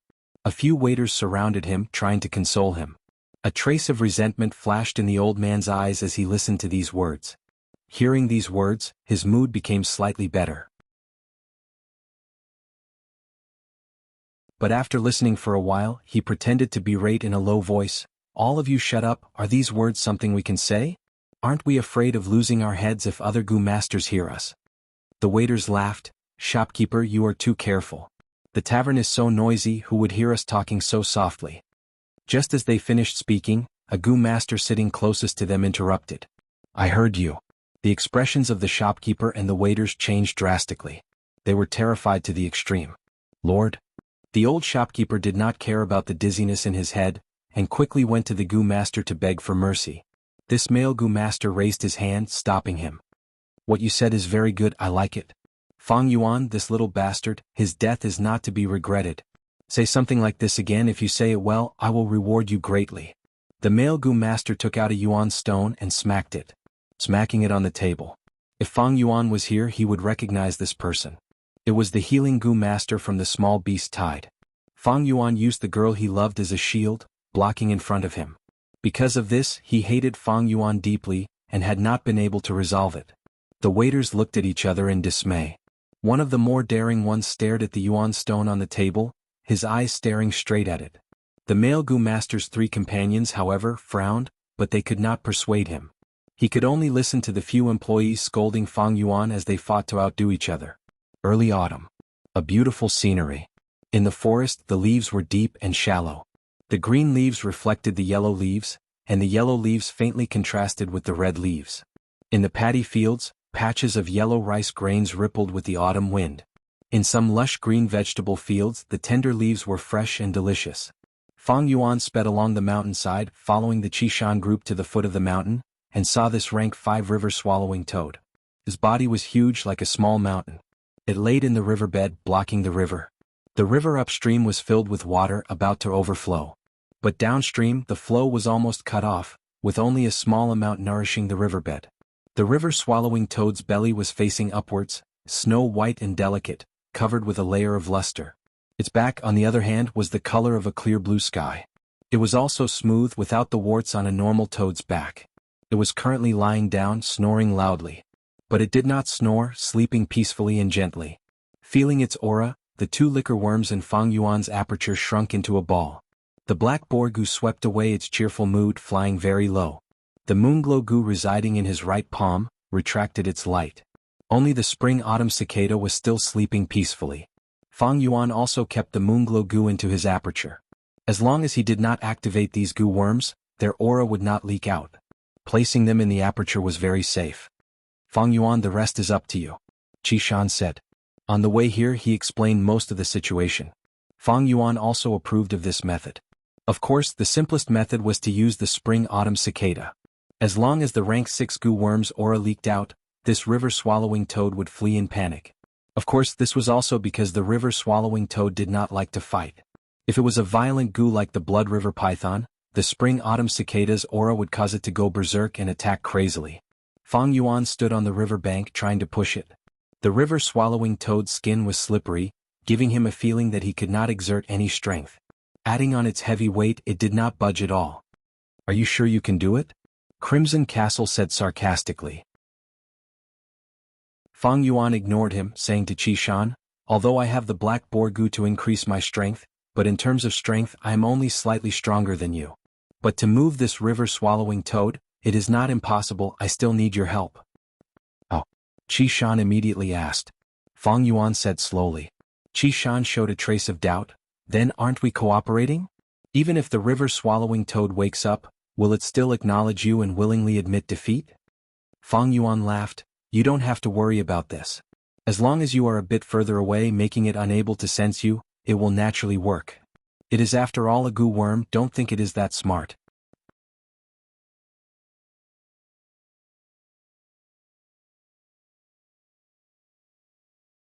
Chapter 122. The autumn air was crisp and clear, the sun shining brightly. The blue sky was clear and clean like a crystal. The wind blew gently, ruffling Fang Yuan's hair. Looking from afar, the nearby villages were already sparsely populated. Nearby, the hill-like river-swallowing toad was in deep sleep, stuck in the river bed. Fang Yuan stood at the riverbank, and compared to this rank 5 giant goo, he was like a monkey beside an elephant. Fang Yuan's state of mind was calm, without a trace of nervousness. He thought to himself, "I have used the white boar goo and black boar goo to temper my body and raise my strength. With the strength of 2 boars, in addition to my own strength, I can surpass 5 to 6 adults. But to wake this river-swallowing toad, I would need the strength of 2 bulls. With just my own strength I can't do it. But as long as I borrow the strength of the waves, it's coming." Swish, swish, swish. Fang Yuan turned his body to look, and saw a wave coming, the calm river water welcoming a turbulence. The waves became bigger and bigger, continuously slamming against the river-swallowing toad, creating waves that soared to the sky. Fang Yuan had only stood for a while, but his body was already drenched. He did not care and began to push the river-swallowing toad with all his strength. The river-swallowing toad was still in a deep sleep. It was originally a goo that lived in the rivers and lakes, and the attacks from the waves were too common to it and could not wake it up. Following the wave's momentum, Fang Yuan worked hard for a while, and finally pushed the river-swallowing toad away from its original position. The lower the river went, the wider the river bed became. Adding on the water flow on both sides, it made it easier for Fang Yuan to push. After pushing for about 300 meters, the river-swallowing toad opened its sleepy eyes. A pair of dark green pupils. From a dazed state, it gradually became focused, and stared at Fang Yuan, who was beside it. Fang Yuan had no fear and stared back at it. From its deep and serene pupils, Fang Yuan could clearly see his own reflection. Jianghu. The river-swallowing toad raised its head and suddenly opened its mouth, letting out a weird croak. The croak spread. It reverberated in Qingmao Mountain. For a moment, Fang Yuan felt his ears ringing. The river-swallowing toad lowered its head, its huge mouth sucking at the incoming river water. Wah wah wah. The river flowed more than 10 times faster than before. They all rushed into the belly of the river-swallowing toad. The level of the river dropped at a speed visible to the naked eye. Fang Yuan stood beside the river-swallowing toad, and could clearly see the countless fishes, prawns, eels and turtles. They were also sucked into the river-swallowing toad's stomach along with the river. Sensing the change in the river, Qi Shan's team rushed over. Seeing the river-swallowing toad eating, they were all moved. What a spectacular sight! Qiqing couldn't hide his astonishment. "Did you succeed?" Qi Shan looked at Fang Yuan. "It should be." Fang Yuan nodded indifferently. The river water dropped lower and lower until it stopped flowing. The river-swallowing toad raised its head high again, its stomach expanding and contracting, spitting out countless fishes, prawns, turtles and turtles. Pa pa pa. For a moment, a large number of freshwater fish fell to the ground. Crackling sounds could be heard. A fish was jumping on the ground, a turtle was thrown into confusion, a crab was moving horizontally, and then it was smashed by the falling freshwater fish. Fang Yuan didn't pay much attention at first, only looking casually. Suddenly he smelled a trace of wine. Strange, why is there the smell of wine? Qiqing sniffed, his face full of surprise. It should be the 100-year bitter shell. The female goo master in the group pointed at a broken black shell the size of a millstone. This shell was as black as ink, and there were circles of white patterns on it, like the growth rings of a tree. Not bad. The bitter shell can turn sand and stones into bitter water. The bitter water in the 100-year bitter shell, through the accumulation of time, changes and becomes wine. The current clan leader of the Bai clan likes to drink this bitter shell wine. Qi Shan added. Without needing his explanation, Fang Yuan had already picked up this shell and started to collect the bitter shell wine. Not long ago, he was still troubled about how to obtain this bitter shell wine, but to think it would appear in front of him in this form. This was truly wearing out iron shoes and fruitless searching, only to find it by chance. The river-swallowing toad had almost swallowed all the water in this river. In the depths of the river, the 100-year bitter shell that was buried in the sand was exposed. Fang Yuan quickly collected 600-year bitter shells. 2 of the shells were already damaged, but the other 4 were intact. I finally collected the bitter wine. With this, I can start to refine the 4 flavors liquor worm. At this moment, Fang Yuan's joy was not enough to tell others. Jianghu. After the river-swallowing toad finished spitting out the freshwater fish, it called out again. Then it looked deeply at Fang Yuan, and slowly turned its huge body following the river and swimming downstream. It really succeeded. Qishan mumbled, his heart finally calming down. He watched as the river-swallowing toad left, until its figure disappeared from his sight. What, to chase it away so easily? If I knew this, we could have done it ourselves. But now we let Fang Yuan become a hero so easily. Qiqing's mouth twitched, his tone filled with jealousy and unwillingness. Fang Yuan, no matter what, you have done a great service this time. You are the hero of our Guiyue tribe. Qishan looked at Fang Yuan with a complicated expression. Oh. Fang Yuan absent-mindedly replied, full of a perfunctory feeling. At the same time, his eyes shone brightly as he continued to search for the 100-year bitter shell among the freshwater fish. What hero? It was just a compliment. And compliments and slander were just the views and opinions of others. Fang Yuan did not care about what others thought of him. You think you are? I will live my life. Hero? Coward? Haha, it's not even as practical as a bitter shell. The news of chasing away the river-swallowing toad immediately spread to the village. Guiyue said good 3 times, and the heavy atmosphere in the hall was swept away. Only the internal affairs elder had a complicated expression. He did not think well of Fang Yuan, and not long ago he had criticized Fang Yuan. Now that Guiyue village was in danger, Fang Yuan stood out to resolve it. One after the other, wasn't this a slap to his face? Guiyue, Fang Yuan has done a great service in chasing away the river-swallowing toad. He will be promoted to group leader and rewarded with 500 yuan stone. Guiyue muttered to himself for a while before giving this order with deep meaning. In the tavern. What, Fang Yuan actually succeeded? Strange, he is just a newbie, how could he chase away a rank 5 gu? Even Qishan had to return in defeat, but he did it. The news spread. Everyone was shocked. Fang Yuan became our clan's hero? The male gu master who had enmity with Fang Yuan was at a loss when he heard the news. His group leader suddenly shouted, pointing at the tavern shopkeeper and the waiters, "You mere mortals! Slandering our clan's hero, you deserve death." Before he finished, he sent out a moonblade. The old shopkeeper did not expect his death to come so suddenly. The moonblade hit his neck and his head separated from his body. "Lord, spare us." The waiters saw this and were stunned before kneeling on the ground, crying and begging for mercy. "Group leader, what are you doing?" The male gu master stood up. "What am I doing?" His group leader's eyebrows twitched, sighing heavily. "Times are different now, ahai. Fang Yuan has become a hero, and will definitely be noticed by the higher-ups. Tell me, if the matter of us slandering him is spread out by someone with ulterior motives, what will happen? There are many investigative gu masters here. If there are people who don't like us and speak ill of us to the clan elders, our future will be ruined." The male gu master broke out in cold sweat. It was indeed so, the clan's kinship was paramount. Fang Yuan was dealing with rank 5 gu worms outside, risking his life to protect the clan. But at the same time they slandered him in public, cursing him, insulting him. What kind of mentality was this? This was the heart of a wolf and lungs of a dog, heartless and indifferent. It was like a period of history on Earth. Yu Fei was fighting outside, protecting his country, while Qin Hui was a traitor in the imperial court. Although these gu masters had not reached the stage of framing him, if this matter was spread out, would the clan's higher-ups be at ease with people like them? If it was Mo Yen or Qiqing with a strong background, then so be it. Unfortunately, the few of them didn't have any superiors to rely on.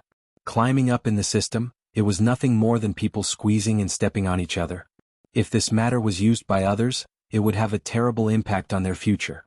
It's not too late to save them. As long as we show our attitude, outsiders won't say anything. These mortals have cheap lives, their deaths are not worth pitying. No, they can sacrifice themselves for us. It is their honor. You guys take action immediately, each of you kill one. After you kill, praise Fang Yuan, show your attitude. The clan leader shouted. Damn it. The male Gu master cursed fiercely between hatred and his future. He chose the latter without hesitation. A moonblade slashed down and a shop assistant died tragically. Sir, please let me go. At once, the other shop assistants collapsed on the ground, scared to the point of peeing their pants. The male Gu master did not care about them. Under the watchful eyes of the crowd, he righteously pointed at these pitiful shop assistants, scolding, "You bunch of people deserve to die. What kind of hero is Gu Fang Yuan, relying on his own strength to protect the clan? What kind of courage did you eat? How dare you slander him?" The male Gu master said, his brows tightly furrowing. This expression was not fake. Fang Yuan was someone he hated deeply, but he had to praise Fang Yuan in front of everyone. He felt sick and disgusted by his own words. "Sir, this is not what you asked us to." Ugh. A shop assistant felt extremely wronged, shouting loudly. But he had just shouted halfway when his voice stopped abruptly. A moonblade flew over, cutting him to death. A bunch of lowly commoners. It's fine if you slander us, but you still want to put the blame on us, implicating us. The one who attacked was a female Gu master, her face cold as she shouted. The other Gu masters looked over as if they were watching a farce. Some sneered, some were indifferent, some continued to talk, but no one came up to stop them. So what if some mortals died? At most, they would just compensate some servants. Everyone was a clan member, they were all relatives. They would not interfere or pursue the matter for these outsiders, creating a rift for no reason. Happy face carrot.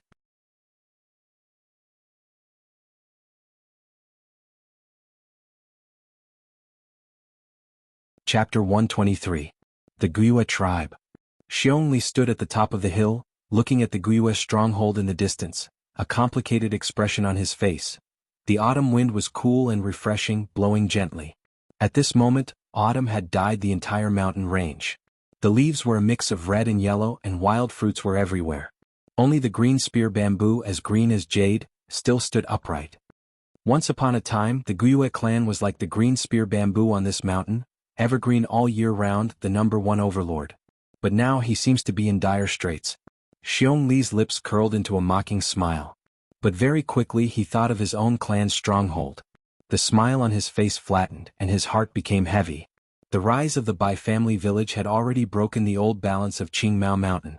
The traditional hegemon, the Guyue clan, was weak, and the Xiong clan village was not doing well. This had caused the power structure of Qingmao Mountain to be in a state of turmoil.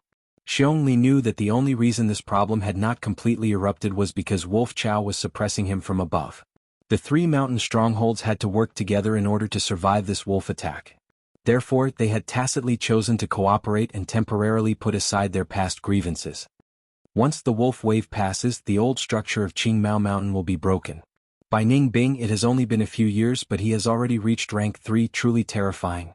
The figure of a white-clothed youngster appeared in Xiong mind. His heart felt like it was being pressed by a huge rock. It was extremely heavy. Yi Xiongli was the #1 ranked Tugu master in Xiong village. He had fought dozens of battles in his life and won more than he lost, establishing his reputation. Possessing the Grand Bear Gu, when unleashed he would have the strength of a bear, and was known as the strongest man in Qingmao Mountain. He had been in the martial world for a long time and had personally witnessed Bai Ning Bing's meteoric rise. He understood how terrifying this person was. Team leader, that's the Guyue knockoff. It's still so far away, so why are we stopping here? Xiong Lin clasped his hands together. He held the back of his head. He asked curiously. In this group of 5, Xiong Lin was the youngest, a newcomer who had just debuted. He was the same age as Fang Yuan and was the #1 genius of the Xiong clan. He was short and had a shaved head. It looked white and shiny in the sunlight. Xiong Li's gaze swept over the rising star of the family, and his heavy heart eased a little. He replied in a deep voice, "We are on a diplomatic mission, not a reconnaissance mission. This is already the border of the Guyue clan. If we enter rashly, I'm afraid we'll be treated as enemies." "Oh, I see." Xiong Lin suddenly understood. "We've come here for 2 reasons. One was to hand over the Lord Patriarch's personal letter to Patriarch Guyue. The other was to investigate the river-swallowing toad incident. Guyue village. After all, it's not our place. When we get there, all of you better control your bad temper. However, we absolutely cannot let down the prestige of our Xiong clan. Do you understand?" Xiongli glanced at the four people around him. He shouted softly. The other Gu masters' expressions turned cold as they nodded silently. Leader. Someone is coming. The investigative Gu master in the group suddenly spoke. We've been exposed for so long, it's about time for them to come. I just don't know who it is, eh? So it's Qishan. Not long after, Xiongli also discovered the Qishan group, and his gaze shone. Wow. That person is so tall he's Qishan? He's even taller than leader Xiongli. This body of muscles, piece by piece. Leader, he's that person with great natural strength, the one who always wanted to snatch the title of Qingmao Mountain's strongest man? Xiong Lin stared blankly. Just based on him. Xiong Jiang, who was observing, curled his lips in disdain. Xiong Li. Qishan. The distance between the two groups shortened to 50 steps. The two leaders met face to face, and their gazes were so sharp that sparks seemed to fly in the air. Seems like this time you're the Xiong clan's special envoy. Qishan snorted. He had fought with Xiongli many times. That's right. Is the Bai clan's special envoy here? Xiong Li's expression was steely. Why ask so much? Follow me. Qishan was on guard, slightly turning his body as he invited. At the same time, in the second secret room, 4 jars of wine were placed in front of Fang Yuan. Sour, sweet, bitter and spicy 4 types of wine. The sweet was the golden honey wine, the spicy was the white grain liquor, the sour was the bayberry wine, and the bitter was the bitter shell wine. Fang Yuan sat cross-legged on the ground. With a thought, the 2 liquor worms flew out from his aperture.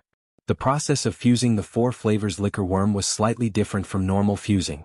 Under Fang Yuan's will, the 2 liquor worms burrowed into the bayberry wine jar. In the bayberry wine they began to fuse. A white ball of light was produced in the wine jar. The bright light rushed out from the mouth of the jar and shone on the top of the wall. Fang Yuan threw Yuan stone into the wine jar. 1 stone, 10 stones, 50 stones. When it reached the 100th stone, the ball of light shrunk to the size of a fist, and floated in the middle of the wine jar. At this time the bayberry wine had been used up. Fang Yuan picked up the second jar of wine, and poured the golden honey wine that was as thick as oil into it. Under the immersion of the honey wine, the white ball of light suddenly expanded to its original size. Beads of sweat appeared on Fang Yuan's forehead.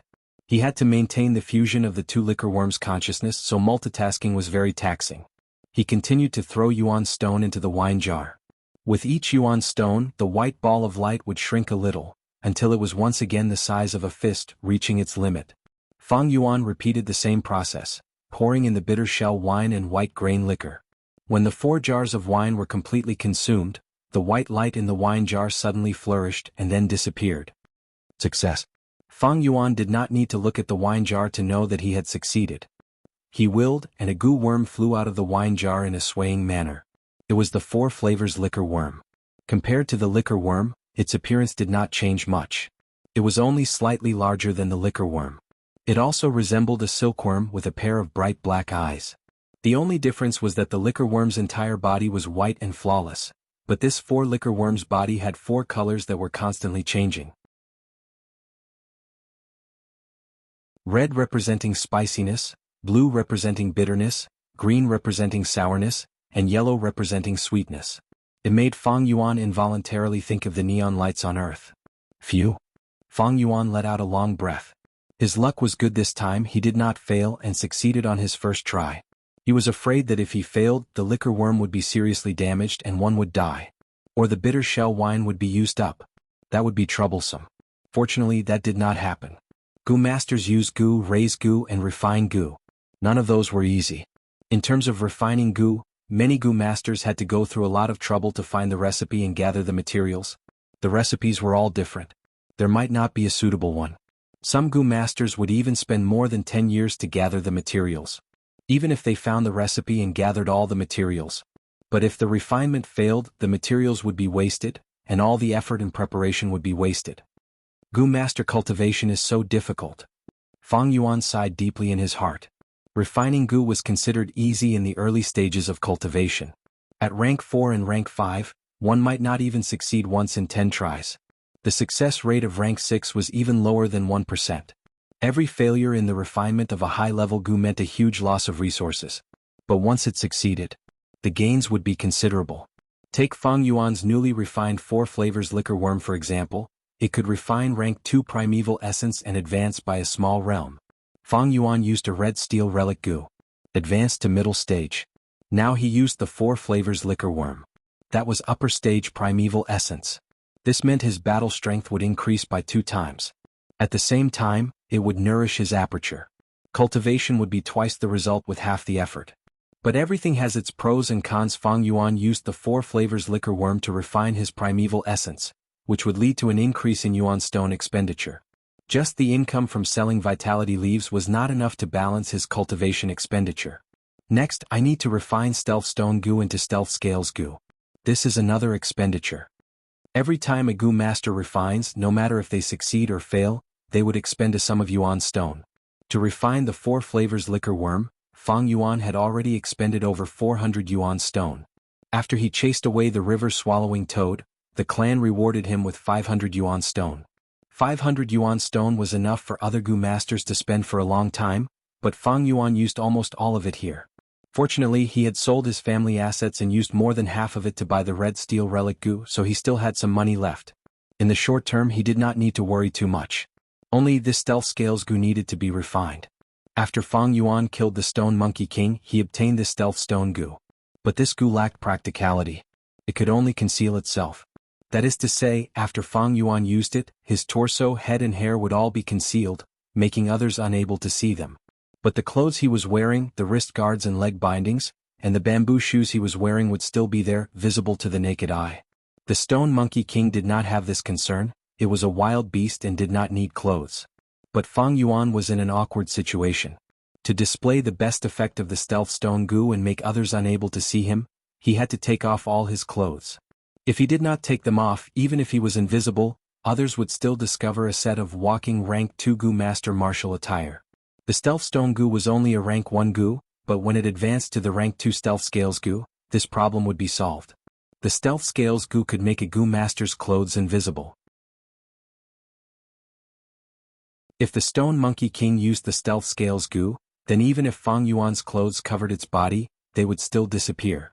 If the Stone Monkey King used the stealth scales goo, then whether or not Fang Yuan could defeat the Stone Monkey King was still a matter of suspense. To refine the stealth scales goo, other than the stealth stone goo, there were also other materials. But these materials were rather common, so Fang Yuan had already asked Jianghu to help him gather them.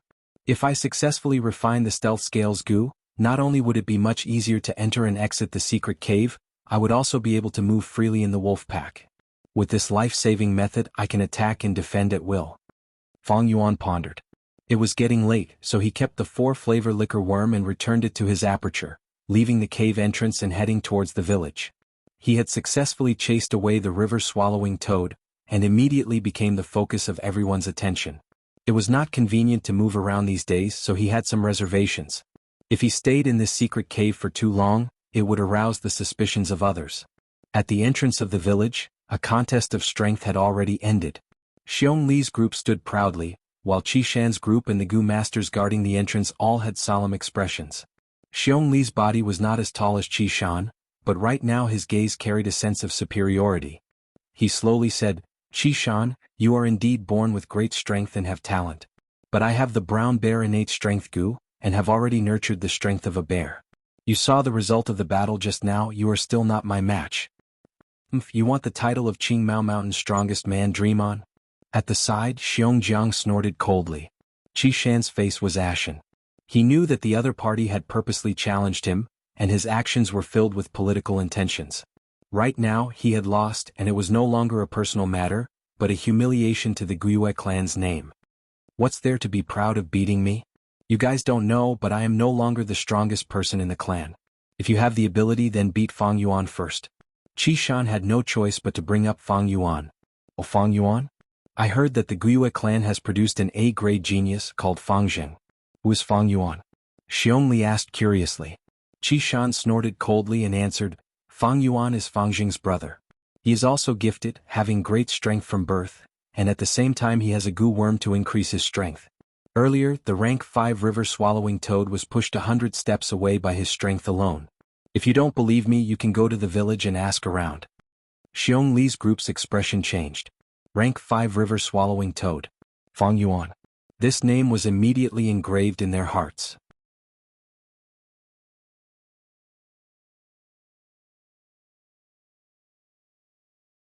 Chapter 124. Swoosh swoosh swoosh. 3 consecutive moon blades the size of wash basins drew a deep blue arc in the air. Swoosh swoosh swoosh. In an instant, 16 to 17 jade-eye stone monkeys died on the spot. The stone monkey group chasing Fang Yuan was immediately halved. Fang Yuan stood on the spot, not retreating but raised his right palm again, striking the air 3 times.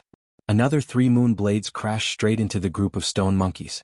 Wherever they went, the stone monkeys toppled over. The stone monkey corpses fell to the ground, breaking into pieces of rubble. The eyeballs that had turned into jade pearls also rolled on the red ground. Fang Yuan checked his aperture, and found that there was still more than half of the dark red primeval essence left. The Moonglow Gu's moonblade required 10% of light red primeval essence to activate. If Fang Yuan was at rank 2 initial stage, he could only activate it 4 times in a row. At middle stage it would increase to 8 times. At upper stage the number would double again, rising to 16. Although Fang Yuan had not reached rank 2 upper stage with the 4 flavor liquor worms refined upper stage primeval essence, he could be considered a pseudo upper stage, and his battle strength rose sharply. Originally he had to fight and retreat when he was chased by 70 to 80 stone monkeys, but now he could kill most of them with just the moonblade attacks. Only a dozen or so of them would escape at the sight of him. It's only been 2 days and I've already broken through 3 stone pillars. This speed is several times faster than before. At this rate, I should be able to break through to the middle of the stone forest in a month and a half. Fang Yuan thought to himself. According to the flower wine monk's arrangement, the cave in the middle of the stone forest should be the next checkpoint. Before the checkpoint, there is a high chance of planting the earth treasury flower goo. But at this stage, the flower wine monk's strength inheritance should be almost complete. After all, he is heavily injured and his condition is not good, so he hastily set up this inheritance. Most likely there will only be 1 or 2 more checkpoints in the future. With his previous life's experience, Fang Yuan thought of the image wall, the flower wine monk's blood-soaked and dying scene, and made this judgment. The time that the flower wine monk had left behind this inheritance was too short, so he couldn't do more. But this was just a special case of inheritance. Actually, normal inheritances needed to be designed and arranged by Gu masters over a long period of time. Some of them were grand in scale, while others only opened once every decade or so. In the process of inheritance there was more than one location. Instead, it was divided into several locations that were scattered all over the world. The distance between each location could be the ends of the earth. For those who wanted to inherit this inheritance, they would have to go through decades of exploration and all kinds of tests. Some inheritances, a Gu master might not be able to successfully explore them in their lifetime. They would often leave this unfinished business to their descendants. The flower wine monk's inheritance is classified as a miniature inheritance. It has one flaw, which is that the inheritance is relatively rare. However, there was also an advantage to this, which was that the levels set up by the characters were usually based on the local conditions, so they were relatively simple. From this inheritance, I obtained the white boar goo, jade skin goo and liquor worm. Stealth rock goo could barely be counted as one. All that was left was probably 1 or 2 more Xidigarba flowers. Hopefully, among the remaining goo worms, there are scouting type or movement type goo worms. Time passed quickly, autumn passed and winter came. Early winter, the first snow. The sky was gloomy and snow fluttered down, falling on Qingmao Mountain. Fang Yuan walked alone in the snow. He had just come out from the secret cave in the rock crack, and was now rushing back to the village. Looking at the time, it has already been 2 months, but my progress in clearing the stone forest has not been good. Fang Yuan's eyes were filled with gloom. It was not that he did not want to work hard, but the prelude to the wolf tide had already begun. In winter, food was scarce in the cold wind. The growing wolf pack began to hunt on a large scale in order to gather more food to fill their stomachs. This caused the wild beasts around the wolf nest to be purged. Chaotic small-scale beast tides occurred frequently, and at the same time, there was also the crippled wolf tide. These crippled wolves were all eliminated by the wolf nest. To survive, they formed groups and began to show themselves around the village, frequently moving about. Although they had not reached the stage of attacking the village, the mortal hunters no longer dared to go hunting in the mountains. At the same time, there were villagers who lost their lives to the wolves. Guyue village mobilized a large number of Gu masters to carry out the purge. This way there were more people coming and going, and among them were many scouting Gu masters. This made Fang Yuan wisely reduce the number of times he went to the secret cave in the rock crack. This way there was no doubt that the advancement of the stone forest had greatly decreased. The howling cold wind was getting stronger and stronger, and the snowfall was also getting heavier. Low roars of beasts could be heard amidst the wind and snow. Fang Yuan stopped in his tracks, vigilantly looking around. A small-scale crippled wolf pack, about 20 lightning wolves, quickly appeared in his vision. Again? Fang Yuan mumbled. This was the 8th time he had met them this month. But this time it was different. So close to the village there are already wolf packs moving around.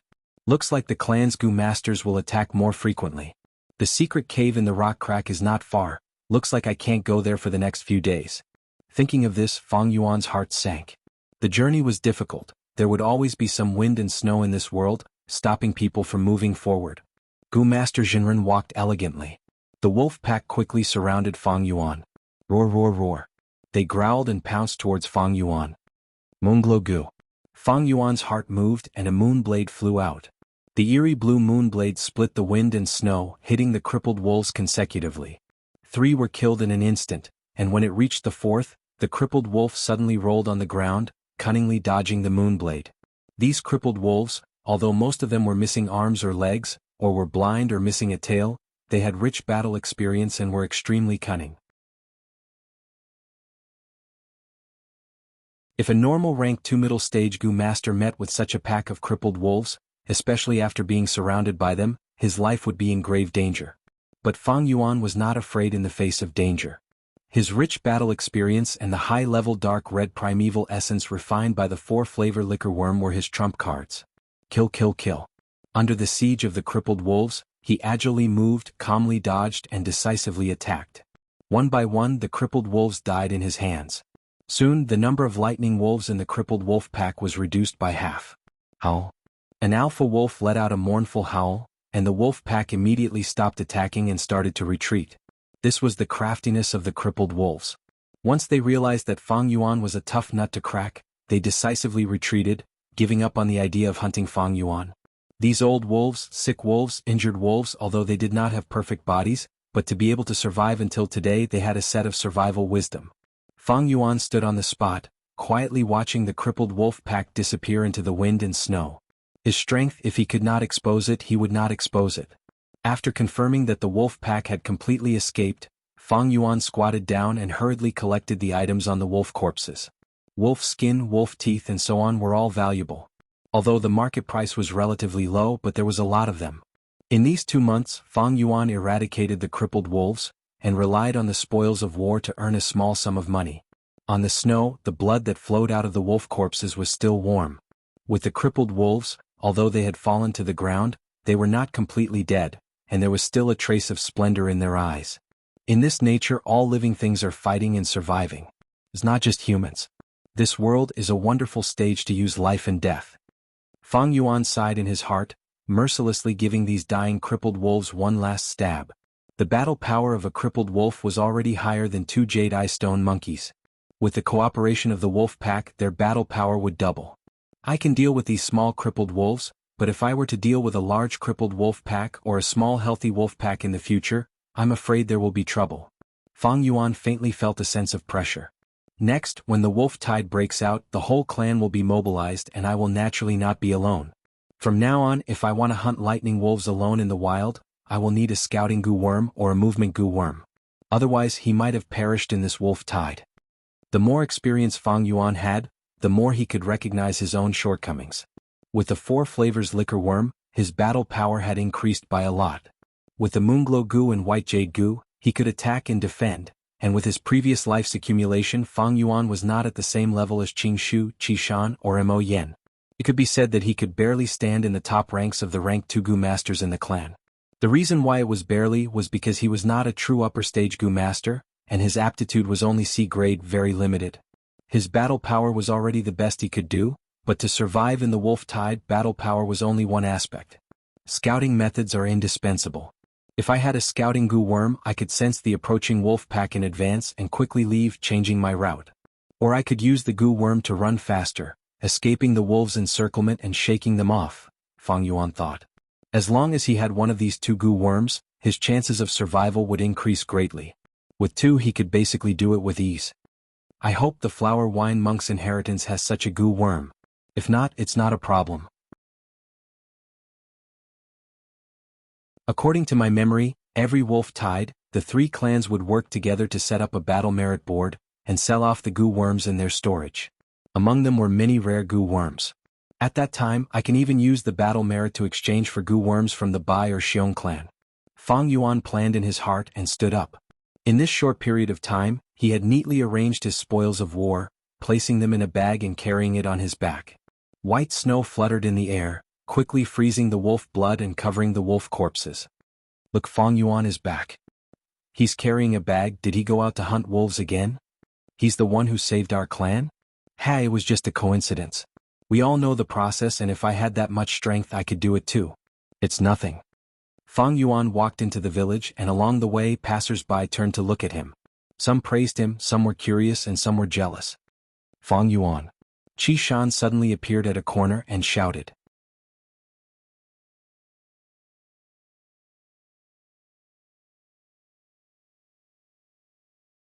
Chapter 125.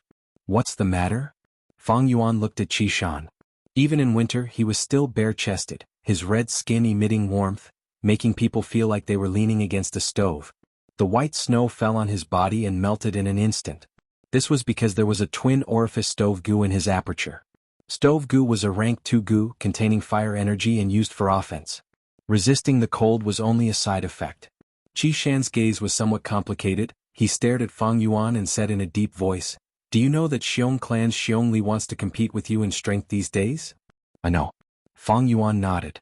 Qi Shan heaved a long sigh. "Xiongli wants to compete with you in strength. It is not a simple competition, but it concerns the distribution of benefits in the 3-clan alliance. Under the wolf tide, the alliance will perish. But after the alliance, how to distribute the benefits is the most crucial issue. Thus, these days the 3 clans have been in a deadlock over this matter." Fang Yuan glanced at Qi Shan and immediately understood why he took the initiative to look for him. Negotiation was the most difficult thing.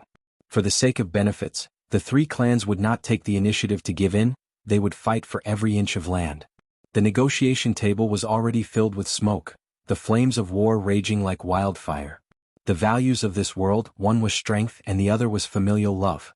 Qingmao Mountain's 3 clans were all clans, they had been in conflict for a long time, their hatred was deep. They naturally could not use familial love to smooth things over.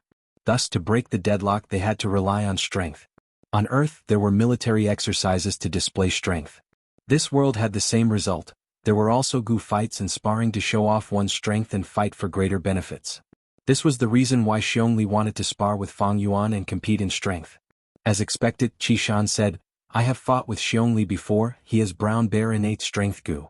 He has already nurtured the strength of 1 bear. He also has grand bear goo.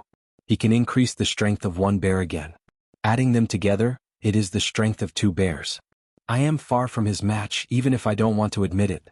But the title of Qingmao Mountain's #1 Herculean is well deserved." He paused and continued, "Let's discuss the matter as it stands.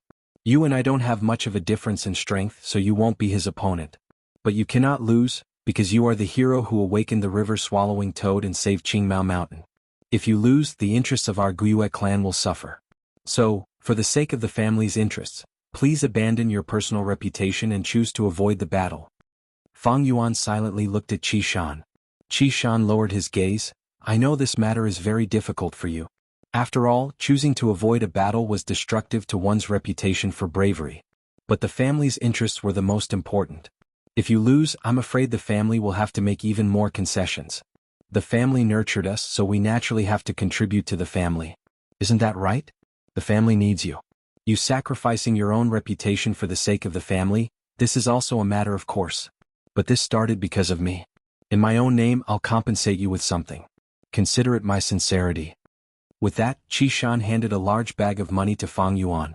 Fang Yuan took it and weighed it and could not help but laugh. "So my reputation is only worth 200 yuan stone?" Qi Shan could hear the mockery in his words. His eyes flashed and he said solemnly, "Fang Yuan, don't be angry. Previously I was trying to persuade you, but in reality I came here with a mission. I want you to avoid the battle. This is a secret order from the higher-ups of the family." Whether you want to listen or not, you have to listen. Please take care of yourself." Finishing, he turned and left, leaving deep footprints on the snowy ground. Fang Yuan looked at Qi Shan's back, his eyes revealing a light of understanding. In order to fight for the greatest benefits, the family has probably already used the matter of me chasing the river-swallowing toad as a bargaining chip on the table. After all, the presence of the river-swallowing toad here is a threat to Qingmao Mountain. As for the Xiong village, to get rid of this bargaining chip, they secretly ordered Xiongli to challenge me. To the family, I am only a chess piece. Xiongli is also a chess piece, and Qi Shan is even more so a chess piece. It is laughable that some people are willing to become chess pieces, and even feel proud of it, thinking that it is natural. This is because they have been successfully brainwashed by the family. But I never wanted to fight with Xiongli. The so-called reputation is only the praise of others. It was unknown how many heroes had been imprisoned by this shackle since ancient times. But to me, what's the pity in letting it go? I have to thank Qi Shan for gifting me 200 yuan stone for free. Thinking of this, Fang Yuan secretly laughed coldly. Why did he attract Xiong Li's challenge? It was only because he wanted to save the village's reputation. Why did Qi Shan want to challenge Xiong Li? It was only because of the reputation of Qingmao Mountain's strongest man. The so-called reputation was only a flatbread for vanity. How many people had been tempted? How many people had been fettered? How many people had been trapped? What a pity, what a pity. The snow was still falling slowly. The entire Guyue village stood quietly in the snow. The people beside him walked hurriedly on the road. What a joke, these people are all trapped by an illusory flatbread. Fang Yuan's eyelids drooped, under his eyelashes his dark and serene eyes were half hidden. The light in the snow shone on his face, the young man's face was pale, revealing a sense of coldness. Suddenly chuckling, Fang Yuan recited softly, "The white snow is pure white, I walk alone in the world. I walk alone with no worries, my lonely shadow comes and goes." He took a step forward, continuing to walk. Along the way the people were hurrying, but Fang Yuan walked alone. Whether it was the clansmen, the white snow, the village, they were only a blurry background. After a while he returned to his rented house. The bamboo building, wine shop and so on were all sold by him. He still lived in the rented house. Although the environment was very simple, Fang Yuan was not demanding as long as he had a place to stay. Sitting cross-legged on the bed, Fang Yuan began to cultivate. In Gu Master Cultivation, breaking through a large realm required aptitude and talent. But breaking through a small realm was purely a matter of painstaking effort. As long as there was enough time, the aperture walls would be constantly nurtured, and could continue to improve. According to the agreement, at dusk, Jianghu arrived at Fang Yuan's residence. "Lord Fang Yuan, these are the primeval stones for this trip, please check."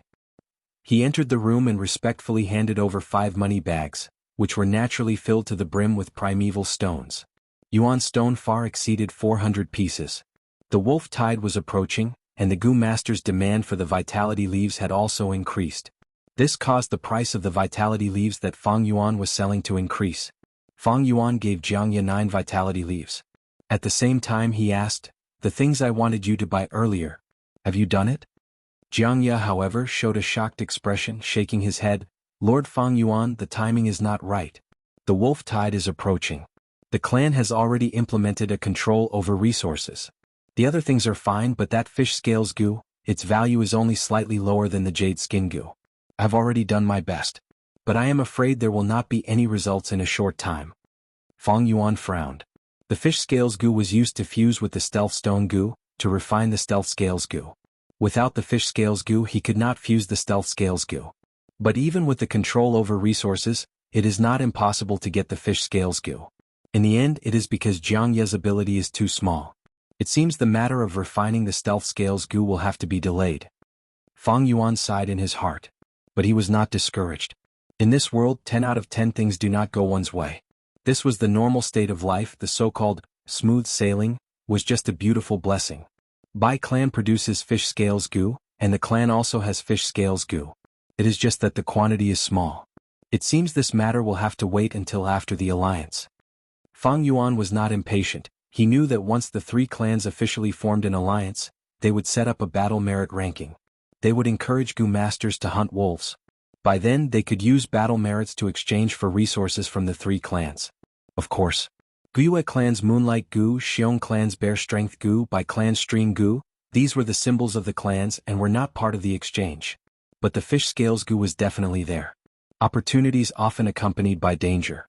To gu masters, the wolf tide was a severe test, but it was also a good opportunity to rise. Under the attack of the wolf tide, countless famous gu masters died, and countless gu masters became famous. The old forces in the clan might weaken, and the new forces would walk on the political stage with their heads held high.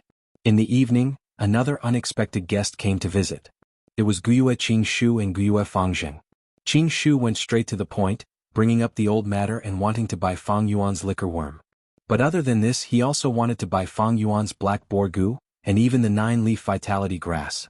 The 9-leaf vitality grass was definitely not for sale, and the liquor worm had already been refined into the 4 flavors liquor worm. Fang Yuan could not take it out even if he wanted to. Thus he rejected it. As for the black boar gu, I have already gained the strength of a boar, and the value of the black boar gu to me is very low. The best result of the black boar gu is the steel mane gu. Although this gu can attack and defend, to me with the white jade gu, it is not very useful. I might as well trade for a fish scales gu. As Fang Yuan thought of this, he brought it up. Fish scales gu? Qingshu frowned slightly but soon nodded.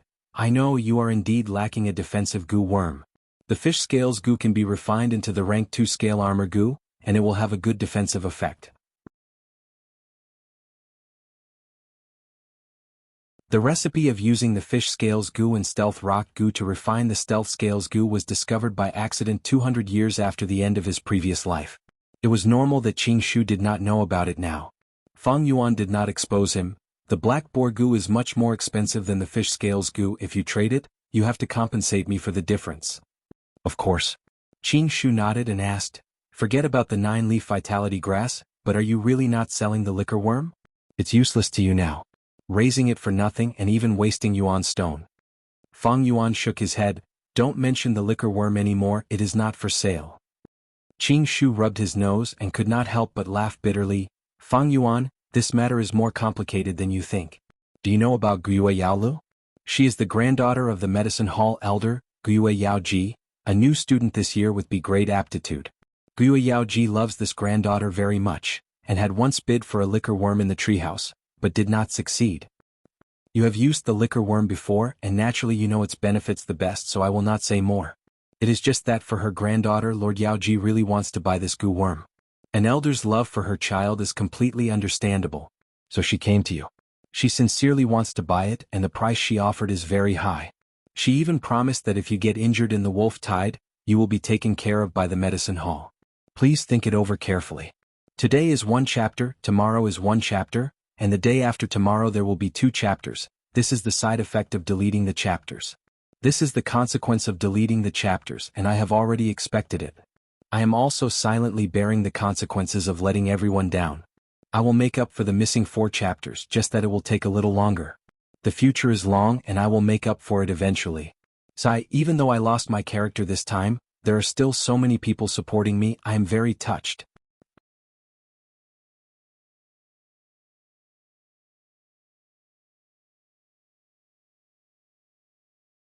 Chapter 126. I see. Fang Yuan rubbed his chin but then shook his head. I am not selling this liquor worm. Since Yao Ji insists on buying it, why don't you go find the gu master who bought it? Hearing this, Qingshu's face turned gloomy. He sighed deeply. Sigh, I don't know which clansman bought this liquor worm but kept it a secret. We can't investigate it and we can't just casually search other people's apertures, right?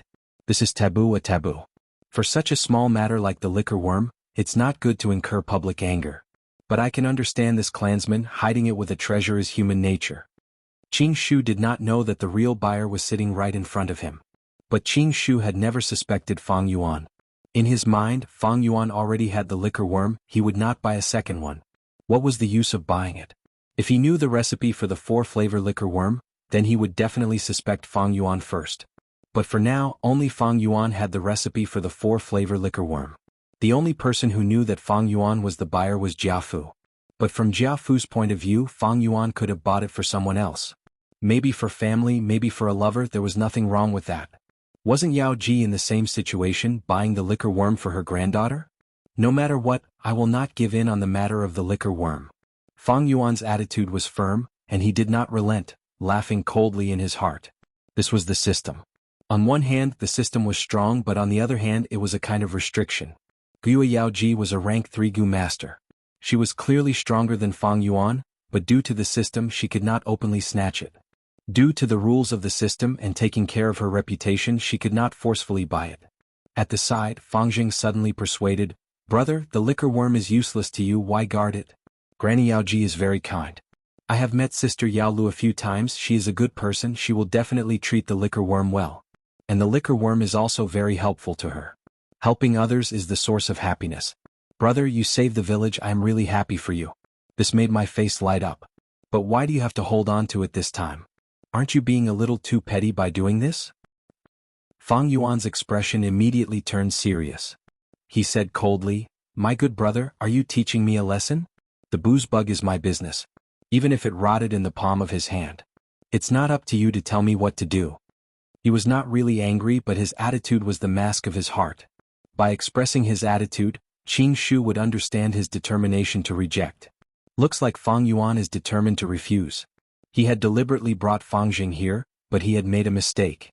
The relationship between these two brothers has never been harmonious, and now they've outsmarted themselves. Guo Qingshu's eyes flashed. "Fang Jing, why don't you go out for a walk first?" Fang Jing still wanted to say something. But Qing Shu stretched out his hand to stop him. Fang Jing clenched his teeth and finally obeyed Qing Shu's order. "Anyway, I can't understand this. Brother," he said, opening the door. "I do things. I don't need your understanding, Fang Jing." Fang Yuan was expressionless. Fang Jing's action of opening the door paused, then he quickly walked out of the room without looking back and slammed the door. This action made the atmosphere in the room even more awkward. "If there's nothing else, please go back, brother Qing Shu." Fang Yuan directly asked him to leave. He. Qing Shu laughed dryly, trying to ease the atmosphere. But Fang Yuan's face was as cold as ice and there was no change. But he was gentle by nature and did not get angry. Touching his nose, Qing Shu smiled awkwardly. "There is indeed one more thing. It's about the 9-leaf vitality grass."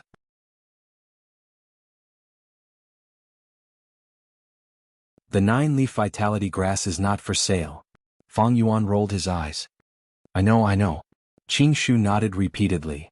"It's about the vitality leaves. This is a personal matter of my group. I hope you can supply the vitality leaves you produce to us. Of course we will give you some compensation." Fang Yuan did not reject business. "All right, each vitality leaf is 65 yuan stone." Qing Shu was speechless at the price.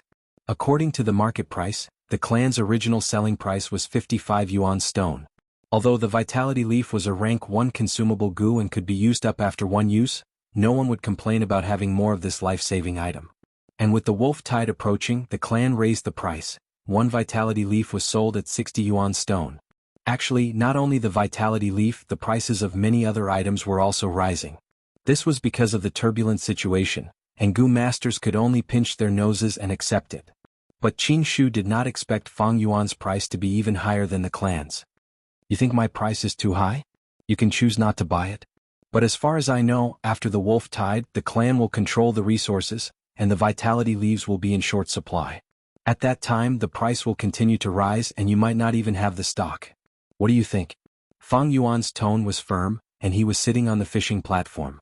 Qing Shu choked and said helplessly, "You can see it clearly. But raising the price like this is a bit too much. Aren't you afraid of offending people?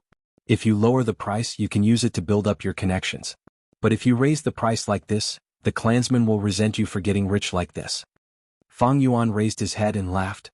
"The wolf tide is approaching, a small character like me might die any day. Why would I care about these minor details? You are no longer a small character. Interpersonal relationships are not minor details." Qing Shu looked deeply at Fang Yuan and then lightly shook his head. "But everyone has their own thoughts and choices, I will not force them. But you need to be careful, Lord Yaoji will not let this go so easily. Goodbye." Qing Shu did not mention the matter of buying the vitality leaf again. Fang Yuan's price had scared him. He was a smart person and smart people do not buy things on impulse but reason. Smart people would have a price in their heart, and if it exceeded this price they would calmly stop. Fang Yuan seemed to have only raised the price by 5 yuan stone, but Qing Shu definitely wanted to buy more than one vitality leaf. The wolf tide would last for at least a whole year, and the amount of vitality leaf consumed would be very large, accumulating like this would be a lot. Thank you for your reminder, take care, I won't send you off. Fang Yuan watched Qing Shu leave. His heart was clear, knowing that Qing Shu would definitely come back. It was because he had greatly underestimated the severity of this wolf tide. In such a wolf tide, death could come to everyone at any time, and there was no worry about selling the vitality leaf. In Fang Yuan's memory, it had even been raised to a high price of 100 yuan. Of course, this price was also when the wolf tide was at its fiercest. What Fang Yuan needed to do now was to adapt to the situation, slowly raising the price. As time passed, the winter wind became colder. This year's winter was colder than in previous years for the 3 mountain strongholds of Qingmao Mountain. Take Guyue's mountain stronghold for example. More and more crippled wolves appeared around the mountain stronghold. The clan issued a large number of missions, and almost all of them were related to exterminating the crippled wolves. In December, the number of crippled wolves reached its peak, and the situation took a turn for the worse. It reached a terrible level. There was even a village at the foot of the mountain. It was a situation where it was slaughtered by a large wolf pack. Fortunately, there were more than 10 Gu masters stationed in the village. They retreated in time. This made the clan higher-ups heave a sigh of relief. The death of a Gu master made them feel heartache for a long time. As for the mortals, they were all servants, so if they died, so be it. In this world there was no such thing as human rights. A Gu master's life was more precious than 100 mortals' lives. This was the common view of everyone. But casualties were unavoidable. Thus, at night in the mountain stronghold, there were often faint cries of sorrow and sorrow.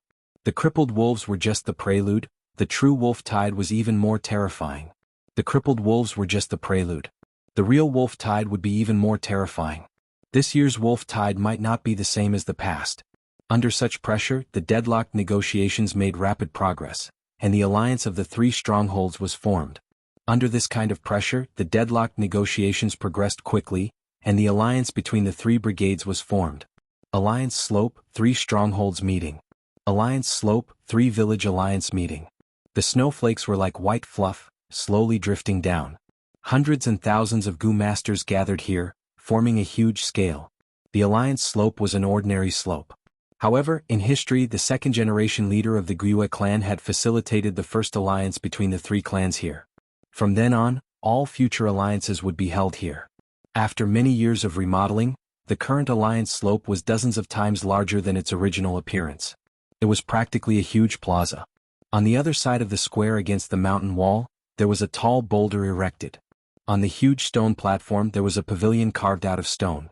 There were stone tables and chairs in the pavilion, and the higher-ups of the 3 families were sitting inside, discussing closely.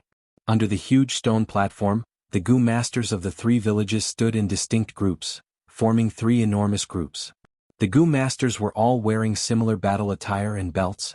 Their cultivation level could be seen at a glance. Fang Yuan was among them. He secretly sized up and observed. The Gu masters below the stage were all rank 2 Gu masters. Rank 1 Gu masters were mostly in charge of logistics, while rank 2 Gu masters were the true main force. As for rank 3 Gu masters, they were all clan elders. For a mid-sized clan like the Guyue clan, every generation of painstakingly accumulating, they would only have over 20 clan elders. Fang Yuan was observing, and so were the other Gu masters. Countless gazes intertwined, some with hatred, some with curiosity, and some with vigilance. The Gu masters of the Guyue clan were generally skinny. The Gu masters of the Xiong clan were all sturdy, and from their appearance one could tell that they had great strength. The Bai clan's people, probably because they lived under the waterfall at the back of the mountain, had pale skin and carried a yin aura. That long hair is Guyue Qing Shu, rank 2 peak stage, the number 1 rank 2 in the Guyue clan. Someone pointed. Mo Yen. It's you bitch who cut off one of my arms. After the wolf tide, I will get my revenge. Someone snorted in his heart. Wow, that girl riding on the huge bear, she should be the Xiong clan's Xiong Jiao man. Don't be fooled by her cute appearance, she is very crazy when she fights. Do you see that white fat woman? That is Bai clan's Bai Zhong Shui, a rank 2 upper stage expert who possesses the water dolphin Gu. She is very unrestrained and lustful. You newbies have to be careful, don't get pushed down by her. The grudges between the 3 clans were already very deep. The discussions on the alliance slope became louder and louder, becoming a noisy scene. Many Gu Master seniors were pointing and introducing the experts of the other two clans to the newbies, reminding them to be careful in the future.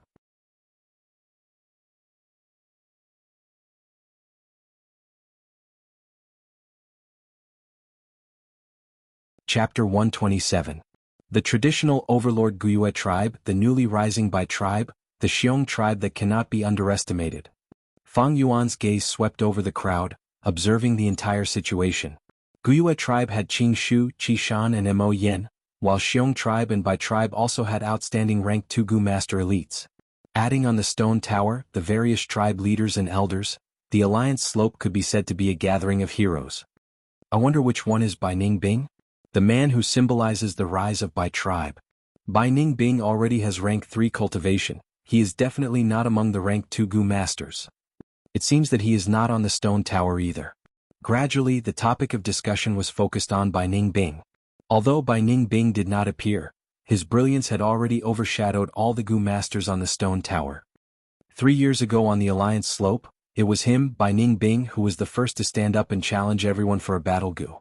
In just 3 years he became a rank 3 elder. It is truly terrifying to think about. He soared to the sky in one go. When he was rank 2, he defeated an elder of Xiong tribe. This child's future is limitless.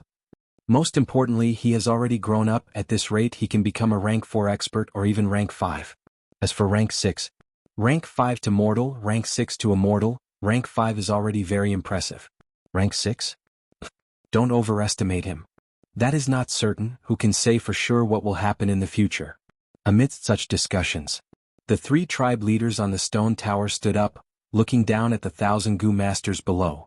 Guyue tribe leader was in the middle, while Bai tribe leader and Xiong tribe leader were on his left and right. The alliance slope gradually quietened down. Guyue Bo held the railing, glancing around and said concisely, "The 3 tribes are in an alliance, we are in the same boat. The Gu battle convention is mainly about exchanging pointers. We will not go overboard. Let's begin." Silence reigned on the slope of the alliance. Everyone looked at each other. The 3 tribes were in an alliance, there would be a Gu battle convention. Other than showing off the tribe's strength, it was also to promote communication and temporarily resolve grudges, reaching a consensus of cooperation. But who would be the first to stand out? The first Gu Master to challenge. If he lost in front of everyone, his reputation would be tarnished. It had even shaved the face of the upper echelons of the family upstairs. Last year, Bai Ningbing stood up.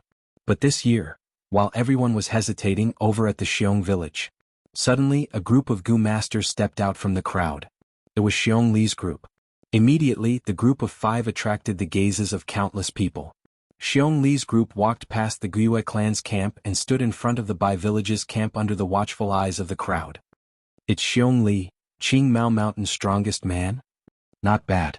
It was said that not long ago Qi Shan of the Guyue clan had also lost to him in public. No one can shake his name, not even Bai Ningbing. Damn it. Is the Guyue clan deliberately bullying our Bai clan? In the camp of the Bai village, there was a slight commotion. Many people recognized Xiong Li and felt a sense of pressure in their hearts. But Xiong Li swept his gaze around. He had been standing at the same spot, but Jianghu, who was beside him, stood up. Jiang's body was thin and stood out among the Xiong village's strong men. He took a few steps forward and faced the Bai village's Gu Masters, cupping his fists and saying, "Xiong village's Jiang is here to seek guidance from brother Bai Bingyi." Once he said this, uncontrollable gasps could be heard from below the stone floor. Bai Bingyi's status was equivalent to Qi Shan and Xiong Li. Among the young Gu Masters of the Bai village, he was second only to Bai Ningbing. Jiang wanted to compete in Gu with him, clearly wanting to use the weak to fight the strong. But could he do it? Bai Bing stood up with a gloomy expression. He was short and had a pale face, like a patient who had just recovered from a serious illness, looking a little weak. But no one dared to underestimate him. "Jiang, you dare to challenge me, you have some courage. How do you want to compete? Say it, I will accept it," he said to Jiang. Jiang laughed sinisterly. "I am good at defense, brother Bai is good at offense. How about this, you defend and you attack. I will give you 3 chances to attack and we will see the result." This was not a life and death battle but a sparring session. But Jiang was so confident, he clearly came prepared, causing many people to have doubts. Bai Bingyi raised his eyebrows. "Jiang, no matter what Gu worm you have, you are still a rank 2 Gu master, your cultivation is still there. Do you really think you can block my water drill Gu? If I injure you, you can't blame me. Jiang snorted, how will we know if we try? Come. Saying so, he activated the Gu worm in his body, and his skin started to lose color, becoming dry and green, like a gloomy dead wood. At the same time, his teeth became long and sharp, his 4 canines protruded out of his lips. Furthermore, the pupils of his eyes had also turned into a lustrous green. This was a rank 2 roaming zombie Gu. As long as it was activated, it could turn a person into a zombie. Compared to a living person, zombies were more resistant to physical attacks, and had stronger recovery ability. But they were afraid of fire and lightning, and had higher defense against water and wind poison. At the same time, zombies were not as strong under the sun as in the dark, affected by the weather. Even so, I am not afraid. Bai Bingyi sneered, raising his right hand. Under everyone's gazes, he put his 5 fingers together and retracted his fist. First, a drop of water condensed in the air above his 5 fingers. Then, in the blink of an eye, the water droplet expanded, turning into a rapid flow of water. From the starting point of the 5 fingers, it started to revolve around Bai Bingyi's palm. In the time of 2 breaths, a light blue spiral drill had formed on Bai Bingyi's fist that was constantly rotating. Rank 2 water drill Gu. Able to drill through rocks and steel, its offensive ability was very impressive. Almost no Gu worm could defend against it. Take this. Bai Bingyi coughed and punched with his right fist. Jiang raised his arms. They formed into an arm shield. The water drill hit his arm and large amounts of water splattered out. Both sides were in a deadlock for a few breaths of time. Suddenly, the water drill spun rapidly, sending Jiang flying by 5 to 6 steps. Jiang fell on the ground but soon stood up again with a carp flip. However, the muscles on his arms were almost completely crushed by the water current, revealing the pale bones of his arms. Bai Clan's Gu masters saw this. They could not help but cheer. Only a few people frowned deeply. Jiang laughed sinisterly, not caring about his injuries. He had turned into a zombie, his sense of pain had already fallen to 0. Bai Bingyi stood on the spot, but his pale face suddenly changed and he spat out a mouthful of blood. Bai Clan's Gu master's cheers stopped abruptly. How can this be? Someone shouted. It is the Shadow Death Gu. Bai Bingyi stared at his feet. Jiang's shadow was strangely distorted, spreading out on the snowy ground. Jiang and Bai Bingyi were connected together. It seems I have one brother Bai. With this Shadow Death Gu, I will receive many injuries. You will have to bear a 10th of it. I specialize in defense while you are an offensive type Gu master. Your body is not healthy. Even if it is a 10th of the damage, you will not be able to bear it. Jiang said plainly. Bai Bingyi wiped the blood on his mouth and stared at Jiang deeply for a while before saying, Good. Very good indeed. You have a clever mind and superior skills. I have lost. He admitted defeat in front of everyone. Too despicable. Simply sinister and shameless. To think he actually had a Shadow Death Gu, Senior Bai Bingyi was completely tricked by him. Bai Clan's Gu masters burst into a commotion. Jiang cupped his fists. You flatter me. If we really fought, I believe the final victor would still be Brother Bai. The Shadow Death Gu has a limited range after all, it can only bully close combat Gu masters. Brother Bai, please take care of the wolf tide this time. Of course. Bai Bingyi's expression eased a little and nodded. Bai Clan's Gu masters' voices also weakened. Standing on the stone tower, the 3 clans higher-ups who had been watching from a high vantage point nodded subtly at this scene. The Gu battle convention was only a spar, not a battle of strength. Jiang took the initiative to reveal his trump card. It was also to increase mutual understanding and trust. Be it Jiang or Bai Bingyi's attitude, they were both very good. With this handling, even if Bai Clan's Gu masters did not admit it, they could not help but feel some admiration for Jiang. After all, the strong were always respected. Xiongli group has made a good start. Guiyuebo lightly praised. Ah. The Xiong clan leader chuckled. Jiang had given him face. On the other hand, the Bai clan leader's expression was a little ugly. But Xiongli group did not stop there. The 5 of them left Bai clan and arrived in front of Guiyue clan. After challenging Bai clan, they want to challenge our Guiyue clan? Oh no, this time it is Xiongli himself. Guiyue clansmen could not help but feel a little nervous. Many people's gazes gathered on Qi Shan, Mo Yen and Qing Shu. But who knew that Xiongli shouted, Who is Fang Yuan, please come forward. I heard you could drive away that river-swallowing toad alone. Why don't we compete in strength? In an instant the crowd was in an uproar. Xiongli stood up, but he did not challenge Qing Shu, Qi Shan or Mo Yen, instead choosing a new junior. Fang Yuan. Who is Fang Yuan? This was the first time some Gu masters from other clans had heard of this name. He drove away the river-swallowing toad alone. Oh my god, that is a rank 5 Gu worm. How can he be so awesome? Many people looked at him in amazement. Guyue clan's Gu masters automatically opened up a path, exposing Fang Yuan in the crowd. With nothing blocking their line of sight, Xiong Li and Fang Yuan looked at each other.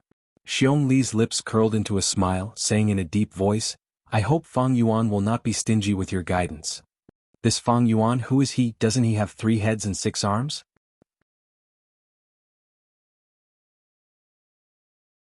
Driving away the river-swallowing toad was a coincidence. It was not a difficult thing. Being targeted by Xiongli, this muscular man, he is in big trouble this time. Fang Yuan, you really can't avoid it this time. Sigh, then you can only brace yourself and fight. Qi Shan sighed in his heart. Oh, so it's like that. Fang Yuan shrugged and said, then I admit defeat. Once he said this, everyone was stunned.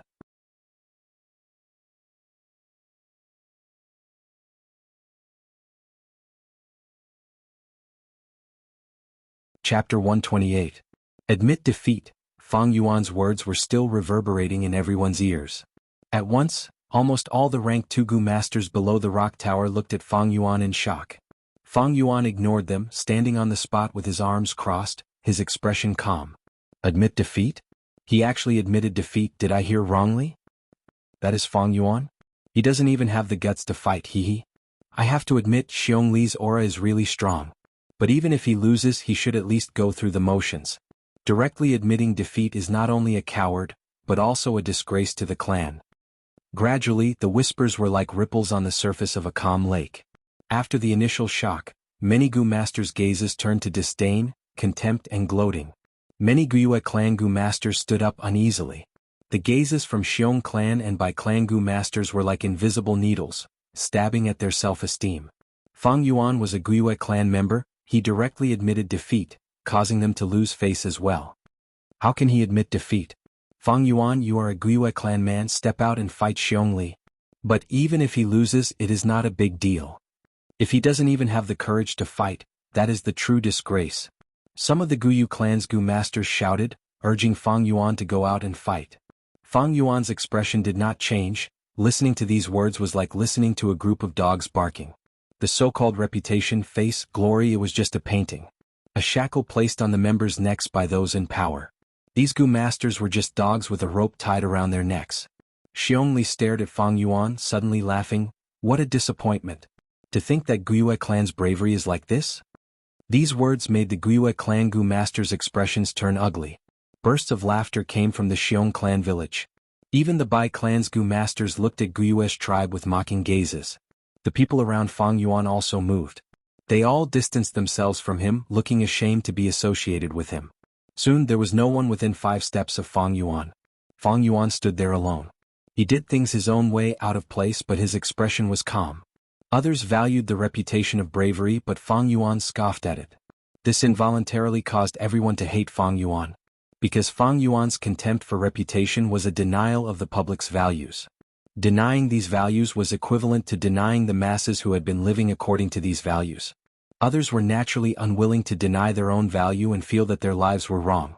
Therefore, naturally he began to resist and reject Fang Yuan subconsciously, rejecting Fang Yuan. Those with a weak spirit would be defeated by this rejection, and thus change themselves to become more popular. But Fang Yuan needed this rejection. There were more and more secrets on him, and he needed to be alone. At the same time, these people had no value in befriending him. In his memories, Qingmao Mountain's 3 villages barely survived the wolf tide, but after that incident 2 years later, they were all annihilated. From then on, Qingmao Mountain became an icy land of death. What Fang Yuan needed to do was to use this time to grow as much as he could, and leave the clan in time to avoid being killed. Seeing such a disadvantageous situation, Qing Shu, the number 1 ranked 2 Gu in the Guyue village. He had no choice but to stand up. Xiong Li, why don't we spar? Hee, how do you want to spar? Although Xiong Li was smiling, his expression revealed a serious expression. Guyue Qing Shu did not look at Xiong Li, but slightly raised his palm, secretly activating his primeval essence. His gaze was lowered as he looked at the green vines that were slowly growing out of his palm. He said slowly, "Let's test your strength. If you can break free from the binding of my green vines, then I'll consider it my loss." "How about that?" "Hee, not a bad suggestion, let's do it." Xiongli grinned, his eyes shining brightly. He thought to himself, "I already have the strength of one bear, and with the strength of the Grand Bear Gu, I have the strength of two bears added together. Although the green vines are tough, with the strength of two bears I can definitely break free." Xiongjiang had already won against Bai Bingyi. "If I win against Qing Shu, I will definitely gain a lot of face." Qing Shu smiled warmly and did not speak anymore. He only stretched out his palms and spread them out. Two green vines grew longer and longer from his palms, like two agile green pythons, climbing up Xiong body and coiling around him. Xiong hands were at his waist, and the green vines coiled around his arms. In an instant there were more than 10 vines tightly binding his hands and waist together. The other Gu masters stared at this duel without blinking. "Please," Qing Shu said to Xiong Li. Xiong Li's eyes widened and he clenched his fists, starting to exert strength. The muscles on his body bulged out as if they were huge rocks. The strength of one bear. Bam bam bam. The green vines, under his immense strength, started to break one by one. "Haha, brother Qing Shu, it seems I have won this duel." Xiong Li used his strength while still having the strength to speak. "Senior Qing Shu." Fang Jing's hands were sweating as he watched, his face nervous. The other Guyue clan Gu masters were the same. Guyue Qing Shu was their number one. If he lost again, then the Guyue clan would lose all their face. That might not be true. Guyue Qing Shu smiled, his eyes shining with confidence. Just as he finished speaking, the green vines in his hands started to change. The original jade green color suddenly turned dark green. At the same time, the vines became thicker, and large green vine leaves started to grow around them. Xiong Li's expression changed, feeling that the twisting force from the green vines had increased by more than 10 times. What made him even more shocked was that the green vines that he had broken grew back, connecting the broken parts together. Grand Bear Gu. He knew the situation was bad, and quickly activated the Grand Bear Gu in his aperture. Immediately, his hair stood up like steel needles. The muscles on his body expanded, and his whole body seemed to have swelled up a lot. The strength of two bears. The green vines creaked, but under such terrifying strength, they were still tenacious and unwavering, firmly restraining Xiong Li. Xiong Li's face was flushed red, and he used his greatest strength trying to break the green vines. But in the end, he had only broken one of them, and it was difficult for him to continue any further. "I lost." He took the initiative to remove the strength of the Grand Bear Gu, and said while gasping for breath, "Thank you for letting me win." Qing Shu cupped his fists. He kept the green vines. "Lord Qing Shu, you are really good."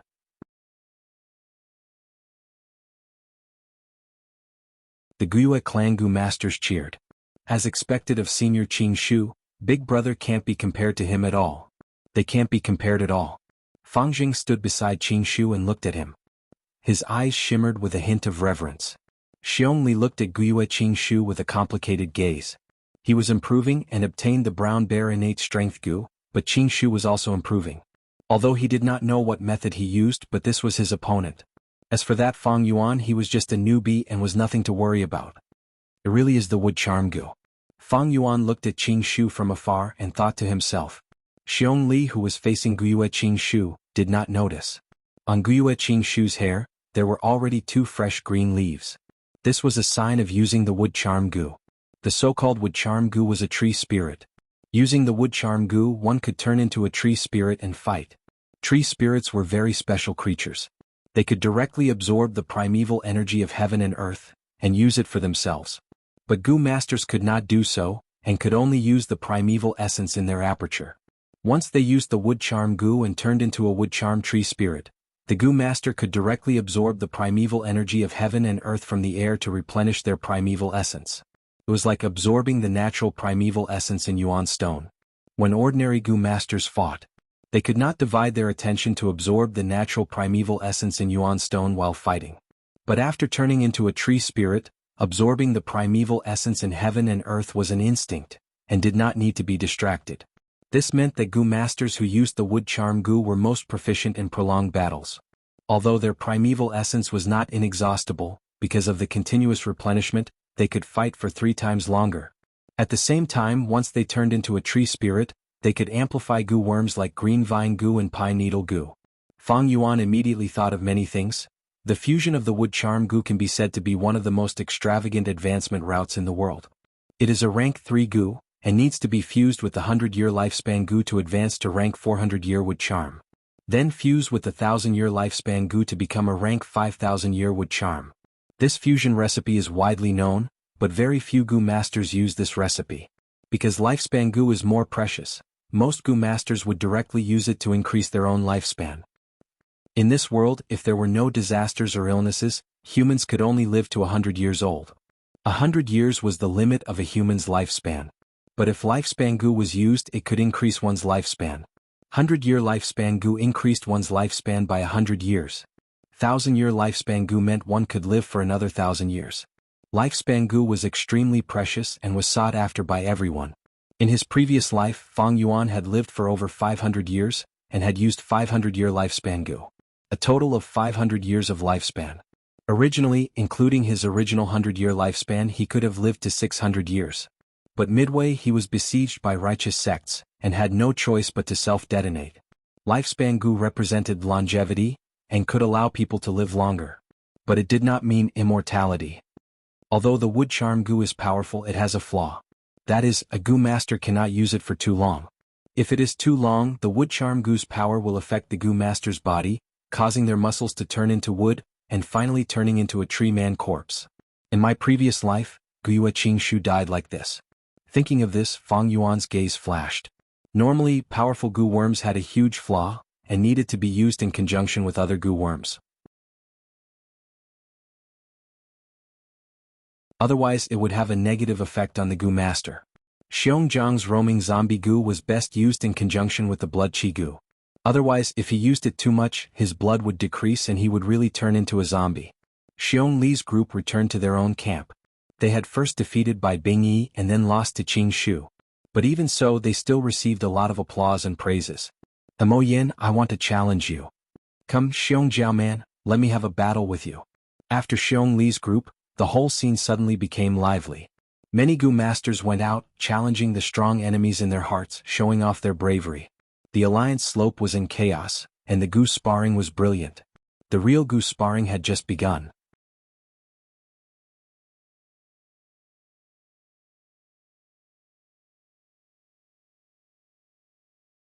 Chapter 129. All the way until the evening, the goo competition finally ended. On the alliance slope, the goo masters from the 3 clans were no longer as divided as before. Goo masters filled the entire hillside, and only 3 groups of people could be vaguely seen. Goo competition was a form of venting and also a form of compromise. In this world where strength was the #1 value, having strength would gain respect, and there would be a basis for cooperation. Ever since Xiong Li challenged Fang Yuan, no other goo masters came to find him. Fang Yuan was only a newbie, and had not interacted much with the goo masters of the other 2 clans, and had no grudges or feelings. As for the goo masters in the village, they would never challenge their own clansmen in such a situation. Especially when Fang Yuan admitted defeat, it made the other goo masters lose interest in him. Such a lazy, cowardly opponent, even if they won, what was there to brag about? There were 2 ways to not be stepped on. One was to become an expert so strong that no one dared to step on you. The second was to become dog shit and no one would bother to step on you. Fang Yuan did not care about dog shit or the reputation of an expert. He always did things by fair means or foul and only cared about the results. No one challenged him and this made him feel relaxed. The disdainful and contemptuous gazes of the surrounding people, he turned a blind eye. If he could not even endure these gazes, how could he talk about pursuing the demonic path? The alliance meeting ended successfully. Guiyue clan, Bai clan and Xiong clan had temporarily reached an agreement. First, issue a decree. The 3 clans temporarily threw away their past grudges, and fought against the wolf tied together. In times of danger they had to help each other. At the same time, internal killings were prohibited, and an investigation team was set up.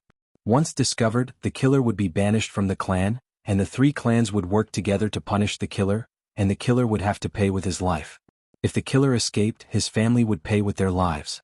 Even if the goo master died. The goo worms retrieved from the corpses had to be handed over, and those who used them privately would be charged with murder. After the goo worms were handed over, they could be exchanged for merit points. Second, set up a battle merit board. With each group as a unit, it would display the battle merits of the 3 clans. 1 lightning wolf eyeball could be exchanged for 10 merit points. Merit points could be exchanged for goo worms, yuan stone and other resources. The appearance of the battle merit board naturally aroused the goo master's unparalleled passion. The result of a goo battle spar could not represent the result of a real battle. Take Xiongjiang and Bai Bingyi for example. Other than the water drill goo, Bai Bingyi naturally had other offensive methods. But Xiongjiang's Shadow Bond goo's effective range was only 10 meters. Moreover, there were many factors that could affect the outcome of any battle. Goo battle sparring lacked a certain degree of persuasiveness, but the merit board provided a fairer stage for competition. The goo masters of the 3 clans did their best to hunt lightning wolves, striving for a better ranking on the battle merit board. This wasn't just about his own glory. More importantly, it concerned the reputation of the clan. This was especially true for the top 3 of the war merit list, where the competition was unprecedentedly intense. Almost every other day there would be some changes in the rankings of the top 3. Soon more than a month had passed. Winter passed and spring came. All living things sprouted. After a battle, Fang Yuan stepped on the snow on the ground. Panting slightly, he surveyed the battlefield around him. On the battlefield there were more than 10 lightning wolves lying on the ground, all dead. Wolf blood and dismembered corpses could be seen everywhere, and the air was filled with a thick stench of blood. Howl! At this time wolf howls could be heard from not far away. Fang Yuan's expression changed slightly. With his experience he knew that a wolf pack was quickly approaching. If it was any other goo master, after an intense battle, the primeval essence in their aperture would be insufficient, and they would have already wanted to retreat. But Fang Yuan did not care about this and continued to squat down, collecting the eyeballs from the wolf corpses. His movements were practiced and efficient, but even so, when he finished collecting he was already half surrounded by the wolf pack. This was a medium-sized wolf pack with more than 100 crippled wolves. Their green wolf eyes revealed a savage aura, staring at Fang Yuan without letting up. Fang Yuan kept the wolf eyes, smiling as he stood up. Then his figure rippled like water, slowly disappearing from the spot. The pack of wolves that were charging over immediately became restless for a while. Many crippled wolves stopped in their tracks, showing signs of hesitation and doubt. After all, they were all wild beasts and could not understand such a magical scene. But this is also because lightning wolves mainly use their eyes to observe and not their noses. Lightning wolves are the magical creatures of this world. Their vision is as sharp as a goshawk's, but their sense of smell is no better than a human's. My stealth scales goo can counter wild beasts like lightning wolves, but it cannot hide from a dog's nose. Fang Yuan was very clear. He had already successfully refined the stealth scales goo before the goo battle gathering. It was like a carp fossil, gray and gray, lying in Fang Yuan's primeval sea, letting the primeval water flow over its lifelike scales. And the fish scales goo that Fang Yuan lacked was naturally exchanged with the black boar goo and Qing Shu. With this stealth scales goo, Fang Yuan safely escaped under the wolf pack's eyes. This kind of situation had happened many times in the past few days. Normally, wolves or dogs would have a keen sense of smell. But lightning wolves were different. They were very fast, and without sharp vision they would crash into trees and rocks. But nature was fair. While giving them sharp eyes, it deprived them of their keen sense of smell. But the Thunder Crown Wolf was different. With the stealth scales goo, Fang Yuan could easily move through a normal wolf tide. But in front of a myriad beast king like the Thunder Crown Wolf, he had nowhere to hide. This was because the Thunder Crown Wolf's eyes often had the electric eye goo, and this goo could see through invisibility. Other than the electric eye goo, there were many other goo worms that could detect Fang Yuan's invisibility. For example, the snake communication goo, which could sense heat. The beast language goo, which could allow a goo master to obtain information from a conversation with a wild beast. The clairvoyance goo, which could make a goo master's hearing extremely sensitive. So, with the stealth scales goo, it did not mean that Fang Yuan would be safe and sound. At most, he had a small method to protect his life. When he returned to the village, it was still noon. The spring sun shone brightly and people came and went in front of the village. Different from previous years, most of the people on the road were goo masters, and only a few were mortals. Under the influence of the wolf tide, the wilderness was not safe. The hunters did not dare to hunt in the mountains and the farmlands were abandoned. On the streets, the morale of the Gu masters was high. One by one they returned from the outside with blood stains, or set off in high spirits. They were either discussing their ranking on the battle merit board, or discussing their experiences in killing lightning wolves, or discussing the outstanding Gu masters of other villages. Fang Yuan mixed into the crowd and entered the village, arriving at the square in front of the clan head pavilion. There was a platform set up in the square, and it was the place to exchange battle merits. Large numbers of Gu masters gathered here, and the rank 1 Gu masters recorded. A portion of the rank 2 Gu masters squeezed together, exchanging their blood-stained wolf eyes for battle merits. There was also a portion of the rank 2 Gu masters who used their blood-stained wolf eyes to exchange for battle merits. In the middle of the square, a huge banner was erected, and the words of this world were written on it. It was constantly changing. This was the battle merit board, and on it were more than 10 swim-word Gu. The rank 1 swim-word Gu was controlled by the rank 1 logistics Gu masters, and could be changed into words on the banner at will. Why is the first place still by clans by Bingyi group? Someone looked at the battle merit board and frowned. Let me see, Bai Bingyi is first, my clan's Qingshu group is second, Xiongli group is third, my group 137th. Some Gu masters were silently counting. At this time someone suddenly shouted, it changed. Qingshu group got first place. They pushed the Bai clan's sickly group down. On the battle merit board, the words that marked the second place Qingshu group suddenly moved, climbing up. Pulling the first place Bai Bingyi group down with one hand, then ascended to first place himself, and at the same time used his foot to step on it. Such a human-like action on the words was naturally done by the Gu master controlling the swim-word Gu. Seeing this interesting change, the Gu masters in the square burst into laughter, and gave the Qingshu group a thumbs up, praising them endlessly. The rank 1 Gu master controlling the swim-word Gu was even more excited, his face glowing with excitement. Lord Qingshu, you are indeed the number 1 Gu master among us rank 2 Gu masters. Lord Qingshu, you are really good. Guyue Qingshu walked in the crowd, waiting with a smile. Behind him, Guyue Fangjing clenched his fists and followed suit, his expression showing excitement. The surrounding praises assaulted him, filling the young man's burning heart that thirsted for glory. This made Fangjing feel that he was walking on a bright path, and unknowingly, his recognition towards the clan deepened. Big brother. He was surprised to see Fang Yuan standing silently in the crowd, watching with his arms crossed. Big brother, you're still alone all by yourself.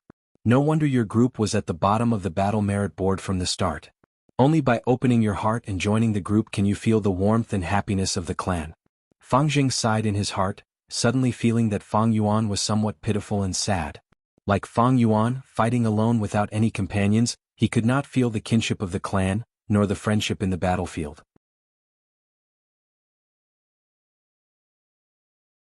Facing everything alone, not only was it dangerous, it was also boring. Living alone, if there was no friendship, love, kinship, what was the point of living? Fang Yuan stood in the crowd, silently looking at the battle merit board that was erected high above. No doubt, the last position of the battle merit board was written Fang Yuan Group. Other Gu masters seeing this would feel ashamed. But Fang Yuan's gaze was very calm, not minding it. After he was promoted to group leader by Guyue Bo, he had never thought of recruiting other group members. He was a lone group leader, the most special group among the 3 clans of Qingmao Mountain. There was only him. Of course his daily hunting results were not as much as the other groups. Of course, with Fang Yuan's current individual strength, if he really exploded out, he would definitely not be the last. But this was meaningless to Fang Yuan. He did not need battle merits, he had stockpiled living necessities and food for Gu worms. He had planned to use battle merits to exchange for a fish scale Gu, but now he did not need it. He hunted lightning wolves every day, one was to keep up with the weather, and the other was to accumulate some battle merits to exchange for moon orchid petals. After all, his Moonglow Gu still needed this kind of food. Half a month passed in a flash, and the atmosphere of spring was getting stronger. Trees were growing green and wildflowers were blooming by the roadside. The warm spring wind was intoxicating, and the Gu masters were singing triumphantly in battle, the situation getting better. Fang Yuan walked on the streets, seeing everyone's smiling faces, and hearing praises and praises of bravery. Of course there were some Gu masters who were deeply worried, frowning. These Gu masters were mostly elderly with rich life experiences, and knew that the true wolf tide would only come in summer and autumn. Fang Yuan's mind was clear. The reason for this situation is because of the alliance of the 3 clans, lowering their guard against each other. Thus, more Gu masters are involved in resisting the wolf tide. The second reason is that the lightning wolves that are being exterminated are only crippled wolves. The third reason is that spring has arrived, and the lightning wolves in the wolf tide are busy mating and reproducing. When summer comes, the truly strong wolf groups will flood in from all directions. This will cause huge casualties to the three clans. Thinking of this, Fang Yuan's eyes flashed coldly. This year's wolf tide would surpass history, reaching an unprecedented level. Even the clan higher-ups had greatly underestimated the severity of the wolf tide. In his memories, most of the Gu masters would die. The accumulated resources of the three clans would be used up. Fang Yuan had never thought of reminding the clan higher-ups. Firstly, even if he did, the clan might not take his suggestion seriously. Taking it seriously would be more troublesome, and he would not be able to explain the source of this information. Secondly, there was no point in reminding them this was the difference in strength. Thirdly, and most importantly, reminding the clan was not in his best interest. I would rather betray the world than let the world betray me. What kinship, friendship, love, they were just embellishments in life. How could they compare to a man's ambitions? On Earth, Xiangyu wanted to cook Lu Bang's father. Han Taizu Lu Bang laughed and said, "Cook it, don't forget to give me a piece of meat." Tang Taizong Li Shimin killed his brother at Xuanwu sect, and Cao Cao's army ran out of rations, so he killed and cooked human jerky as rations. Liu Bei borrowed Jingzhou but never returned it. The values and morals that the higher-ups promoted were just tools to maintain their rule. If they were really bound by these, how could they achieve anything great? For those who stepped into a truly high position, whose hands were not stained with blood, stepping on corpses? The primitive accumulation of capital by capitalists was always bloody. Any politician was dirty. The so-called philanthropists used money to exchange for social fame. But the successful ones mostly covered up their unbearable past. Those who were deceived by the autobiographies of the successful ones were fools. These fools are everywhere. They are bound by their emotions and morals. They deserve to be ruled, fooled and manipulated. What's even more tragic is that when they see others not bound, they would jump out and criticize them, trying to instill such values into the free people, not wanting to see others having more freedom than them. And in the process, I even enjoyed an inexplicable sense of moral superiority and happiness. Fang Yuan thought of this as he looked at the Gu masters walking beside him. These people only had a body full of ability, and some of them even had a higher cultivation than him. But what use was that? They were just pawns, slave dogs that were bound. Actually, what truly restricted a person's achievements was not their talent, but their thoughts. In any organization from birth, a person would be instilled with values and brainwashed. If you want to achieve something extraordinary, you have to break out of the collar of your mind. Unfortunately, most people were tightly bound by the chains, forced to move forward, and even treated the chains as a symbol of glory. Fang Yuan thought to himself and could not help but laugh coldly. After exiting the gates of the stronghold, he collected his scattered thoughts. There was an important matter today. He was preparing to enter the rock-crack secret cave again.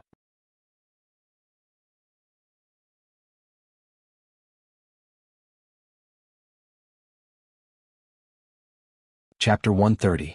The stone forest was still filled with a dark red light. Stone pillars hung down from the top of the cave, like giant trees that reached the sky. It was a magnificent sight. It has been over a month since I last came here. Fang Yuan thought, feeling helpless. Ever since the three clans formed an alliance, they had been sweeping away the surrounding wolf groups, causing Gu masters to appear near the rock crack and secret cave. Under such circumstances, even if Fang Yuan had the stealth scales Gu to conceal himself, he would still be in danger of being exposed. Fang Yuan did things cautiously, and his 500 years of life had nurtured him enough patience. During this period of time, he had been restraining his desires and did not come here. Only until winter passed and spring arrived, when the remaining wolves were wiped out and there were fewer Gu masters coming in and out, did Fang Yuan take a big detour in the outer sect and use the stealth scales Gu to conceal himself all the way here. Over a month had passed, and on the previously cleared path, there were more stone monkey groups migrating over. But fortunately, the number of monkey groups was small. Fang Yuan spent some effort, killing the monkey groups and advancing, finally reaching the center of the stone forest.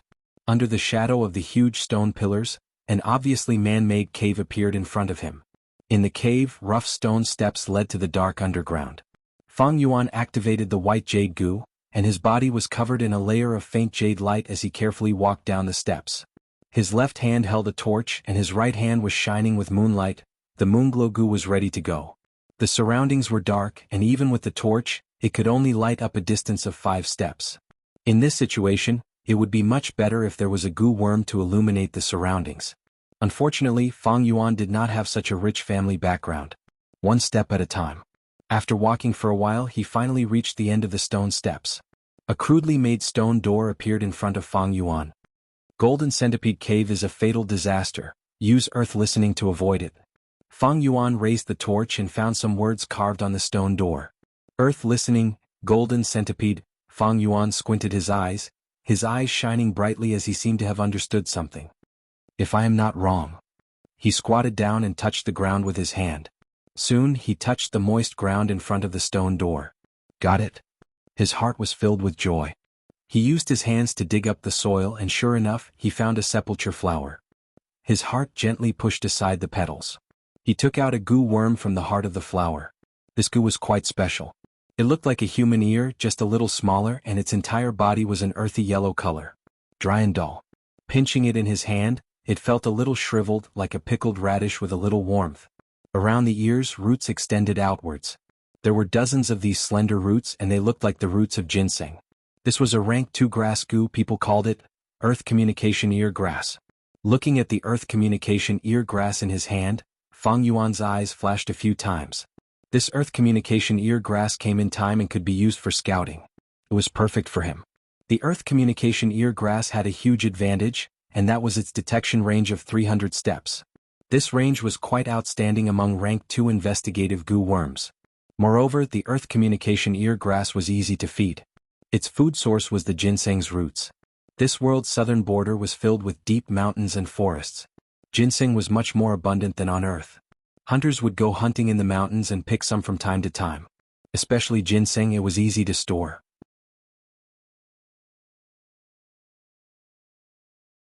As long as it was dry and sealed, it could be stored for a long time at room temperature. Moon orchid's petals would wither in a few days, but ginseng roots could be stored for a long time. Goo worms are raised, used, and refined. These 3 aspects are broad and profound, with extraordinary profundities. Although the Earth Communication Ear Grass is easy to raise, it is quite troublesome to use. Fang Yuan thought to himself. He pinched the Earth Communication Ear Grass in his hand and secretly activated his true essence. In an instant he had refined it. The Earth Communication Ear Grass was very outstanding, and its detection range was comparable to many rank 3 goo worms. But the heavens were fair. To use the Earth Communication Ear Grass, refining it was not enough, there was a price to be paid. Like the zombie goo and wood charm goo, they had to be used together with other goo worms. Otherwise, if they were used for a long time, the goo master's body would be corroded and turn into a real zombie or tree man. Many goo worms cannot be used just by refining them, as they require some special conditions. This Earth Communication Ear Grass is one of them. If I had this goo, I would be able to scout out the situation and be able to move freely in the wolf tide. I could even make use of this wolf tide to achieve some goals. Fang Yuan pondered for a while, and decided to use this Earth Communication Ear Grass. The gains were greater than the losses, so even if he had to pay the price, it was nothing for the future. No matter which world, without effort how can there be gains? Fang Yuan laughed coldly in his heart, and kept the Earth Communication Ear Grass in his aperture. He looked deeply at the stone door and turned to leave. If he was not wrong, there was a danger on the other side of the stone door. He needed to use the Earth Communication Ear Grass to avoid it. Fang Yuan left the secret cave, but did not return to the village. Instead, he walked a few rounds outside and after killing a few lone wolves and obtaining a few pairs of wolf eyeballs, he returned. He was still last on the battle merit board. Walking on the street, some goo masters who recognized him looked at him with mocking and disdainful gazes. Fang Yuan did not care and continued to do as he pleased. In the following days he used his meager battle merit points to exchange for ginseng roots, and fed the Earth Communication Ear Grass, allowing it to recover to a state of full vitality. Most of the clan's attention was drawn by the wolf tide, and no one paid attention to Fang Yuan. If it was before, perhaps his uncle and aunt would still pester him, but ever since Fang Yuan sold the family assets, there was no more movement from them. It was hard to do things openly but easy to do things secretly. Soon, Fang Yuan quietly and smoothly completed some preparations. This night, the moon was bright and the stars were sparse.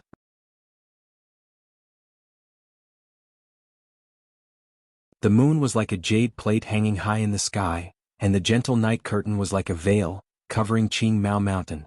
From time to time, a wolf's howl could be heard from afar. Fang Yuan shut the doors and windows tightly, and stood naked on the floor of the rented house. On the small table in front of him, there was a basin filled with warm water, and next to the basin was a white cloth, and on the white cloth was a sharp dagger. Even the floor he was standing on was covered with a thick layer of cloth. Strands of moonlight passed through the cracks of the window, shining on the table. Fang Yuan's expression was indifferent, and he grabbed the dagger. On the shiny blade, it emitted a cold light and could be used as a mirror. Under the dim light, the young man's eyebrows were reflected on the dagger. It emitted a kind of coldness. At this moment, Fang Yuan could not help but think of a martial arts manual on Earth, Sunflower Treasured Manual. The first sentence on the first page of Sunflower Treasured Manual was, "To train in this technique, castrate yourself. To obtain strength quickly, there must be sacrifice and sacrifice. So what if you castrate yourself? Without this kind of cruel decisiveness and sacrifice, how can you achieve your ambitions and realize your ambitions? Wanting to get something without sacrifice, that is a fairy tale to deceive children." In Fang Yuan's current situation, to be able to use this earth communication ear grass, what's the price to pay? Thinking of this, Fang Yuan laughed coldly. He used the pad of his finger to gently stroke the cold blade. Softly chanting, "The moon was like frost in the night, the blade was especially cold. Without killing in the harsh winter, how can spring be seen?" As soon as he finished speaking, he struck like lightning. His hand rose and the blade fell, blood splattered. A piece of meat fell on the table. Fang Yuan's entire right ear was cut off. Blood spurted out. At that moment he first felt his ear go cold, and then an intense pain assaulted him. He gritted his teeth and took a deep breath. Resisting the pain, he summoned the earth communication ear grass from his aperture. This earth communication ear grass had been raised by him to be full of life. It was already different from when he just took it out. When he first took it out from the earth treasury flower, it was dull and shriveled, but now it was warm and meaty, fat and big as an adult's palm. Touching it in his hand, it was full of elasticity, like the ear of a Buddha statue on earth. Fang Yuan pressed the earth communication ear grass to the wound on the side of his head, and a wave of red steel primeval essence poured into it. The roots of the earth communication ear grass immediately received a burst of energy, and started to grow at a visible speed, taking root at Fang Yuan's wound. This was another wave of pain. Fang Yuan felt as if there were tens of earthworms drilling into his brain from the wound. This feeling was not only painful but also disgusting. Normally, during this process, Gu masters would use other Gu worms to numb their nerves. But Fang Yuan did not have such conditions, and could only rely on his steel-like willpower to forcibly endure it. After all, it was a young man's body, and Fang Yuan's body could not help but sway as he endured such intense pain. More and more roots extended into the wound. Slowly the earth communication ear grass and the bloody wound fused together, becoming Fang Yuan's new right ear. In the end, the wound no longer bled and there was not even a scar. But Fang Yuan's face was pale, and the pain only decreased slightly, but it still tormented him. Veins popped out on his forehead and his heart beat rapidly. At this point he was already halfway to success, but Fang Yuan's body still needed time to adapt to the earth communication ear grass. He first took out a mirror and looked at himself in the faint moonlight.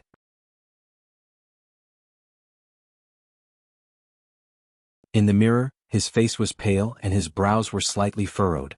The left ear was small, while the right ear was more than twice the size, and was somewhat deformed. Fang Yuan was not surprised, and after looking at it for a while, he felt satisfied that there were no problems. He put down the mirror and took out a cloth, dipping it in the warm water in the basin, and started to wipe the bloodstains on his body. He was not wearing any clothes, so it was very easy to clean up the bloodstains. Some of the bloodstains flowed to his feet, but were absorbed by the cotton cloth that was laid on the floor beforehand.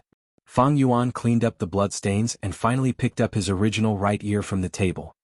He snorted coldly and activated the Moonglow Gu in his palm. Then he minced his right ear into minced meat to destroy the evidence. The remaining basin of blood was carried by Fang Yuan to the bottom of the bed, and a piece of coal was thrown in. After doing all this, Fang Yuan lay down on the bed. The pain had already decreased by more than half, but it still tormented him. Fang Yuan felt waves of pain in his head, and along with his heartbeat, it was throbbing. After an unknown amount of time, he finally fell into a deep sleep.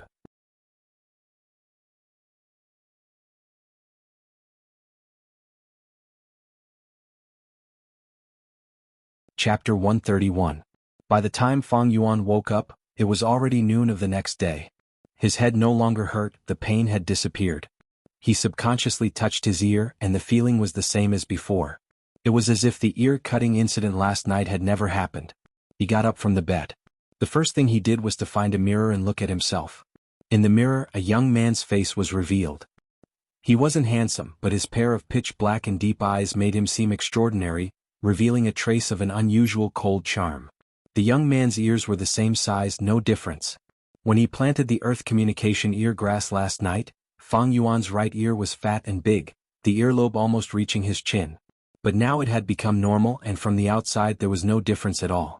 This was because his body and the earth communication ear grass had gotten used to each other. Fang Yuan's heart moved, and from his aperture, he transferred a small amount of red steel primeval essence. The primeval essence flowed along his body, all the way up to his right ear.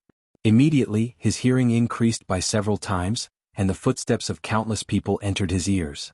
Although he was on the second floor, he had the illusion that he was stepping on the ground. Fang Yuan listened attentively, his primeval essence continued to move, and his hearing also increased. In the mirror, roots were slowly growing out of his right ear. These roots were like the roots of a 1,000-year-old ginseng, spreading out from the ear, sparse and growing, drooping towards the ground. At the same time, his right ear also showed signs of growing bigger and fatter. Fang Yuan tried to stop activating the earth communication ear grass, and after a second, the roots that grew out from the ear all retracted back, and his right ear also returned to its normal shape. Of course, his hearing also returned to its original state. This way, I have an investigative goo. Fang Yuan put on his clothes and took out a water basin from under the bed. The dark red blood water from last night, because of the coal that was thrown in, had already turned into a pool of black dirty water. The blood towel that was soaked in it was the same. The original blood red and white color had been covered by the black-gray color. It was easy for people to associate it with the greasy rag in the kitchen. This basin of water was carried out. Even if he poured it out in front of other people, he wouldn't give himself away. Summer was coming, and many of the clansmen had to clean the furnaces that had been used for the entire winter.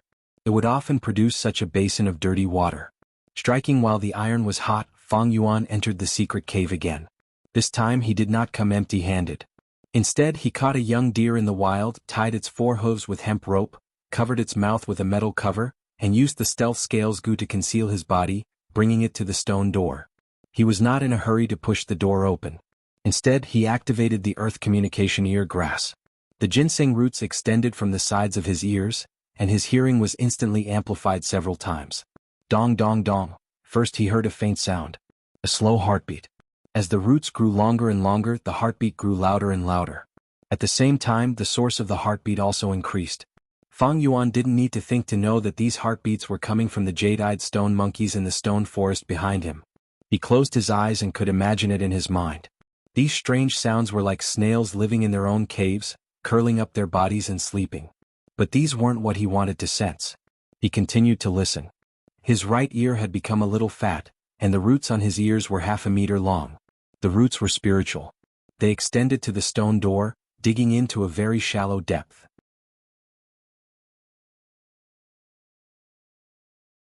At this moment, Fang Yuan felt that his hearing had received a huge boost.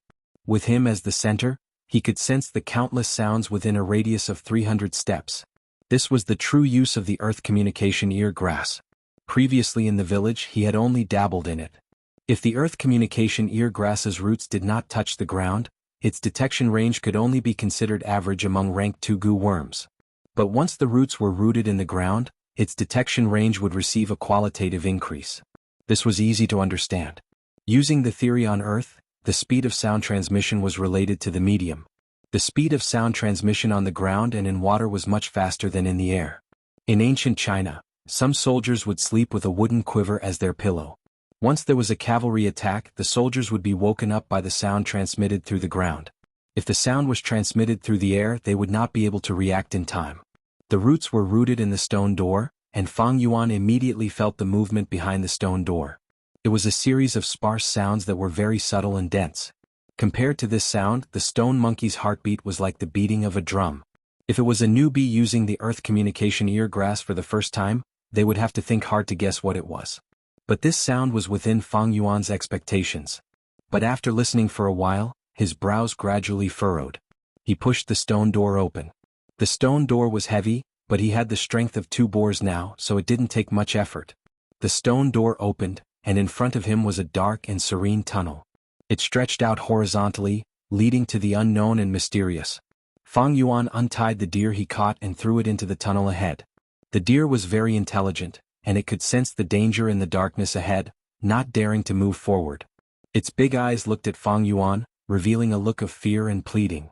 Fang Yuan snorted coldly, and swung his hand with a moon blade. The moon blade was controlled by Fang Yuan to not be too powerful, and it slashed diagonally, leaving a shallow wound on the deer's body. Blood gushed out, and under the pain, the deer's fear of Fang Yuan took over, and it frantically ran forward in the darkness. The darkness quickly swallowed it. Fang Yuan urged the earth communication ear grass again, and this time the roots were rooted in the wall beside him. With his hearing improved, the first thing Fang Yuan heard was the deer's hurried footsteps, its heartbeat, and then a sudden wave of sparse sounds. In the Golden Centipede Cave, one could use the earth communication ear grass to avoid disaster. Fang Yuan knew that these sparse sounds were the sound of centipedes crawling. Suddenly he heard the deer's frightened cry. Obviously, it had barged into the worm's nest and encountered centipedes.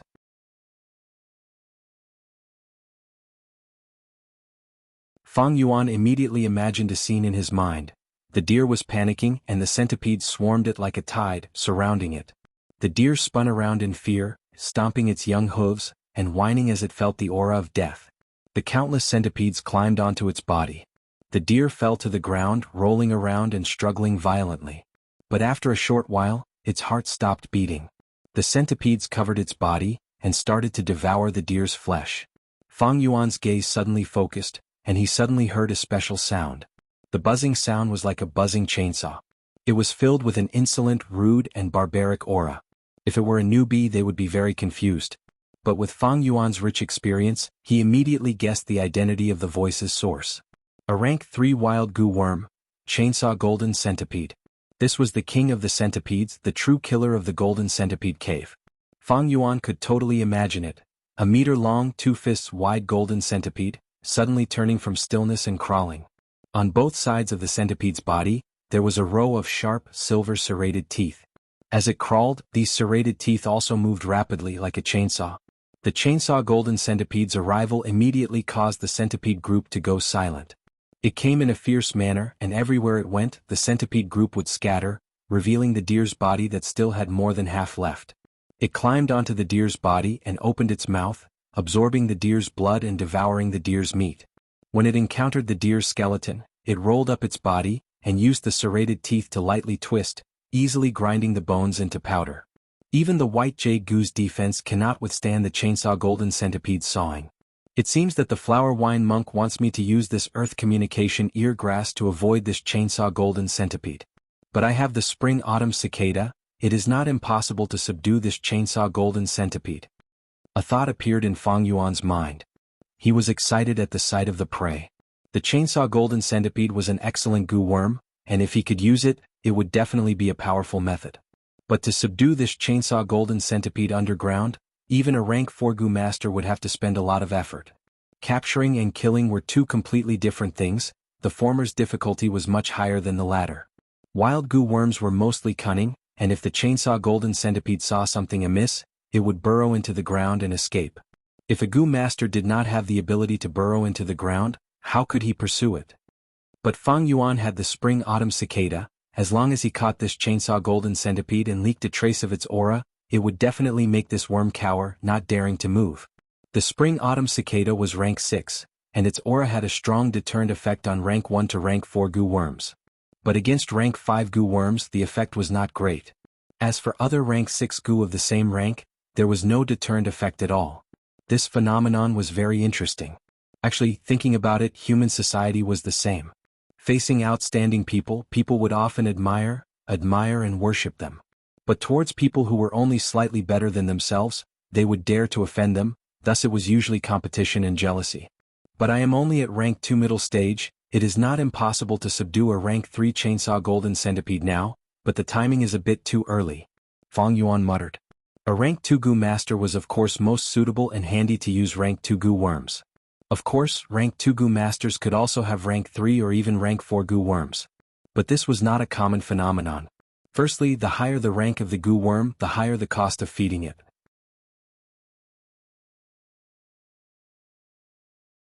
Secondly, the higher the rank, the more inconvenient it was to use the Gu worm, and a certain price had to be paid. It was like a baby waving a large hammer. If it tried to forcefully swing it, it was very likely that the weight of the hammer would pull its muscles and smash its own feet. The fawn has already alarmed the entire worm swarm. I'm afraid it will take at least 10 days to half a month for this swarm to truly calm down. Now that I have probed it, I have already verified my guess, but it is not a good time to continue exploring. Why don't I put it aside for now and take it easy? This matter cannot be rushed. Thinking of this, Fang Yuan closed the stone door again, and used the stealth scales Gu to retreat.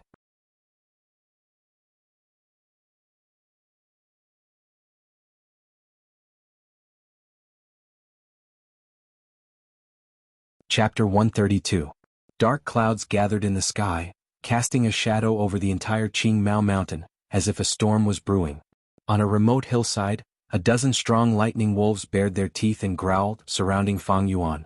These wolves had all 4 limbs, no longer the crippled wolves from before. If it was any other rank 2 Gu master being surrounded like this alone, they would be in despair. But right now the situation was the exact opposite. Fang Yuan stood at his original position, calm and collected. As for the lightning wolves surrounding him, there was a hint of nervousness and fear in their expressions. The battle had already been going on for a while. On this bloody battlefield, a few lightning wolves had already fallen, silently showing off Fang Yuan's achievements. Kill! Fang Yuan shouted in his heart. As the person being surrounded, he took the initiative to attack. He took a step forward and pounced towards a lightning wolf on his left. This lightning wolf was so frightened that it took a small step back. Then its fierce nature was stimulated.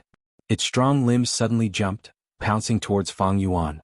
In the air, the lightning wolf opened its mouth, revealing a mouthful of sharp fangs. Fang Yuan laughed loudly. He did not dodge but swung his right hand. Whoosh! An eerie blue moon blade flew out horizontally, piercing through the air and hitting the lightning wolf's open mouth. With a "chi" sound, this unfortunate lightning wolf was instantly cut into 2 from mouth to tail by this moon blade. Boiling wolf blood spurted out with a splash, falling like a rain of blood. Fang Yuan's body shone with a white jade light, rushing through the rain of blood. He rampaged through the wolf pack. The lightning wolf pack reacted, surrounding him from all directions. They opened their mouths to bite, but under the defense of the white jade Gu they crushed their teeth. Their claws also returned empty-handed. Fang Yuan punched and kicked. With the strength of 2 boars, one lightning wolf after another was kicked away by him, or their skulls were directly smashed. They died on the spot. He had the upper hand. But good times did not last long. The primeval essence in his aperture was depleting quickly. Fang Yuan only had C-grade talent, and his cultivation was ranked 2 middle stage. At most, his true essence was less than 50%. Seeing that his primeval essence was about to be exhausted, but there were still a few lightning wolves left, Fang Yuan couldn't help but think, stealth scales parasite. Instantly, his figure rippled like water and gradually disappeared. In the blink of an eye he had disappeared. The lightning wolves stood still, not knowing what to do. They let out angry howls and began to patrol the hillside again, but to no avail. Fang Yuan was not far away, watching the lightning wolf's movements while taking out a yuan stone to replenish his primeval essence. At the same time he continued to activate the stealth scales Gu. Lightning wolves had outstanding eyesight. However, his sense of smell was not very sensitive. Fang Yuan used the stealth scales Gu to restrain them. When his true essence recovered to 30%, the pack of lightning wolves finally retreated unwillingly. Fang Yuan didn't have a movement-type Gu worm. If the lightning wolf really retreated, his speed wouldn't be able to keep up with it.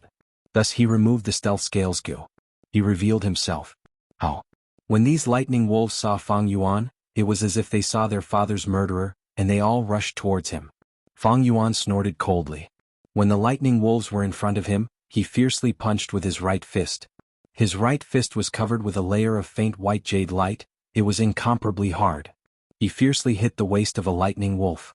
Instantly there was a crisp crack. This unfortunate lightning wolf was sent flying far away by Fang Yuan's attack, its lumbar vertebra already fractured.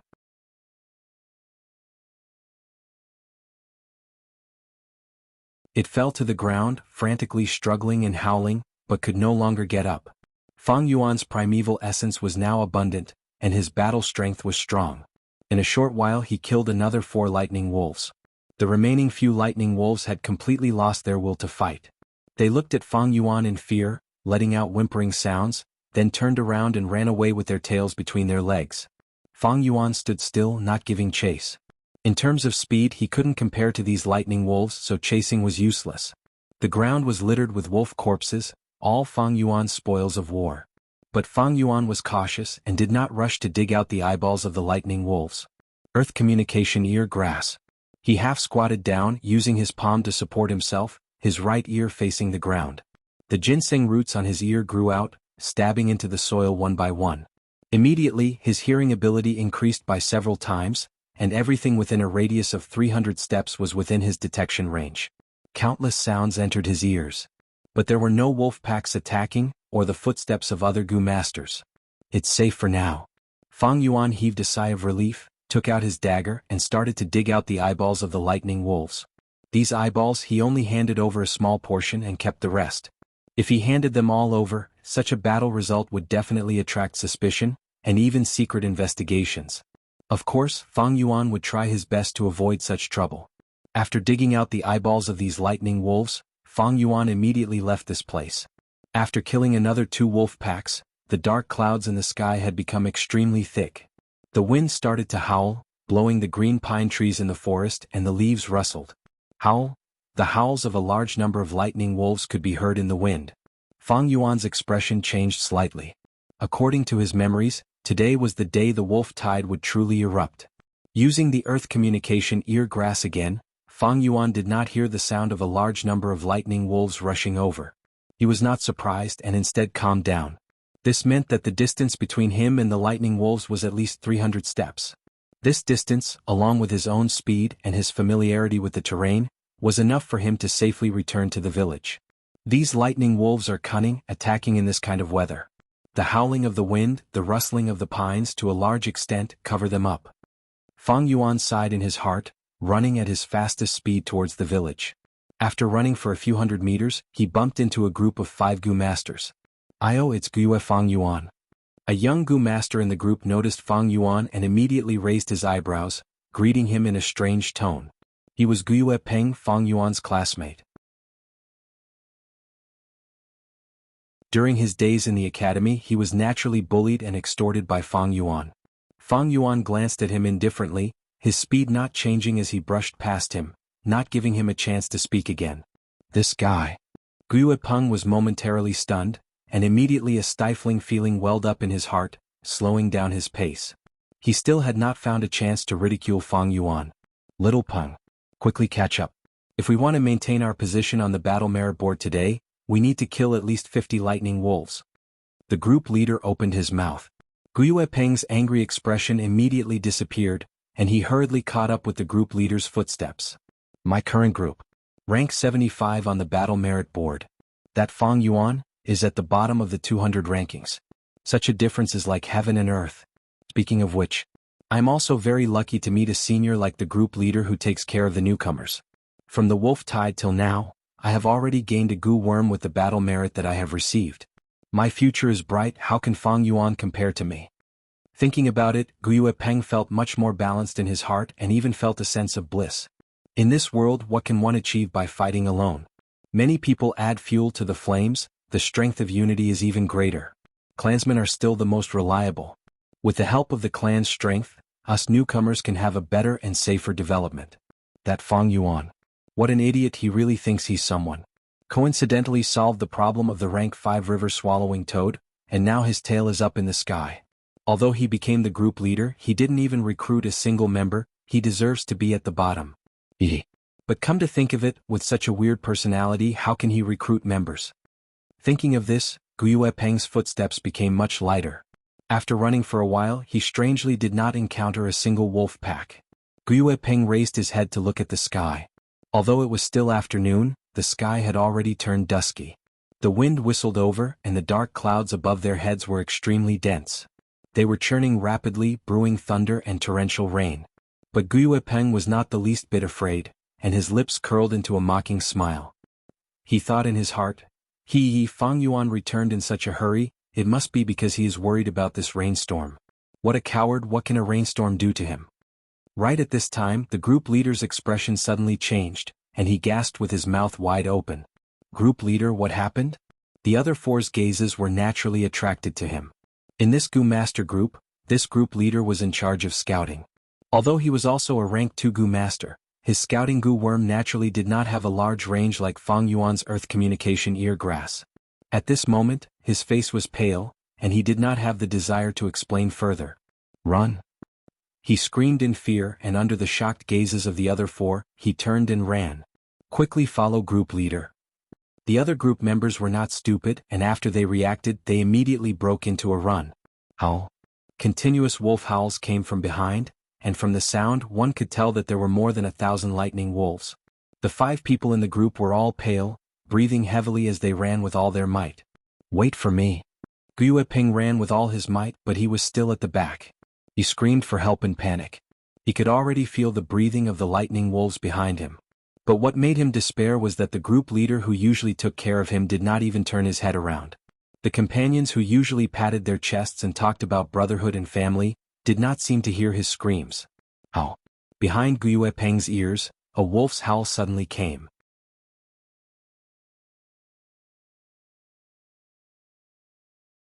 The next moment he felt a huge pressure from behind him, and in an instant he fell to the ground. He fell on the ground, feeling dizzy from the fall. He subconsciously used all his strength and turned his head to resist. Gotcha! In the sky, a lightning snake suddenly flashed. In the darkness, a bold lightning wolf's figure was immediately illuminated.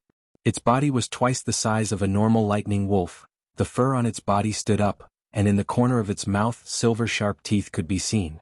Gu Peng's pupils shrunk to the size of a needle, and a thought reverberated in his mind: 100 Beast King. The wolf pack in the wolf den was huge, and not only were there 3 10,000 Beast King level Thunder Crown wolves, there were also 100 Beast King level Bold Lightning wolves and 1,000 Beast King level Frenzy Lightning wolves. In the next second, the Bold Lightning wolf opened its mouth, and with a crisp sound, it bit off Gu Peng's entire head. Fresh blood and brain matter splattered all over the ground. The Bold Lightning wolf lowered its head, and started to suck the blood from Gu Peng's neck, and gnawed on its flesh. Countless lightning wolves ran past its body. Rumble, the sound of thunder never stopped. Wah wah wah, the heavy rain started to pour. The real wolf tide had arrived.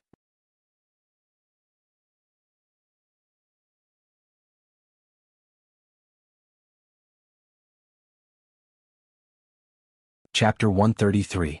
The rain poured down and the lightning snakes danced in the sky, continuing for an entire night. Fang Yuan laid on his bed, hearing the shouts of the Gu masters outside, and the sound of their footsteps in the rain. He squinted his eyes, and the memories of his previous life surfaced in his mind. In his previous life, when the wolf tide came, he was still a rank 1 Gu master. Thus, as a logistical force, he hid in the village and escaped the disaster. But in this life he was already a rank 2 middle stage Gu master, and with the 4-flavor liquor worm he was making big strides towards upper stage. Thus, he had to be like the other rank 2 Gu masters, defending against the wolf tide in the middle of the night. It's raining so heavily outside and I still have to fight against the lightning wolf pack in the dark. I'm really looking for trouble. Fang Yuan snorted in his heart. He was not sleeping in the rented house but in an inn. If he was in the rented house he would definitely be captured by others. The clan's higher-ups have undoubtedly underestimated the wolf pack's battle strength. The most correct method is to hole up in the village and defend. Unfortunately, they were blinded by their past experiences. Fang Yuan thought as he turned around on his bed. Outside the window the rain poured down, covering the sky and earth. The rumbling of thunder could be heard continuously. On the streets, the sounds of Gu Master's urgent movements, footsteps, and angry shouts never stopped. At this moment, the wolf howls were extremely close to the village. Tonight was destined to be a sleepless night.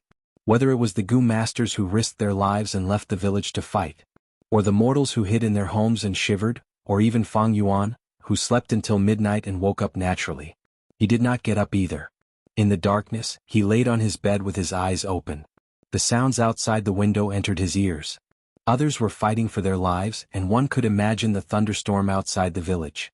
The Gu Masters and the wolf pack formed a lively and bustling stage. No matter which character it was, they were showing their true colors. Entering the role of a character, this was a good show. But Fang Yuan did not have the slightest awareness of entering the role. Instead, he felt an indescribable loneliness. Boundless loneliness. This was not because he was a transmigrator or a reincarnated person who carried secrets that could not be divulged. Instead, everyone was born to be lonely. Humans were like floating islands, drifting in the ocean of fate. When people met, it was like a collision between floating islands. As long as it was a collision, there would definitely be an impact. Sometimes, the lone floating ice islands stuck together in the name of interests, kinship, friendship, love, and hatred. But in the end they will all be separated, walking alone to destruction. This is the truth of life. It was a pity that people were always afraid of loneliness. They were always greedy for lively crowds and were unwilling to be idle. Because when they faced loneliness they would often face pain. But once a person could face this kind of pain, they would often have talent and courage. Therefore, there is a saying, the outstanding must be lonely. This is the taste of loneliness. Every time I taste it, my determination to pursue the devil's path is strengthened. Fang Yuan's eyes flickered, and he couldn't help but think of the story of the human ancestor. Speaking of which, Renzu obtained Attitude Gu. Attitude Gu was like a mask. Renzu was heartless. He couldn't wear it. Because before, Renzu had already given his heart to the Hope Gu, and from then on, he was no longer afraid of difficulties. But if Renzu wanted to use Attitude Gu, he needed a heart. Renzu felt troubled and asked Attitude Gu for advice. He said, "Oh Gu, attitude can sometimes say everything.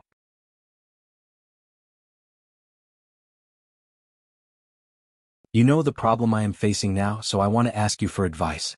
Attitude Gu said, "This is actually not difficult. Oh Renzu, you are currently lacking a heart, you only need to find a new one." Renzu was puzzled and asked again, "Then how do I find a new heart?" Attitude Gu sighed, "The heart is nowhere but also everywhere. Finding a heart is both difficult and easy. With your situation you can get a heart now." Renzu was overjoyed, "Quickly tell me how to get it." Attitude Gu warned him, "This heart is called loneliness. Oh human, are you sure you want it? After you get it, you will feel endless pain, loneliness and even fear." Renzu did not take Attitude Gu's warning to heart and continued to ask. Attitude Gu could not go against Renzu's orders and answered, "You only need to look at the sky when there are stars in the night and don't say anything. When the sun rises, you will get the heart of loneliness." That night it was a good night with stars in the sky. Renzu followed Attitude Gu's words and sat alone on a mountain, looking at the night sky. Before this, his life was difficult, and he had to constantly struggle for survival. He had no time to look at this beautiful and mysterious starry sky. Now as he looked at the starry sky, his thoughts drifted. He could not help but think of himself, thinking of how petty and weak he was, living a precarious and muddle-headed life. Although I have the Hope Gu, Strength Gu, Rules and Regulations Gu, and Attitude Gu, it is still extremely difficult to survive in this world. Even if I die tomorrow, it would not be surprising. If I die, will this world remember me? Will there be people who are happy for my existence, and will there be people who are sad for my departure? Thinking of this, Renzu shook his head. In this world he was the only human, how could there be anyone else? Even with the Gu accompanying him, he still felt an unforgettable feeling, loneliness. The heart of loneliness. At this moment, when the human ancestor felt lonely, a brand new human heart suddenly appeared in his body. The sun rose from the horizon and shone on Renzu's face. But Renzu did not feel happy. Instead he felt endless pain, despair, bewilderment and fear. He could not endure this loneliness and fear. He felt darkness and the end of the world had arrived. Thus he howled in pain and stretched out his finger, gouging out his eyes. His left eye landed on the ground and turned into a young man. He had a head of golden hair and a robust body. Once he appeared, he knelt at Renzu's feet, shouting, "Oh Renzu!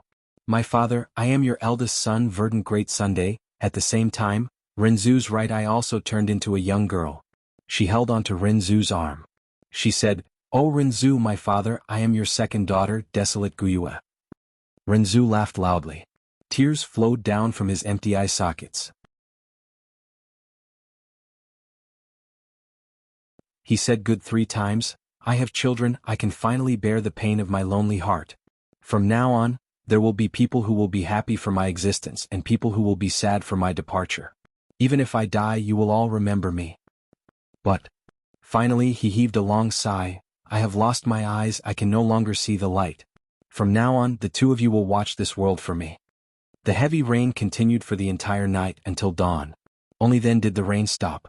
Fang Yuan left the inn. The pedestrians on the street all had heavy or sorrowful expressions. This night the clan's losses were not light. In fact, none of the three great clans of Qingmao Mountain escaped. They all suffered heavy losses. This was clear to Fang Yuan as soon as he saw the battle merit board.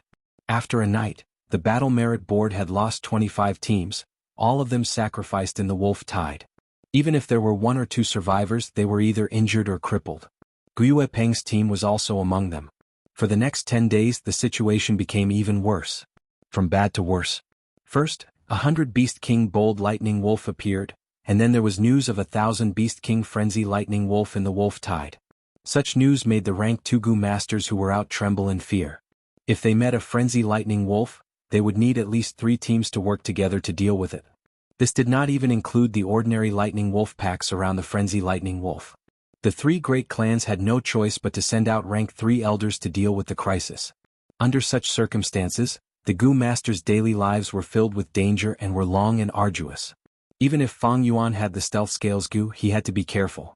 After all, he might meet a Beast King level Lightning Wolf with the Lightning Eye Gu. Fortunately, he had paid a price earlier and could use the Earth Communication Ear Grass. This Gu's detection range was very large, allowing him to avoid large wolf packs every time. As such, the weather became hotter and hotter until the end of July.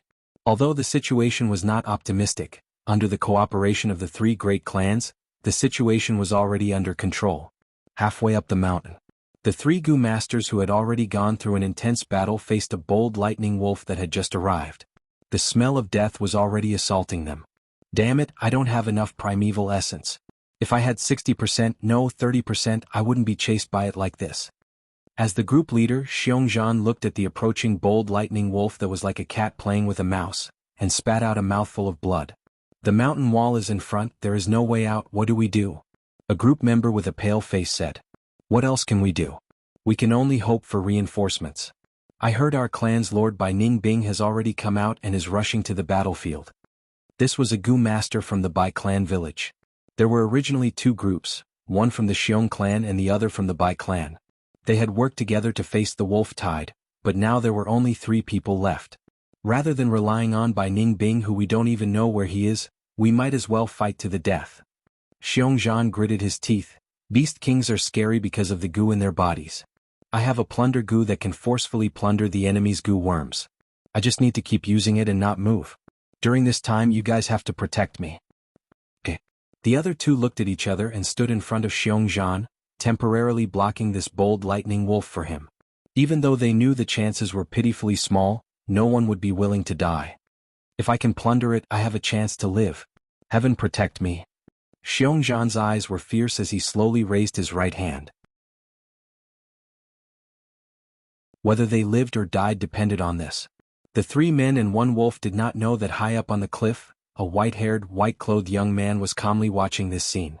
Life is so boring. He sat on the ground, one hand on the ground, the other holding a wine flask and pouring it into his mouth. What he poured out was not wine, but only sweet mountain spring water. He did not like to drink wine but only water. This white-clothed young man drank water as he watched the show below him. Fight die. It's too boring for you to live such an ordinary life. Only this kind of life and death battle can add a trace of excitement to your lives. This way your lives will have value. He smiled lightly in his heart, not having the slightest desire to help. Even if he had this ability, even if his Bai clan members were at the foot of the mountain. But so what? To him, loneliness was the deepest darkness, and the light of family was just an illusion. He, Bai Ningbing, would not do something so boring as saving people.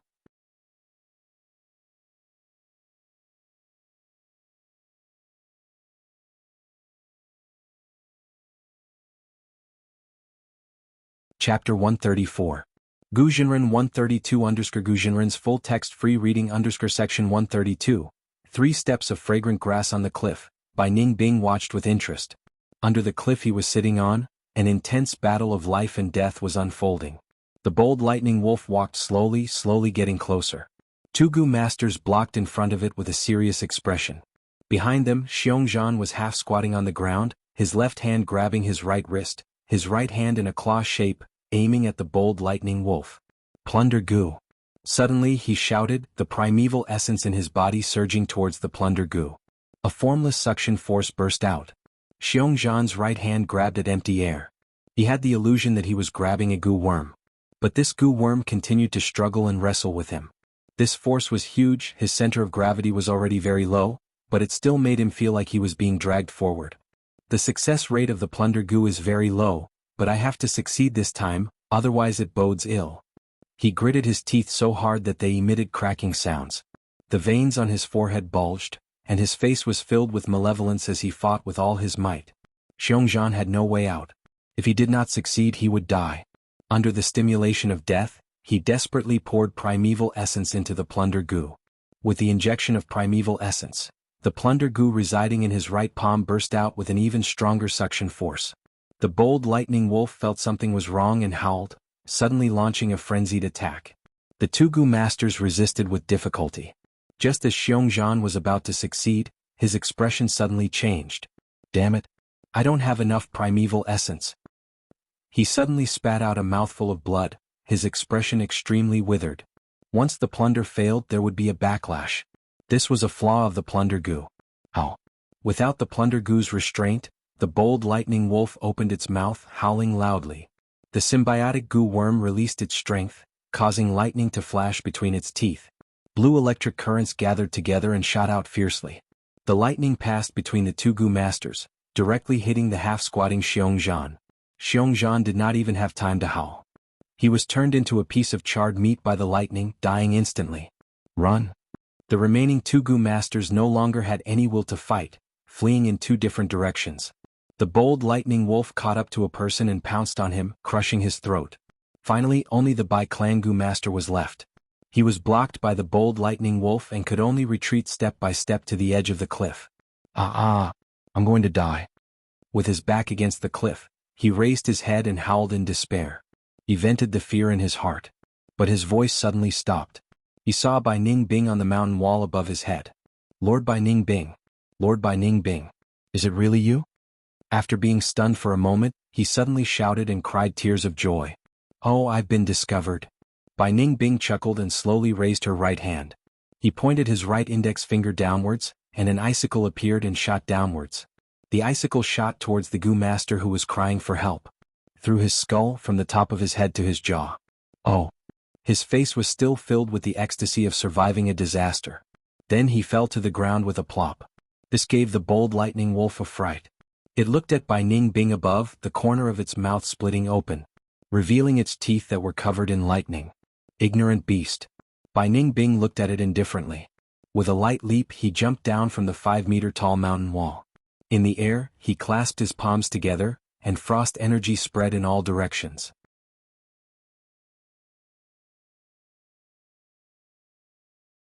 Then his palms separated to the left and right, and an ice blade formed.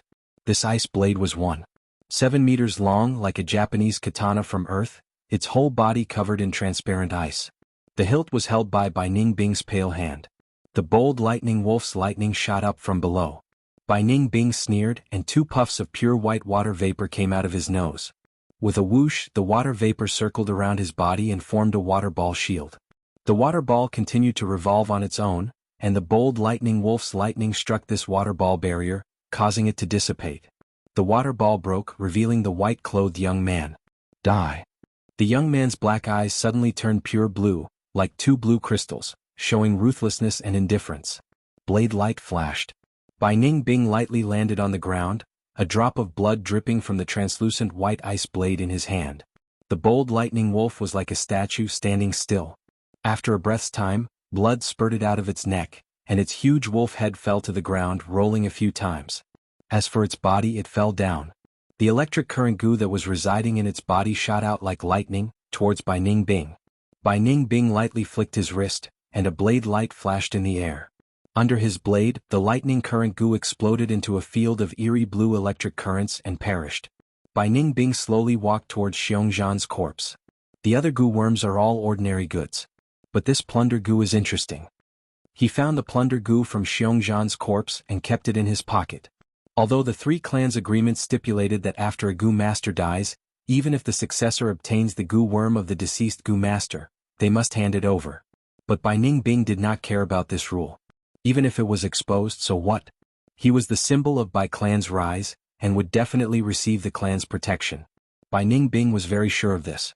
It's just that, this wolf tide is really boring. He caressed the ice blade with his hand, feeling the bone-chilling coldness of the ice blade. Thinking about it, fighting with people is more interesting. He yawned and suddenly smiled. I wonder how Qing Shu, Xiong Li and the others have grown? After being in closed-door cultivation for so long, maybe they can give me some surprises, who knows? Days later. In the crowded plaza, Fang Yuan looked up at a huge banner. On the banner there were words written using the U-word Gu. The content was all the resources provided by the three clans. These resources included a wide range of resources such as food to feed Gu worms, rice for humans, salt, oil and other daily necessities, as well as Gu worms and Yuan stone. But behind these resources, there was a number signifying that they needed corresponding battle merits to exchange for them. A wolf eye could be exchanged for 10 battle merits. 5 battle merits was equivalent to a gene of rice.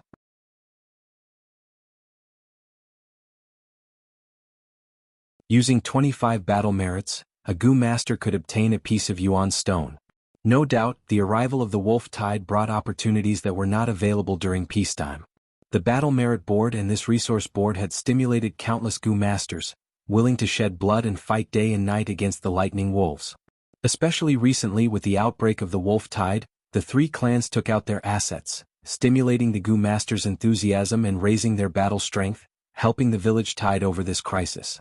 As a result, there were many rare items on the resource list. Like now, Fang Yuan noticed this Gu worm. 3-step fragrant grass Gu. He mumbled, staring at the huge banner's content.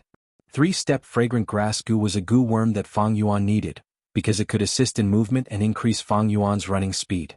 Honestly speaking, these few days on the resource board, there were many Gu worms that appeared. But only this 2-step fragrant grass Gu suited Fang Yuan the most. But this grass Gu was not easy to get. Not only was it the only one on the resource board, it also required a lot of battle merits to exchange. If I use my true abilities, I can naturally accumulate enough battle merits to exchange for this 3-step fragrant grass Gu. But if I do that, I will definitely arouse suspicion. That would not be nice. Fang Yuan thought silently. There is another way, and that is to mass-produce vitality leaves. I can sell these rank 1 Gu worms to the clan and exchange them for battle merits. But this method is slow, and after accumulating enough battle merits, the 3-step fragrant grass Gu might be exchanged for by someone else. Fang Yuan shook his head inwardly. This method had its drawbacks and naturally could not be used. Then what should he do? He looked at the resource board and the battle merit board, falling into deep thought. Towards things like battle merits, he had a clearer and deeper understanding than anyone else. Battle merits were a type of emergency currency. During peacetime, the market used Yuan stone. Yuan stone was a hard currency, and because it had a high commodity value, it would never depreciate. But during the wolf tide, the demand for Yuan stone would explode, and it could no longer be used as a currency. Thus, an emergency currency was needed to temporarily replace it. Thus, battle merits were born. With this auxiliary currency like battle merits, we can temporarily stop the economy from collapsing. Just like on Earth, when there is a war, the government will issue large amounts of paper money. Of course, if there is too much paper money, it will cause inflation. Battle merits are the same, the longer it goes, the more it depreciates. But during the village's life and death situation without battle merits, just using Yuan stone is even more unreliable. I can only choose the lesser of two evils. Thus, after the wolf tide, there will always be signs of economic depression. Such a crude economic system is not worth mentioning. If I had rank 3 cultivation, I would be able to easily play around. Unfortunately, my strength is insufficient and I cannot bear the risk. If I force it, I will be playing with fire. Fang Yuan sighed in his heart. The crucial point was that his cultivation was not high, and his strength was not strong. Without strength, just having intelligence was useless. Thus, in Renzu's story, Renzu chose to trade with strength Gu, and in exchange for strength, he gave up on intelligence. That is because strength is the foundation. As Fang Yuan was thinking, he heard people discussing beside him. Did you know? Bai Ningbing made a move again. Which Gu master is unlucky this time? It's Xiong clan's Xiong Li, that dejected one. What is this Bai Ningbing doing? Last time he injured Qi Shan and now he is dealing with Xiong Li. Under the wolf tide, he is still so reckless. He has always been doing things his own way. He is already a rank 3 Gu master, but he still went to find trouble with a rank 2 Gu master. To show fairness, he even used a Gu worm to suppress his strength to rank 2 realm. So boring it is hard to understand. By Ning Bing Hao, humph, he is just a dead man. But this reminds me. Fang Yuan heard this and his heart moved. He thought of a way to quickly obtain large amounts of battle merits.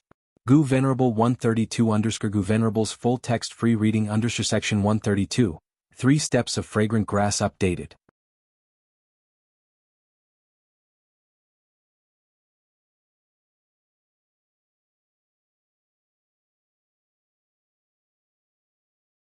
Chapter 135. Quickly running. The trees in front of him seemed to be crashing towards Fang Yuan. Fang Yuan dodged agilely, running as fast as he could. His right ear whiskers fluttered in the wind. Behind him was a bold lightning wolf that he had purposely provoked, as well as a few hundred strong normal lightning wolves. The lightning wolves were much faster than him. Especially the bold lightning wolf, its strong body moved like lightning in the complicated terrain, its speed extremely fast. Seeing that it was about to catch up to Fang Yuan, suddenly Fang Yuan's body shimmered, and he disappeared. The bold lightning wolf could only slow down, looking around suspiciously. Fang Yuan ran far away again, revealing himself again.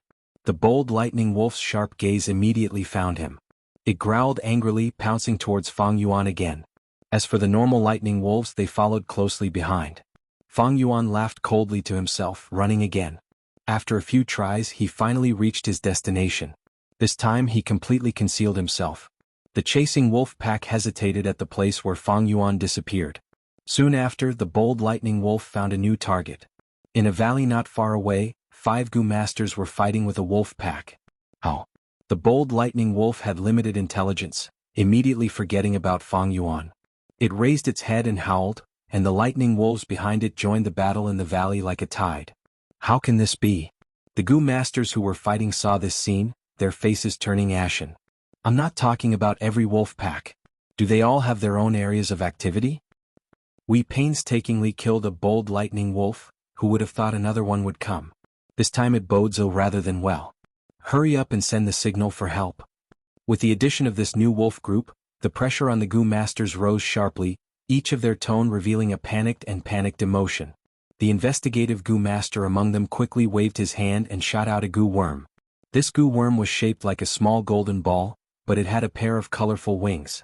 It flapped its wings and flew into the air, suddenly exploding, turning into a colorful flame. It could be seen from 100 miles away. This is the signal Gu, a rank 1 consumable Gu, often used to send out signals.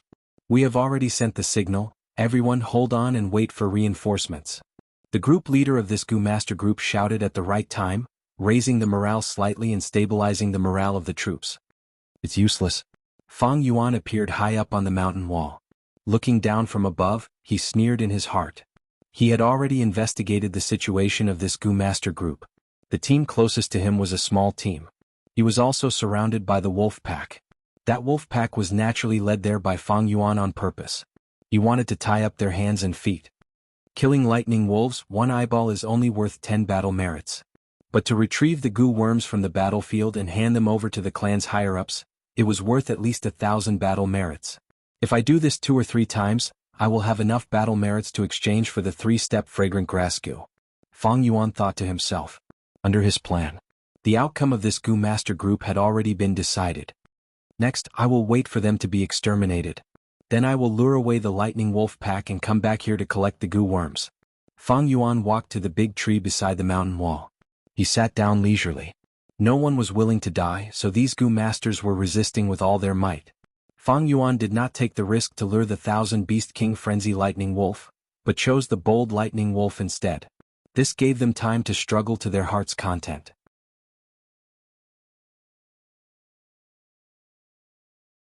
Especially when among these Gu masters, there was one who had been defeated by Fang Yuan. It was Gu Manshur. He had the monolith Gu and had a strong defense, blocking the attacks of many lightning wolves by himself. However, this was also the reason why Fang Yuan chose this group. The more precious the Gu worm, the more battle merits one could obtain after collecting it. After collecting the monolith Gu, Fang Yuan could obtain 3,900 battle merits, raising his position on the battle merit board by over 20 places. Of course, the Gu worms of Qishan, Mo Yen and Qingshu were more precious than the monolith Gu. But the Qishan group had Guyue Teng, who had the snake communication Gu and could use heat to scout. Fang Yuan's invisibility was useless against the snake communication Gu. As for Mo Yen, she was a stronger investigative Gu master than Qi Shi with more varied methods. She had completed the clan's mission to observe the wolf's nest many times. The Qing Shu group did not have a strong investigative Gu master.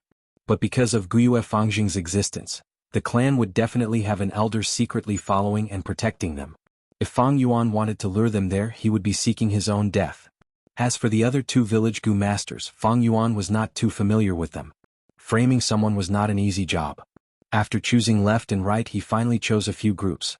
After following them for a long time, he finally found this suitable opportunity. Bai Ningbing was sleeping when the sounds of battle entered his ears. He opened his eyes slightly, and a cold light shone from his eyes. It's this boring scene again. He was sleeping at the edge of the cliff, and slightly turned his body to look at the scene in the valley. Just as he was about to close his eyes and sleep again, he suddenly saw a figure. His eyes flashed with a surprised light. He saw Fang Yuan. Fang Yuan was leaning against a tree, eating a wild fruit that he had picked. He was coldly looking at the battle below, indifferent. Bai Ningbing's interest was immediately piqued. He had never met a person like Fang Yuan. Since young, the people around him were all loyal to the clan and intoxicated with emotions. But from Fang Yuan he felt a familiar sense of loneliness and coldness. Who is he? Bai Ningbing's heart was filled with suspicion and curiosity. The wild fruit was obtained by Fang Yuan himself. With his experience he could naturally tell if it was poisonous or not. The wild fruit was juicy, sour and sweet. Fang Yuan was eating when his right ear twitched. He heard movement and it was right beside him. Bai Ningbing was sleeping on a higher level of the cliff, and there was no movement because the flesh-hearing ear grass could not sense him. Now he moved his feet. He was immediately discovered by Fang Yuan. Fang Yuan's eyes flashed with electricity, and he turned his body to look. He saw a white-haired, white-clothed young man using an ice blade to stab into the cliff, sliding down and landing not far from him.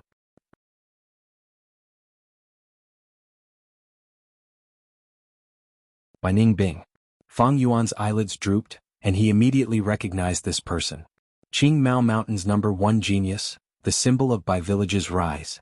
During rank 2 he killed a rank 3 clan elder, and now he has rank 3 cultivation at such a young age. He is the key person who changed Qing Mao Mountain's situation by himself.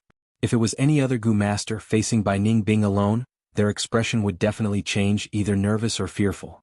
But Fang Yuan's gaze only glanced at him for a moment before looking back at the valley.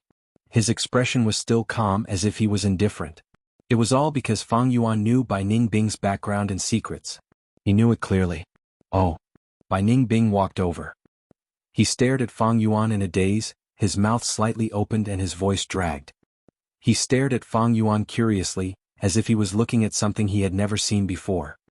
He walked closer, and the more he looked at Fang Yuan, the brighter his eyes became and the more interested he felt. This person's body. Why is there a familiar smell? Feels like I've seen him before. Feels like a long time ago. This is the feeling of a friend. Bai Ningbing's heart was stirred. Friend, he had always disdained and despised this word. Even despised it. He had never thought he would have friends. Those mortals around him could only look up to him. How could they have the qualifications to be his friend? Bai Ningbing had always thought he would never have a friend in his life. But now he suddenly had this feeling. This feeling was extremely mysterious, but he was sure it was this feeling.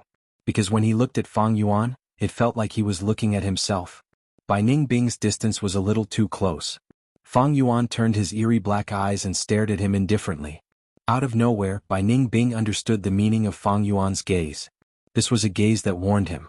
He quickly stopped his footsteps and stared blankly at Fang Yuan rudely, saying at the same time, "Hey, you really are an interesting person." If a Bai Clan Gu master who was familiar with him was here, they would definitely go crazy after hearing this. Since young, Bai Ningbing had never said such words of praise to someone. Fang Yuan ignored him, munching on a wild fruit as he watched the intense battle in the valley. Bai Ningbing walked around Fang Yuan, carefully observing him. It was like he was looking at the world's most novel food. He looked at Fang Yuan from all angles and suddenly squatted down, looking at Fang Yuan from below. He was untainted by even a speck of dust, his crystal-like white hair hanging on the ground. He did not care. His white robe dragged on the ground, but he did not care either.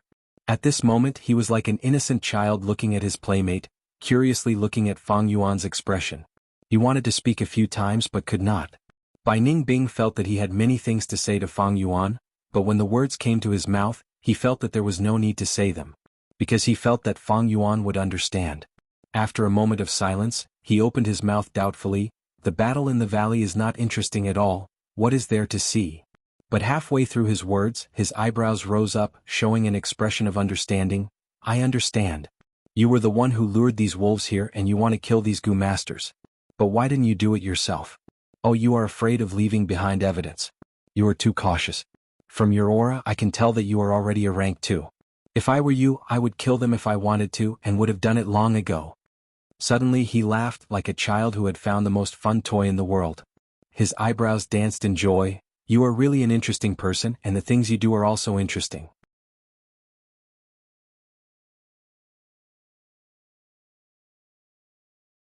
Ehe, I'm starting to like you.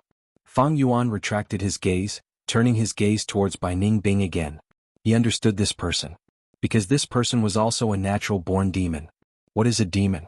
Abandoning the secular world, ignoring all living beings. Surrounded by loneliness, disdaining emotions. This person was like a reflection of Fang Yuan, but Fang Yuan was more profound while he, Bai Ningbing, was purer. Simply put, they were the same kind of person. In his previous life's memories after the 3 clans survived the wolf tide, it was this man who exterminated the 3 clans, causing the lively Qing Mao Mountain to turn into an icy hell. Bai Ningbing, Bai Ningbing. Fang Yuan sighed in his heart, slowly saying, you must be very lonely. Bai Ningbing's eye sockets bulged, squatting on the ground, nodding his head and sighing in agreement. Yes, these days are super boring. Some time ago, I killed a Xiong Clan Gu master. It was quite interesting, so I took this Gu worm. Take a look. He was like a cute child, taking out the plunder Gu as if showing his new toy to his companion. Fang Yuan glanced at the plunder Gu in his hand, laughing. So, you want to kill me? Bai Ningbing's eyes turned from black pupils to blue crystals. He jumped up and stood up straight. Ha ha ha. He raised his head and laughed, then said to Fang Yuan with an excited expression, you know. That's right, I want to kill you, come and kill me.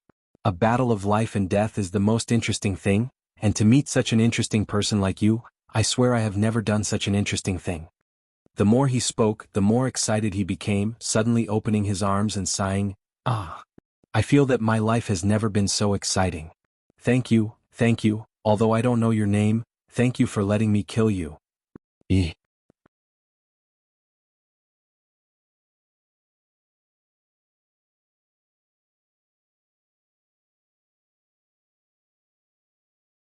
Chapter 136. Don't worry, you are only rank 2, I won't take advantage of you. I will also suppress my cultivation to rank 2. Come, let's have a fair fight. Bai Ningbing laughed maniacally as he shouted. Facing the crazed Bai Ningbing, Fang Yuan's expression was calm. He stared at Bai Ningbing, his tone indifferent. If you want to kill me, then come. Saying so, Fang Yuan took a small step forward, his body like a willow leaf falling from a high place. Bai Ningbing's laughter stopped abruptly, his embarrassment turning into anger. Don't you run. He immediately ran, chasing after Fang Yuan. Fang Yuan laughed coldly without making a sound, running straight towards the valley. The two charged into the valley, one in front and one behind. The wolf pack raged, attacking Fang Yuan and Bai Ningbing one after another. Of the Gu masters who were forced into the valley, one had already died. The remaining 4 saw the wolf pack's movements, and their faces immediately showed joy. One of them even shouted, brothers, hold on, someone is coming to support us. Why are there only 2? They saw Fang Yuan and Bai Ningbing's blurry figures. It's him. As they got closer, Guiyue Manshi's expression changed. He recognized Fang Yuan. It was this man who defeated him in front of everyone. That pair of eyes evoked the nightmare in the deepest part of his heart. He would never forget Fang Yuan. He once swore that he would work hard and get back at him. But now, Fang Yuan personally came to save him. This added a complicated feeling to Guiyue Manshi's heart. Wait a minute, the second person is...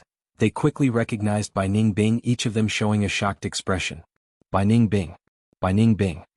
Guiyue Manshi's eyes opened wide. He did not expect to see Bai Ningbing again under such circumstances. Bastard, stop right there. Bai Ningbing's shout came from behind. Fang Yuan turned a deaf ear, weaving through the wolf pack.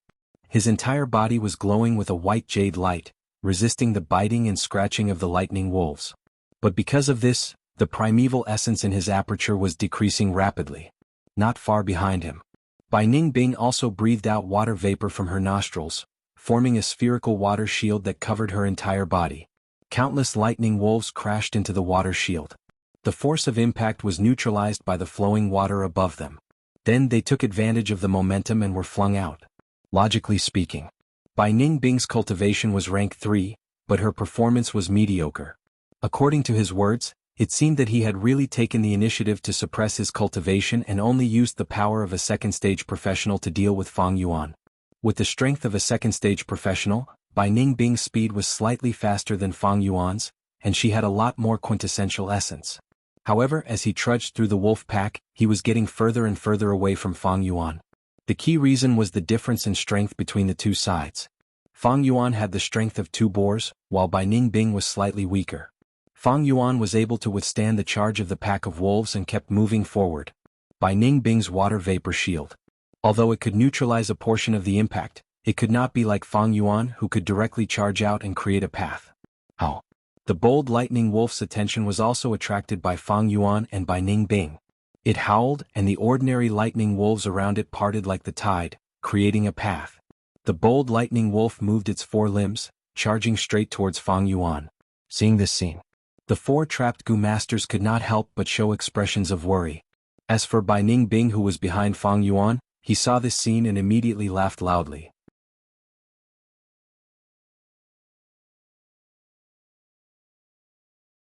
But the next moment, Bai Ningbing saw Fang Yuan's figure ripple like water, and then disappeared from his vision. His laughter stopped abruptly. The Gu masters at the bottom of the valley were also in an uproar. The bold lightning wolf had lost track of Fang Yuan. With an angry roar, it did not stop and charged towards Bai Ningbing. A smile appeared on Bai Ningbing's face again. Interesting, you are really interesting. Aha, then let's treat this as an appetizer before the main course. Saying so, his eyes suddenly turned from black to blue like the blue sky. He stood on one leg, extending his ice blade horizontally and starting to spin. The slender ice blade drew out rays of sword light. The light rays slashed in the air, forming a magnificent scene like a tornado. The snow-white blade formed an ice storm, wreaking havoc in the wolf pack. Countless lightning wolves crashed into this storm, and were cut into pieces of minced meat. But not much blood splattered, as the blood had already been frozen by the icy cold air. The bold lightning wolf howled, its ferocity aroused. The goo worm residing on its body also started to show its might, causing its whole body to be covered in golden electric currents. Its fur stood up, and the golden electric currents were like chains, wrapping around its body and limbs, forming a crude chain armor. Its 4 claws moved, and like a golden meteor, it fiercely charged into the ice blade storm. Bam! With a thunderous explosion, the ice blade storm suddenly stopped. A broken section of the ice blade flew into the air, and with a chi sound, it stabbed into a mountain rock. The white frost spread everywhere. The bold lightning wolf fell to the ground, its heart pierced by the ice blade. Such a fatal attack had already caused it to die. Bai Ningbing laughed and slowly retracted the ice blade in his hand. The ice blade had already broken in half, and the remaining blade was full of cracks and nicks. But he did not care, and only stretched out his left hand and lightly touched it. An icy cold air emitted from his left hand, starting from the handle and gently stroking upwards. Everywhere it passed, the ice blade was renewed, its sharpness restored. At the same time, a new blade formed on the broken section. The bold lightning wolf was dead and the wolf pack dispersed. But Fang Yuan was still nowhere to be seen. We will definitely remember Lord Bai's life-saving grace. A few Gu masters took the initiative to greet Bai Ningbing. Only Guiyue Manshur stayed on the spot, his expression fluctuating. Back then he was defeated by Bai Ningbing, and was extremely unwilling to accept it, and was released by the latter. Now that he had refined the monolith Gu and met Bai Ningbing again. But right now he no longer had the confidence to challenge the latter. Bai Ningbing snorted coldly and suddenly shook his arm. The ice blade drew a few shining blade lights in the air. Ugh. The 3 Gu masters were caught off guard, not expecting Bai Ningbing to actually kill them. They had an expression of disbelief as they fell to the ground, unable to get up again. Bai Ningbing, what are you doing? Guiyue Manshur roared in anger and shock. Killing people, what kind of brain do you have, can't you see it's so obvious? Bai Ningbing shrugged and laughed coldly. Damn bastard. Guyue Man sure clenched his fists, showing his anger. He gritted his teeth and scolded, "Our 3 clans have already formed an alliance, and you dare to kill our Guyue clan? This is a violation of the alliance. Whatever you want, come at me, I will accept it. Forget it, it's time to settle the grudge from back then." Saying so, Guyue Man sure screamed, and took a few big steps, charging towards Bai Ningbing. He activated the monolith Gu with all his strength, and all the muscles on his body bulged, forming a thick rock skin. His entire appearance had completely turned into a stone man. Courting death.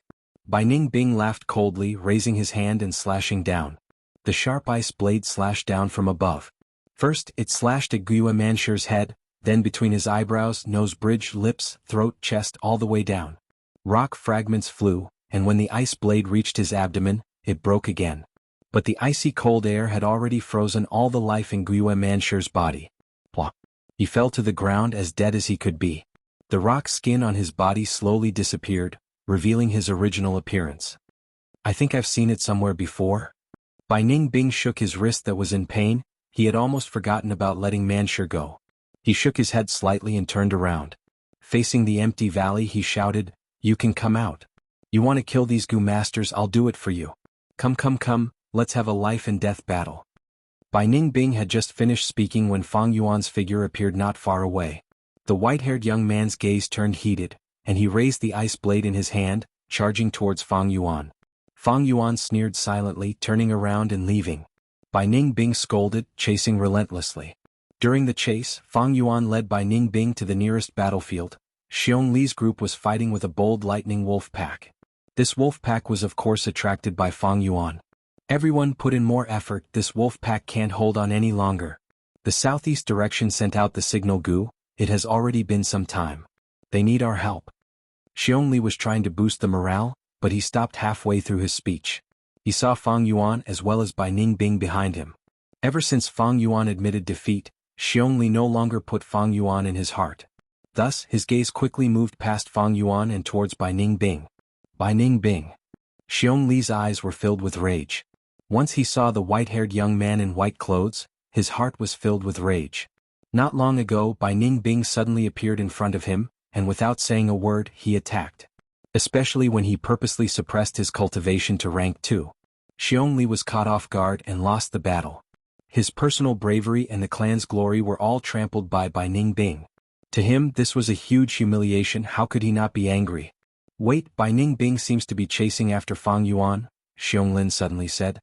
He was short, with a round bald head that seemed to shine. Xiong Lin was the same age as Fang Yuan, he had great aptitude, and was the Xiong clan's #1 genius newcomer. He was also a rank 2 now, and after many experiences he had already grown. Xiong Li suppressed his urge to attack. Fang Yuan was only a member of Guyue clan, and not their Xiong clan. Although there was a 3-clan alliance, there was still a difference in intimacy.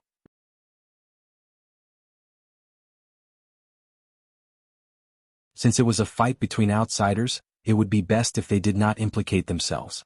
Xiong Li's group was prepared to watch from the side, but how could Fang Yuan not expect this? His one sentence completely changed their stance. Fang Yuan quickly approached Xiong Li's group, shouting in a panicked tone, "I saw the plunder Gu on him, protect me, Bai Ningbing wants to silence me."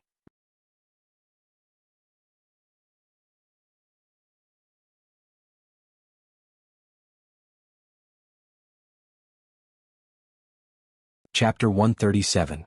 What? Xiong Lin lost his voice. Plunder Gu? Only one person on Qing Mao Mountain has this Gu worm, and that is my cousin Xiong Zhan. Xiong Zhang's expression darkened. Xiong Li squeezed his eyes tightly, his eyes flashing fiercely. Others were afraid of Bai Ningbing, so was he. But fear did not mean weakness or fear. In his heart, he had already prepared to sacrifice himself for the clan and fight to the death with Bai Ningbing. Bai Ningbing, is the plunder Gu in your hands or not? He took a big step forward, allowing Fang Yuan to pass by him and face Bai Ningbing directly. Bai Ningbing laughed coldly, "So what if it is?" Xiong Zhang's expression was gloomy as he questioned, "Speak. How on earth did my cousin die? Why is his Gu worm in your hands?" Xiong Lin also said, "Bai Ningbing, I respect you as a senior. But you secretly took our Xiong clan's Gu worm and did not hand it over. You are openly violating the alliance agreement." Saying so, he waved his hand and a signal gu appeared. With a bang, colorful fireworks burst out in the air. The colorful light from the fireworks shone on Bai Ningbing's face as he laughed loudly. What bullshit alliance agreement, I have never cared about it. I only saw someone using the plunder goo and found the process interesting, so I collected it. Xiongjiang heard this and could no longer hold back the anger in his heart. Roaring in a low voice, he charged towards Bai Ningbing. Bai Ningbing, you watched as my cousin died in battle but didn't do anything. You bastard. The 5 people in the group were all one. Be it for public or private reasons, Xiongli group was at odds with Bai Ningbing. Battle was unavoidable and the scene was chaotic. On one hand, Bai Ningbing was under the joint attack of the 5 people in Xiongli group. On the other hand, they were surrounded by the wolf pack and still had to face the lightning wolf's bites. Fang Yuan left the battlefield and stood at a distance, watching calmly. The wolf pack moved like a huge millstone. The 6 gu masters fought without any regard for themselves, and if they were slightly careless, they would end up in the wolf's mouth. Xiongjiang activated the roaming zombie gu and his eyes turned green. Xiong Li's eyes were red while Bai Ningbing's eyes were blue like crystals. The battle between the 3 of them became the most intense part of the entire battlefield. Under the roaming zombie gu's power, Xiongjiang turned into a zombie and her defense against water and ice rose sharply, barely blocking Bai Ningbing's attacks. Meanwhile, Xiong Li activated the Grand Bear Gu, and with the strength of 2 bears, his bull-sized fists were extremely ferocious. With just 2 or 3 punches, even Bai Ningbing's water barrier would be destroyed. As for the other 3 Xiong Clan Gu masters, they could not interfere in this battle and could only do their best to deal with the lightning wolves. The bold lightning wolf attracted by Fang Yuan could have been easily taken down, but now it had become a huge threat. Bai Ningbing, you will pay for what you have done. Xiongjiang roared and charged towards Bai Ningbing. Phew. Bai Ningbing laughed coldly as she nimbly leaped backwards to increase the distance between them. At the same time, she swung her left hand and threw out 5 finger-sized icicles. The icicle hit Xiongjiang's body, but Xiongjiang didn't feel any pain. When he turned into a zombie, even if his arms and legs were broken, he would not feel any pain. The icicle's cold air could freeze a normal person and slow their movements, but he felt a wave of cold comfort. Zombies were in physiques and couldn't resist fire, lightning or the sun, but they had enough resistance to this cold air. Bai Ningbing, you still want to toy with us in such a situation? Show me your true strength. Xiongli shouted angrily. Since the start of the battle, Bai Ningbing had been suppressing his cultivation and only showed the strength of a rank 2 gu master. At the same time, the gu worms she used were mostly rank 2. This made Xiongli feel like he was being looked down upon, and the resulting humiliation made his anger burn even more fiercely. You small fries, how can you have the qualifications to make me use my full strength? Bai Ningbing laughed coldly and her attacks became fiercer, but she still suppressed her strength and didn't use a single rank 3 gu worm. Fang Yuan, who was watching from afar with his arms crossed, had a clear understanding in his heart. It's not that he doesn't want to use it, but he can't. Bai Ningbing he has the Northern Dark Eye Soul physique. According to this world's oldest legends, all humans were the descendants of Renzu. But as the saying goes, the dragon has 9 sons and each one is different. No 2 people are the same and even twins have differences. In this world, the difference that people pay attention to the most is aptitude. A person with cultivation aptitude, when they become a gu master, can rise above others. Those without cultivation aptitude are mortals, living at the lowest level of society, trampled and toyed with. Cultivation aptitude is divided into 4 grades: A grade, B grade, C grade and D grade. This was already known to the world. But in fact, above a grade there are even more outstanding aptitudes. As for this news, it was a secret. Clans would never publicize it, and only those with a certain status in society would know of it. Xiong Li and the rest naturally wouldn't know, and even the clan elders and clan leaders might not know. But Fang Yuan was a rank 6 gu immortal in his previous life, and had already broken away from his mortal body, so he naturally knew of this. There are 10 types of aptitudes above a grade, and they are called the 10 extreme physiques. Before the human ancestor completely died, he had 10 children. His eldest son is Verdant Great Sun, and his second daughter is Guya Desolate Een. Among them, there is one called Northern Dark Eye Soul. Renzu's legend is both true and false, and it reveals many secrets of a gu master's cultivation. Renzu's 10 children represent 10 different types of aptitudes. Fang Yuan recalled. Any one of the 10 extreme physiques surpasses a grade aptitudes. The most outstanding A-grade aptitudes can store 99% primeval essence in their aperture. But any one of the 10 extreme physiques can store 100% primeval essence in their aperture. But all things are in balance, and the 10 extreme physiques with 100% primeval essence are too perfect, and heaven and earth do not allow their existence. In Renzu's story, none of his 10 children had a long life. In reality, Gu masters with the 10 extreme aptitudes all die young, and it is very difficult for them to grow.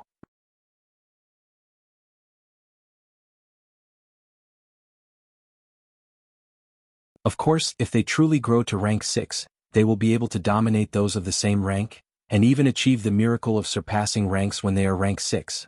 Bai Ning Bing with the Northern Dark Eye Soul physique is like this. 100% primeval essence causes his aperture to be unable to bear the burden, and is in danger of collapsing at any time. To reduce this danger, Bai Ning Bing has to cultivate and use primeval essence to nourish his aperture walls, so that it can bear 100% primeval essence. Thus, his cultivation speed is outstanding and extremely shocking. However, the higher the cultivation, the higher the quality of the primeval essence, and the greater the pressure on the aperture, which in turn causes the danger to increase. Bai Ning Bing is like a lone boat floating on the sea. He has no fresh water and can only drink seawater to relieve his thirst. But seawater is salty, and will absorb the original moisture in his body, causing him to become more and more thirsty. The more Bai Ning Bing cultivates, the closer he is to self-destruction. But he can't not cultivate. The clan's expectations and the assassination attempts from Xiong village and Guiyue village force him to become stronger and stronger. As someone with the Northern Dark Eye Soul physique, he should understand his situation. Knowing that he does not have much time left, and that his death is certain, he developed such a character. Thinking of this, Fang Yuan sighed in his heart. This is no doubt a type of irony. Overly outstanding aptitude does not allow Gu masters to rise to the top, but instead becomes the main culprit for their demise. Going too far is as bad as not going far enough. Everyone needs to drink and eat, but if you eat and drink too much, you will die from overeating. Looking at it from another perspective, no matter what world, there is no true perfection. There is no true perfect love and there is no true perfect work. If it is too perfect, it will lead to destruction. In Fang Yuan's previous life, 3 years after the wolf tide, Bai Ning Bing's cultivation unavoidably reached rank 4 realm. Finally, his aperture was unable to bear the burden of primeval essence and self-detonated. The 10 extreme physiques cannot be tolerated by heaven and earth, and the self-detonation of a heaven-defying object was like a swan song, with extraordinary power. It directly killed everyone in the 3 villages, and turned the whole Qing Mao Mountain into an absolute death ice domain. Fortunately, at that time, Fang Yuan, who had average cultivation, was bullied by Fang Jing, and could only join the caravan and escape by luck. To delay the arrival of death, Bai Ning Bing used Gu worms to dilute his rank 3 white-silver primeval essence into rank 2 red-steel primeval essence. At the same time, he rarely used rank 3 Gu worms. Because activating a rank 3 Gu worm once expended a large amount of red-steel primeval essence, resulting in a lack of stamina. Instead, it was better to use multiple rank 2 Gu worms consecutively, which would be of greater help to Bai Ning Bing in battle. This was the real reason why Bai Ning Bing suppressed his cultivation. Otherwise, if he had the strength but still restrained himself and put himself in danger, that would be something only a retard would do. Bai Ning Bing was intelligent and quick-witted, and was nurtured with great effort, receiving a good education. How could he do such a foolish thing? It was just that he was so young, and his character was indeed different from normal people. But for a person who was about to die, what was there to worry about when he did things? It was because of this unrestrained and unbridled nature that he was not assimilated by the organization system, and developed a demonic heart.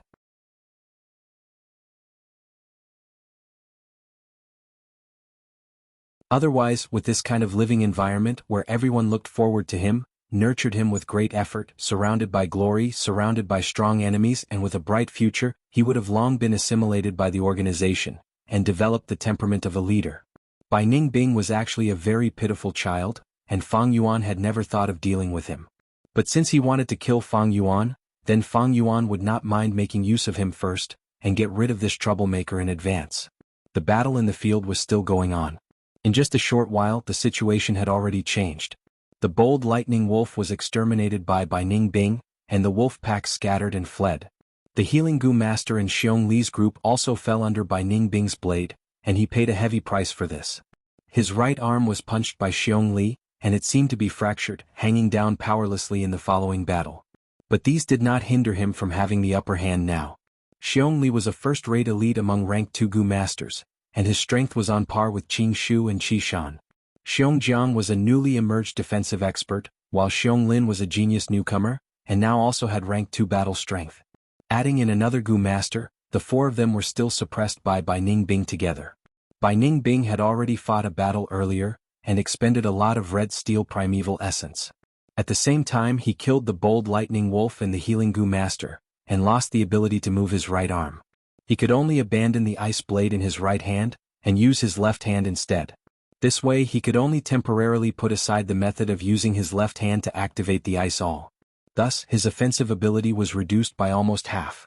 Under such circumstances he still had the upper hand, and his advantage was becoming more and more stable.